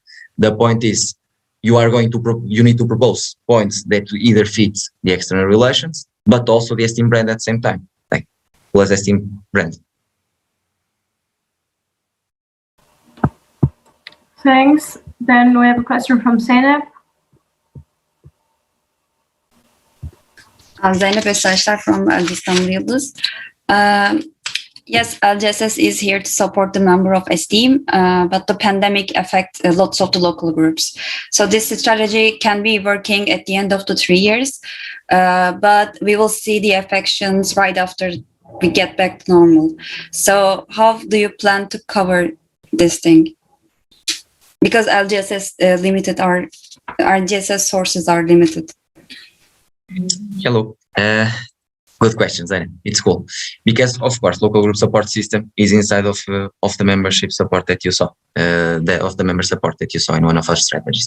We not only propose that, but we also propose that local group support system, who knows, if the next boards would like, could also contribute with short-term contribution, strategic contribution for the local groups. So, in terms of innovation and what can local group support system do as in the future, it even opens more doors of what can be done inside of the entity in the future. So not only restricting because of Corona, but also investing in more things that could help side by side with local group support system. So if a local group is struggling, no direct local group support system, in the sense that local group support system could directly even offer previous things or could be able to assess the different stages of the local group. This meaning that maybe we don't need to go for a 6-month recovery plan for a local group if you can just go for a more short strategical support. Thanks. Thanks. And then Arthur. Arthur, LG Kaiserslautern. I'm a bit jumping onto what already has been mentioned with Kai, that the long-term vision is not really visible. And here I would like to make an example and ask your opinion. Maybe you can clarify it simply with that. So let's take the branding strategy. As the mission of the branding strategy, you have invest in internal and external image, etc., etc. And then as long-term objectives, you have the same with cohesive internal image, provides CIG, using communication channels, etc., etc. But what do you envision for our branding to be? Like, what is the goal of our branding? Like, how should it be? Like, what's the goal there? Okay, yeah. Especially after a very long time, we know that everyone's understanding, especially when it comes to the brand, is very different than each other. So one local group sees a very high interest in ESTIEM because they know they're aware of the opportunities and so on. And then the others have no idea sometimes, or maybe because of handovers, something else, they don't know it. So especially with the brand goal, this is the internal awareness part. We want to cover both sides, which will create one brand for ESTIEM. So we want everyone to be able to aware what ESTIEM is in a similar way. So not only seeing career center is one opportunity and not seeing any other opportunities in ESTIEM, which will be contributed by social media, some documents, some trainings, and so on. And that part is not we are trying to say is not up to us, and the next boards will be defining in with which tools or which areas they want to achieve to that. So am I lacking a bit? At least you are lacking for me, but okay. It's okay. No.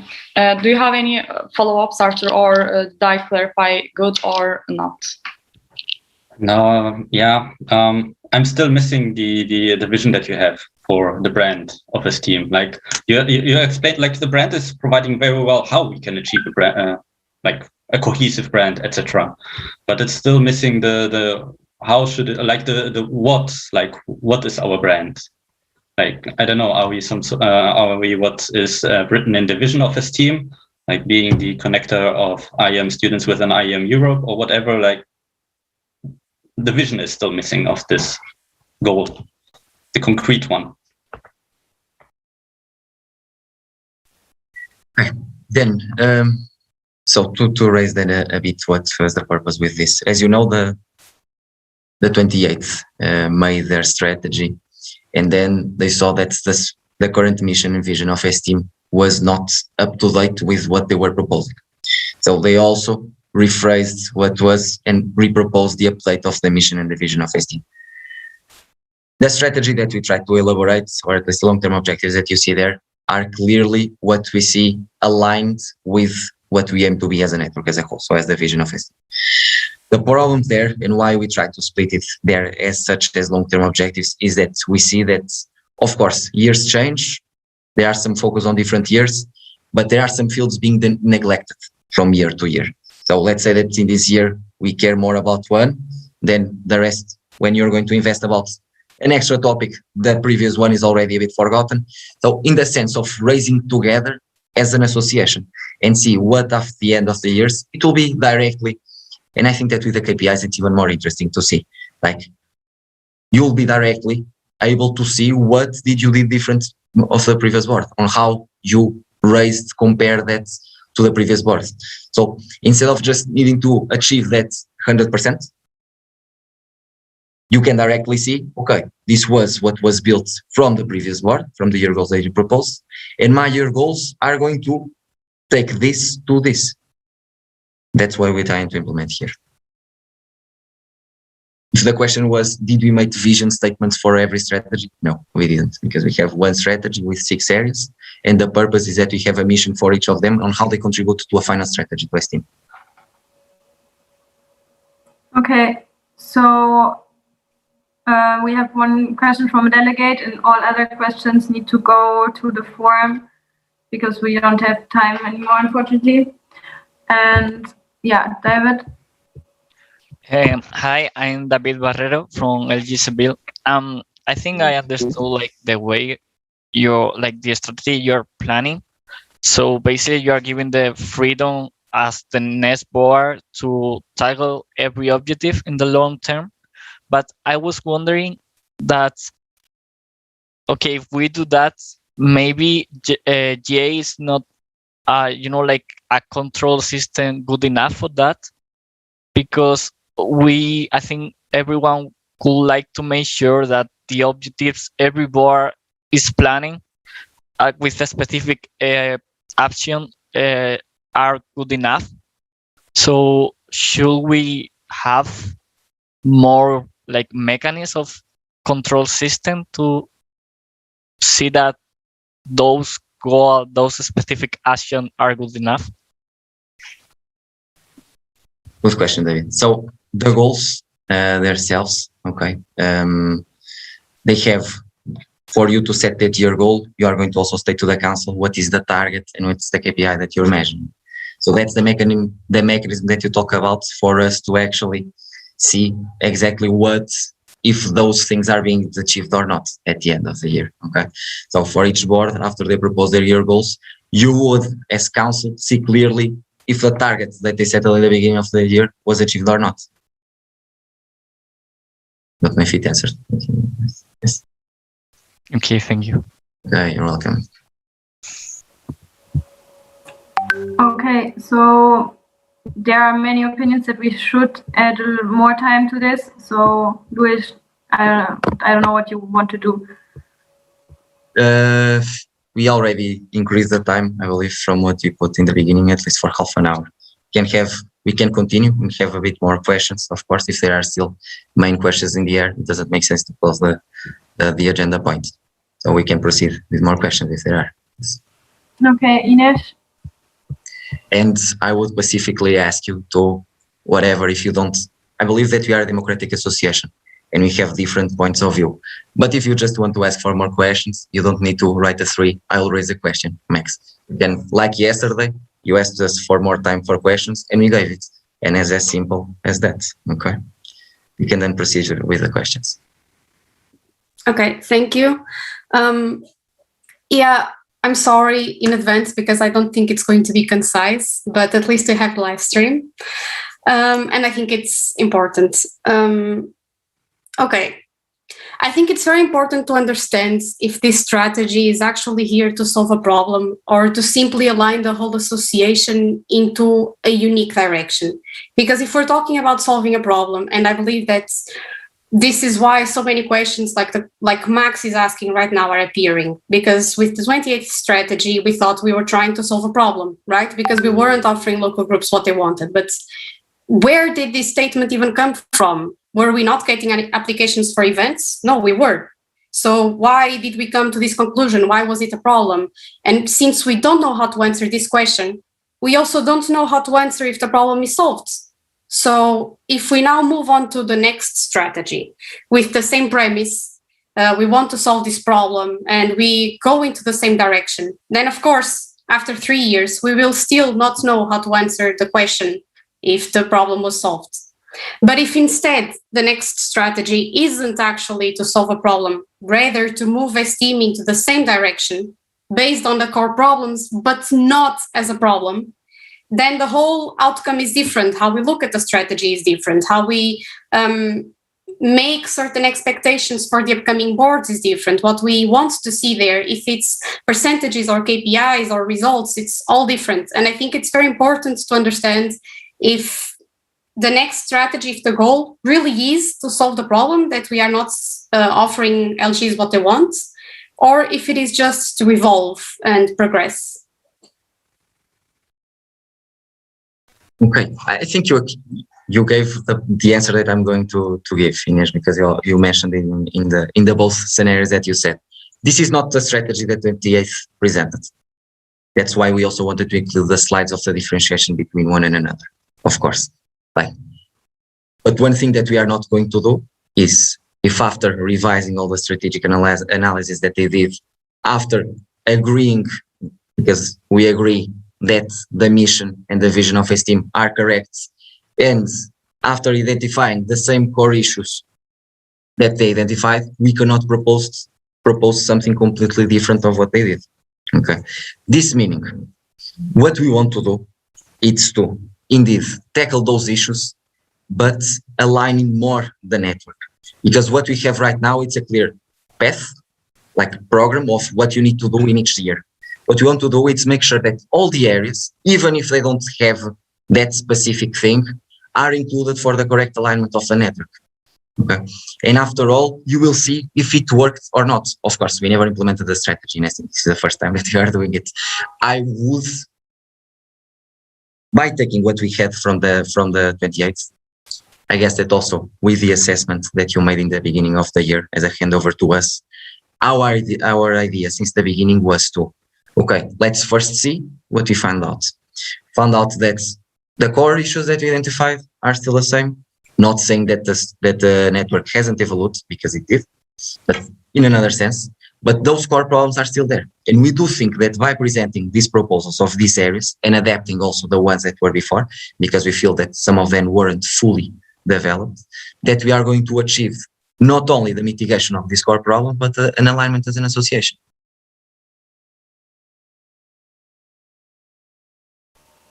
Okay, can you have a quick follow-up, Ines? Yes. Then maybe to put it more concrete for everyone, also taking into account the comments, can you give an example of what for you would be an ideal report of the 34th board of ESTIEM about this strategy that you are proposing? What would a nice report look like? We have to see. Oh, I would love to be 3 years from now and see a nice report.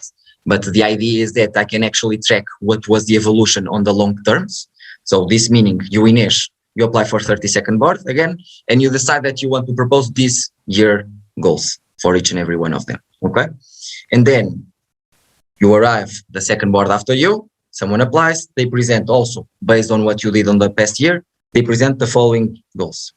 And then for the last one, the last board that is going to present, hopefully, a conclusion of the strategy, like we aim to do on the annual reports, will show directly how the different actions taken by the different boards contributed to this evolution of the network. What did we have before that what didn't we have before that we have now? How did it contribute? How did they pick the actions from other co-boards or from previous boards and took that the same direction? What was the feel inside the process that they aimed to achieve to say that they were contributing to that long-term objective? I hope it was more or less explanatory. Yeah. Okay, then we have Max. Yeah.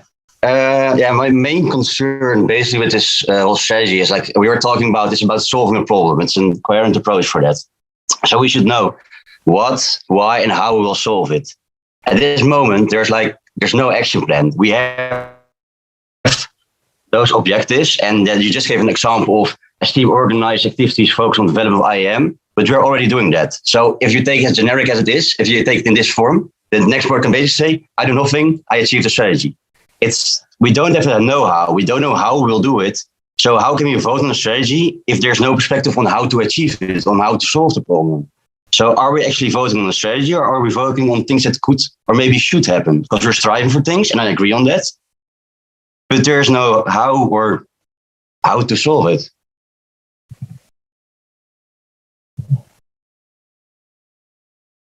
The dialogue. Okay. It's cool that you raised those points because I think it's also interesting. The problem right now here is that besides the board, normally, and until the 6 months are passed, for example, of the first mandate of the board doesn't have a clue of the core of the. Of course, you receive an handover, you receive documents from previous years, but when you realize it, there's already passed 6 months, okay, of what you were supposed to start doing, and just by then you are exactly assimilating exactly in which position you are. What we try to do here, Max, is by looking at the long-term objectives, okay, I recommend everyone to look it and read it over and over again. It's ensuring that when you start your mandate, you still don't need to evaluate what do you want to do or how is it going to be done, because the points are there and you know that you need to explore different points. The board of ESTIEM has different responsibilities, as you know, and they are split into one another. So also by the handovers, you know what are the areas that need to be tackled. And the idea is that by knowing that this needs to be tackled, okay, you can actually say that you achieve that point by the construction of your goals with your entities. Okay. To summarize, so basically it's about improving, about becoming better in these areas, but it's not about solving a problem. To summarize, that's how I understand it now. The alignment that we are proposing here is going to solve the problems either ways. Okay, then that's a difference in perspective. I think that's all I can say. Okay, can we have the technical from Giuseppe now? Yes. First. Hello again, Giuseppe Perrone from Local Group Calabria.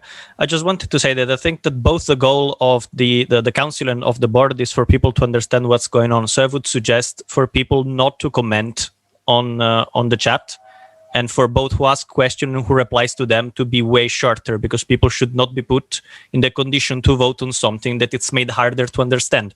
So just for clarification, not going into the merits of if the strategy is good or not, just on how we talk about it, everyone, because it's getting very confusing, and I've been in the board, shouldn't be confusing for me, and it's getting so. So I just ask if please everyone can be shorter and more concise. That's it. Okay, Duarte, your comment on that? Hello. Jesus Christ, my introduction. Whatever. Thanks, Giuseppe, for mentioning the comments. Indeed, just to read my comments, also from my experience and from what I've been seeing. Basically, strategy, whatever, that's a lot of theory behind. What you are not giving is an action plan. And I think that's what people are very, very strange about not having one, which is quite a classic way of doing a strategy. So basically my comment is you deeply believe in the full holistic concept of progress. Did we achieve something? It's not a question that we want to tackle. We just want to say after 3 years we progressed on something, and that's very positive. Cool, that doesn't seem worse, doesn't seem better, but because the problem, I think we are having the discussion, which is you are doing this very badly. I don't think it's badly. You are doing it very differently. And that's very hard to discuss when someone does something very differently and not badly. I think that discussion is that. Luis, if you want to comment, but it's basically this. Yes, I was just going to say that, of course, people have different perspectives. And I think that's why we are also here to discuss it. But the thing is, we are giving this proposal. We deeply believe that this is something that would work in 3 years. And as a whole process to be constructed by the coming boards. And this is what we want to pass to the network, that after making this research, this for us would be the more correct way to go. After all, we haven't spent 7 months here just walking around or not doing anything. So it has been a lot of hours put in this. Of course, it's different from what we know. Yes, but we are also not applying with the 2018-2021 strategy. It's a different one. So I think that's important. Elif? Yes. And I think it is good that we have a different kind of perspective, because we experienced the one that we already gone through, the strategy that we had. We experienced it, we implemented, we even considered while we are creating our board goals to implement the strategy itself inside it. So combine those points to each other, because at the end, as board, with the strategy, both of them are aiming to improve the network itself. So it is normal that there are some combined points. It is normal that you bring more value to the one of them, or you tackle the problem inside the strategy directly while adding the point to your board goals. So yeah, thank you, Duarte. Okay, so we are now taking the last 4 questions, and then we have to finish this session because we are already doing it for like nearly 1 hour. So please have precise questions, and Francesca, you are first. Hello, Francisca Trigueiros, LG Porto. My question also goes to the action plan. I understand that you don't want to make an action plan because personally I also passed through that this year when we thought about doing a long-term strategy, and we realized it would be nice to put an action plan. But in the beginning of the presentation, you presented the definition of a strategy, and that included a part of an action plan. So for me, it's confusing that you present this as this is a strategy, and this doesn't go with your definition in the beginning of the presentation. However, I accept that this is like a strategical plan, and this is something that is good to align the network. So my question is, you said that we are not going to vote on the proposals of each board to achieve the strategy. It seems for me that it will be a nice way for the board to understand the opinion of the network of their early goals, and also to ensure that the boards are actually doing something and thinking strategically in each year to achieve the strategy, that it will be nice to have a vote upon what the board is going to do in each year to achieve the strategy. So my question is, it's actually, the question is quite simple. It's who decides if we are going to vote for early strategies or not? Like you said, we are not, but are you the ones deciding that? Can you please clarify the last part of the question?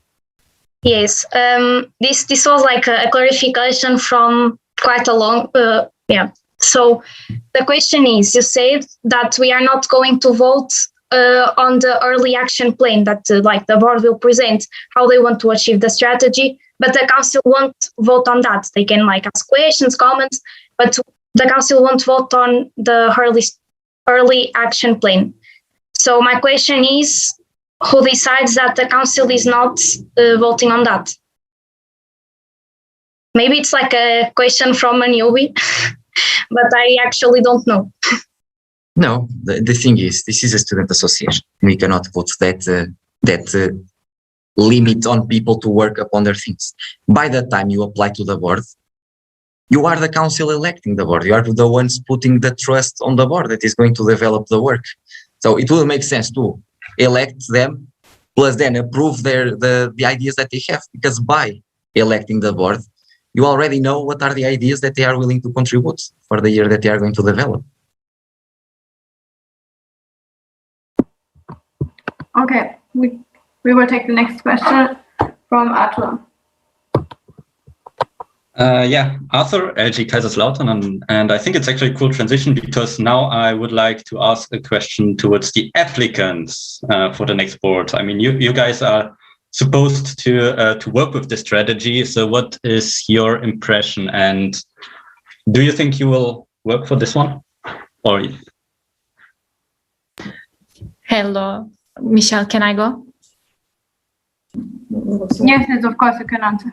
Sorry, Arthur, maybe this question can go with the applications, after the applications and applicants question time. Because this is fine for me as well. Already. Yeah, yes. Thank you. Then we have Giuseppe. Hello again, Giuseppe, local group Calabria. Again, people, I really believe, and I've managed to see through the year that you've worked a lot on that. But have you considered using this strategy as a framework to work with the next board to propose a new strategy in the following year, based on the work you've already done?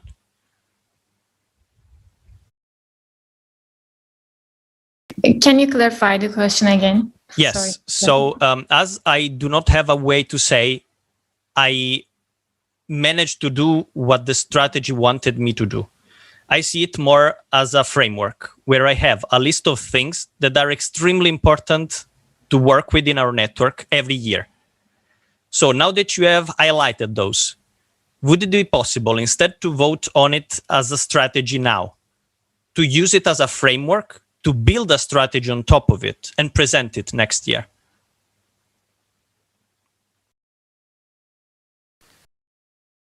Okay, I can answer maybe to this one. What was voted for us to do and to achieve it was for us to present our own strategy here to the council. I believe that the perspective, once again, not going to discuss perspectives, because I believe that all of us might have a perspective about it, and it's fair enough for everyone to also do whatever they want.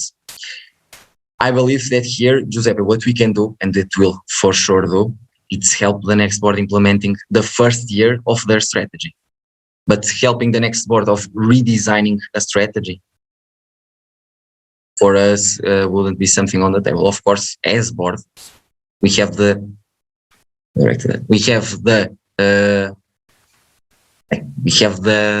need to hand over this and to ensure that they have a successful first year of implementation of strategy. But from handovering and helping out, drafting and preparing a first year to re-draft a strategy, still a difference. Very complicated. And also, if what you intend by strategy is the actual drafting of the action plans for the several years, that is against what we want to propose for the network, because as Luis mentioned, we are not a company, we're a student association.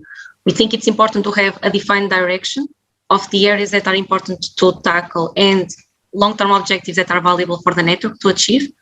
It doesn't make sense for us to say, you in 3 years, you need to do this, and this work, because we also don't know what's going to be there in 3 years. And that's the beauty of each board being able to construct their own achievements. Okay, we can have the direct comment from Duarte and then we have to move on. Hello. I think for clarification, because I think it's very difficult for all of us to discuss when we don't know the definition of what is a strategy, because it's almost we should go on a semester in classes in Chalmers, for example, to know what a strategy is. That's quite a difficult point. Basically what you are saying is we did every step: strategic analysis, identifying possible visions and possible points to tackle. We simply believe we shouldn't do an action plan. But that's not a full strategy. No, it's not a full strategy, but we believe it's not the best way for this NGO. Conclusion, I'm not saying I agree or not, just to clarify what I think you did differently. Thank you. In the voting session. Okay, since we are done with the questions and we can see in the comments that people are asking for how it's going to be voted, and there are some questions about the voting part of it. We already have the, let's say, backup voting procedure. I'm not opening the voting procedure, I will just present it.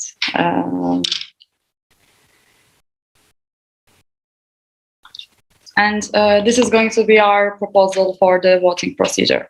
The main title is going to be Approval of the ESTIEM Strategy 2021-2024. The ESTIEM network has to follow the direction set by the strategy and the long-term objectives for 2021-2024 is what you are going to be voting upon.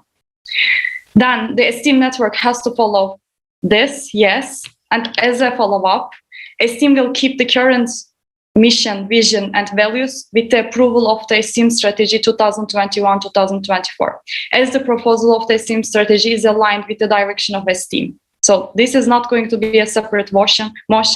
In the same motion, we are what? Motion? No motion, no voting procedure. We are keeping the proposal already. And what is going to happen if this is accepted? If you are accepting, the network will follow the direction set by the strategy and long-term objectives. And as a clarification, for needed changes in the long-term objectives, the adjustments must be voted and approved by the council. If rejected, board-elect improves the strategy for the next council meeting and presents a new proposal. During this council meeting, 31st board will not present any other proposal to the council.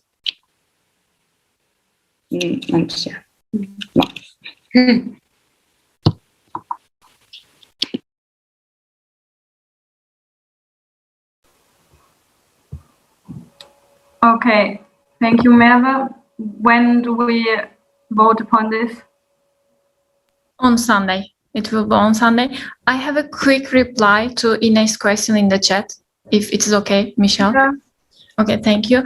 Ines, as you know that we are voting the intention of the strategy planning process during the council meeting. It is not up to us, it is up to council. If they will vote upon it, then they can create a new strategy, but it shouldn't be us deciding on who is going to create the strategy 3 years after from now.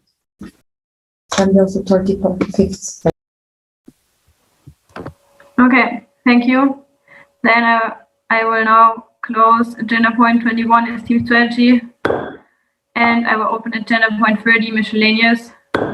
And Elif, you can explain the regional working groups. Hello, guys. I know that it has been so long day, but I am happy that we had good questions during today because it's important for you to understand. And we had a suggestion, we received a suggestion from Danny to summarize the topic on Sunday as well. We are going to try to implement it in the agenda. What we are going to do today is basically we will have 1 hour lunch break. If it is lunch in Turkey, it's not probably, but lunch break for 1 hour. And then we will meet again at 3:45 for the regional working groups, and all of the regions are going together. So if you would like to join, if you would like to learn more about your local groups, the local groups inside your region, and collaborate, communicate more with them, and have fun all together. It's important, really, that we are having fun all together. It will be really nice to see all of you in 1 hour. Thank you, Michelle. Yes, we have two technicals first. So we have first Max, the technical. Yeah, Kai Heine, Berlin. The technical about the strategy discussion, we talked a lot of the general framework now. From my side, I can tell, and I think here others as well, that have now also questions on the specific wording of the objectives and the framing, and trying asking some clarification questions basically around that. They can of course be asked in the forum, but I would ask whether it's possible to then have tomorrow, 5 minutes about them to read out the questions and the answers to receive them there. Thank you, Kai. We will definitely take this into consideration, and we are going to let you know, all of you, tomorrow in the morning. Okay. Okay. Thank you. And technical from Giuseppe. Hello, Giuseppe, local group Calabria. Will there be a moment to discuss what Merve, you just presented, the results of what happens after the vote? There will be a moment to ask questions about it, because otherwise I have one.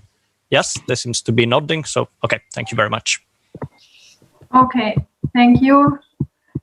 Enjoy your lunch, people. I close at 10:30 miscellaneous, and see everyone in 1 hour. So it's 15:48.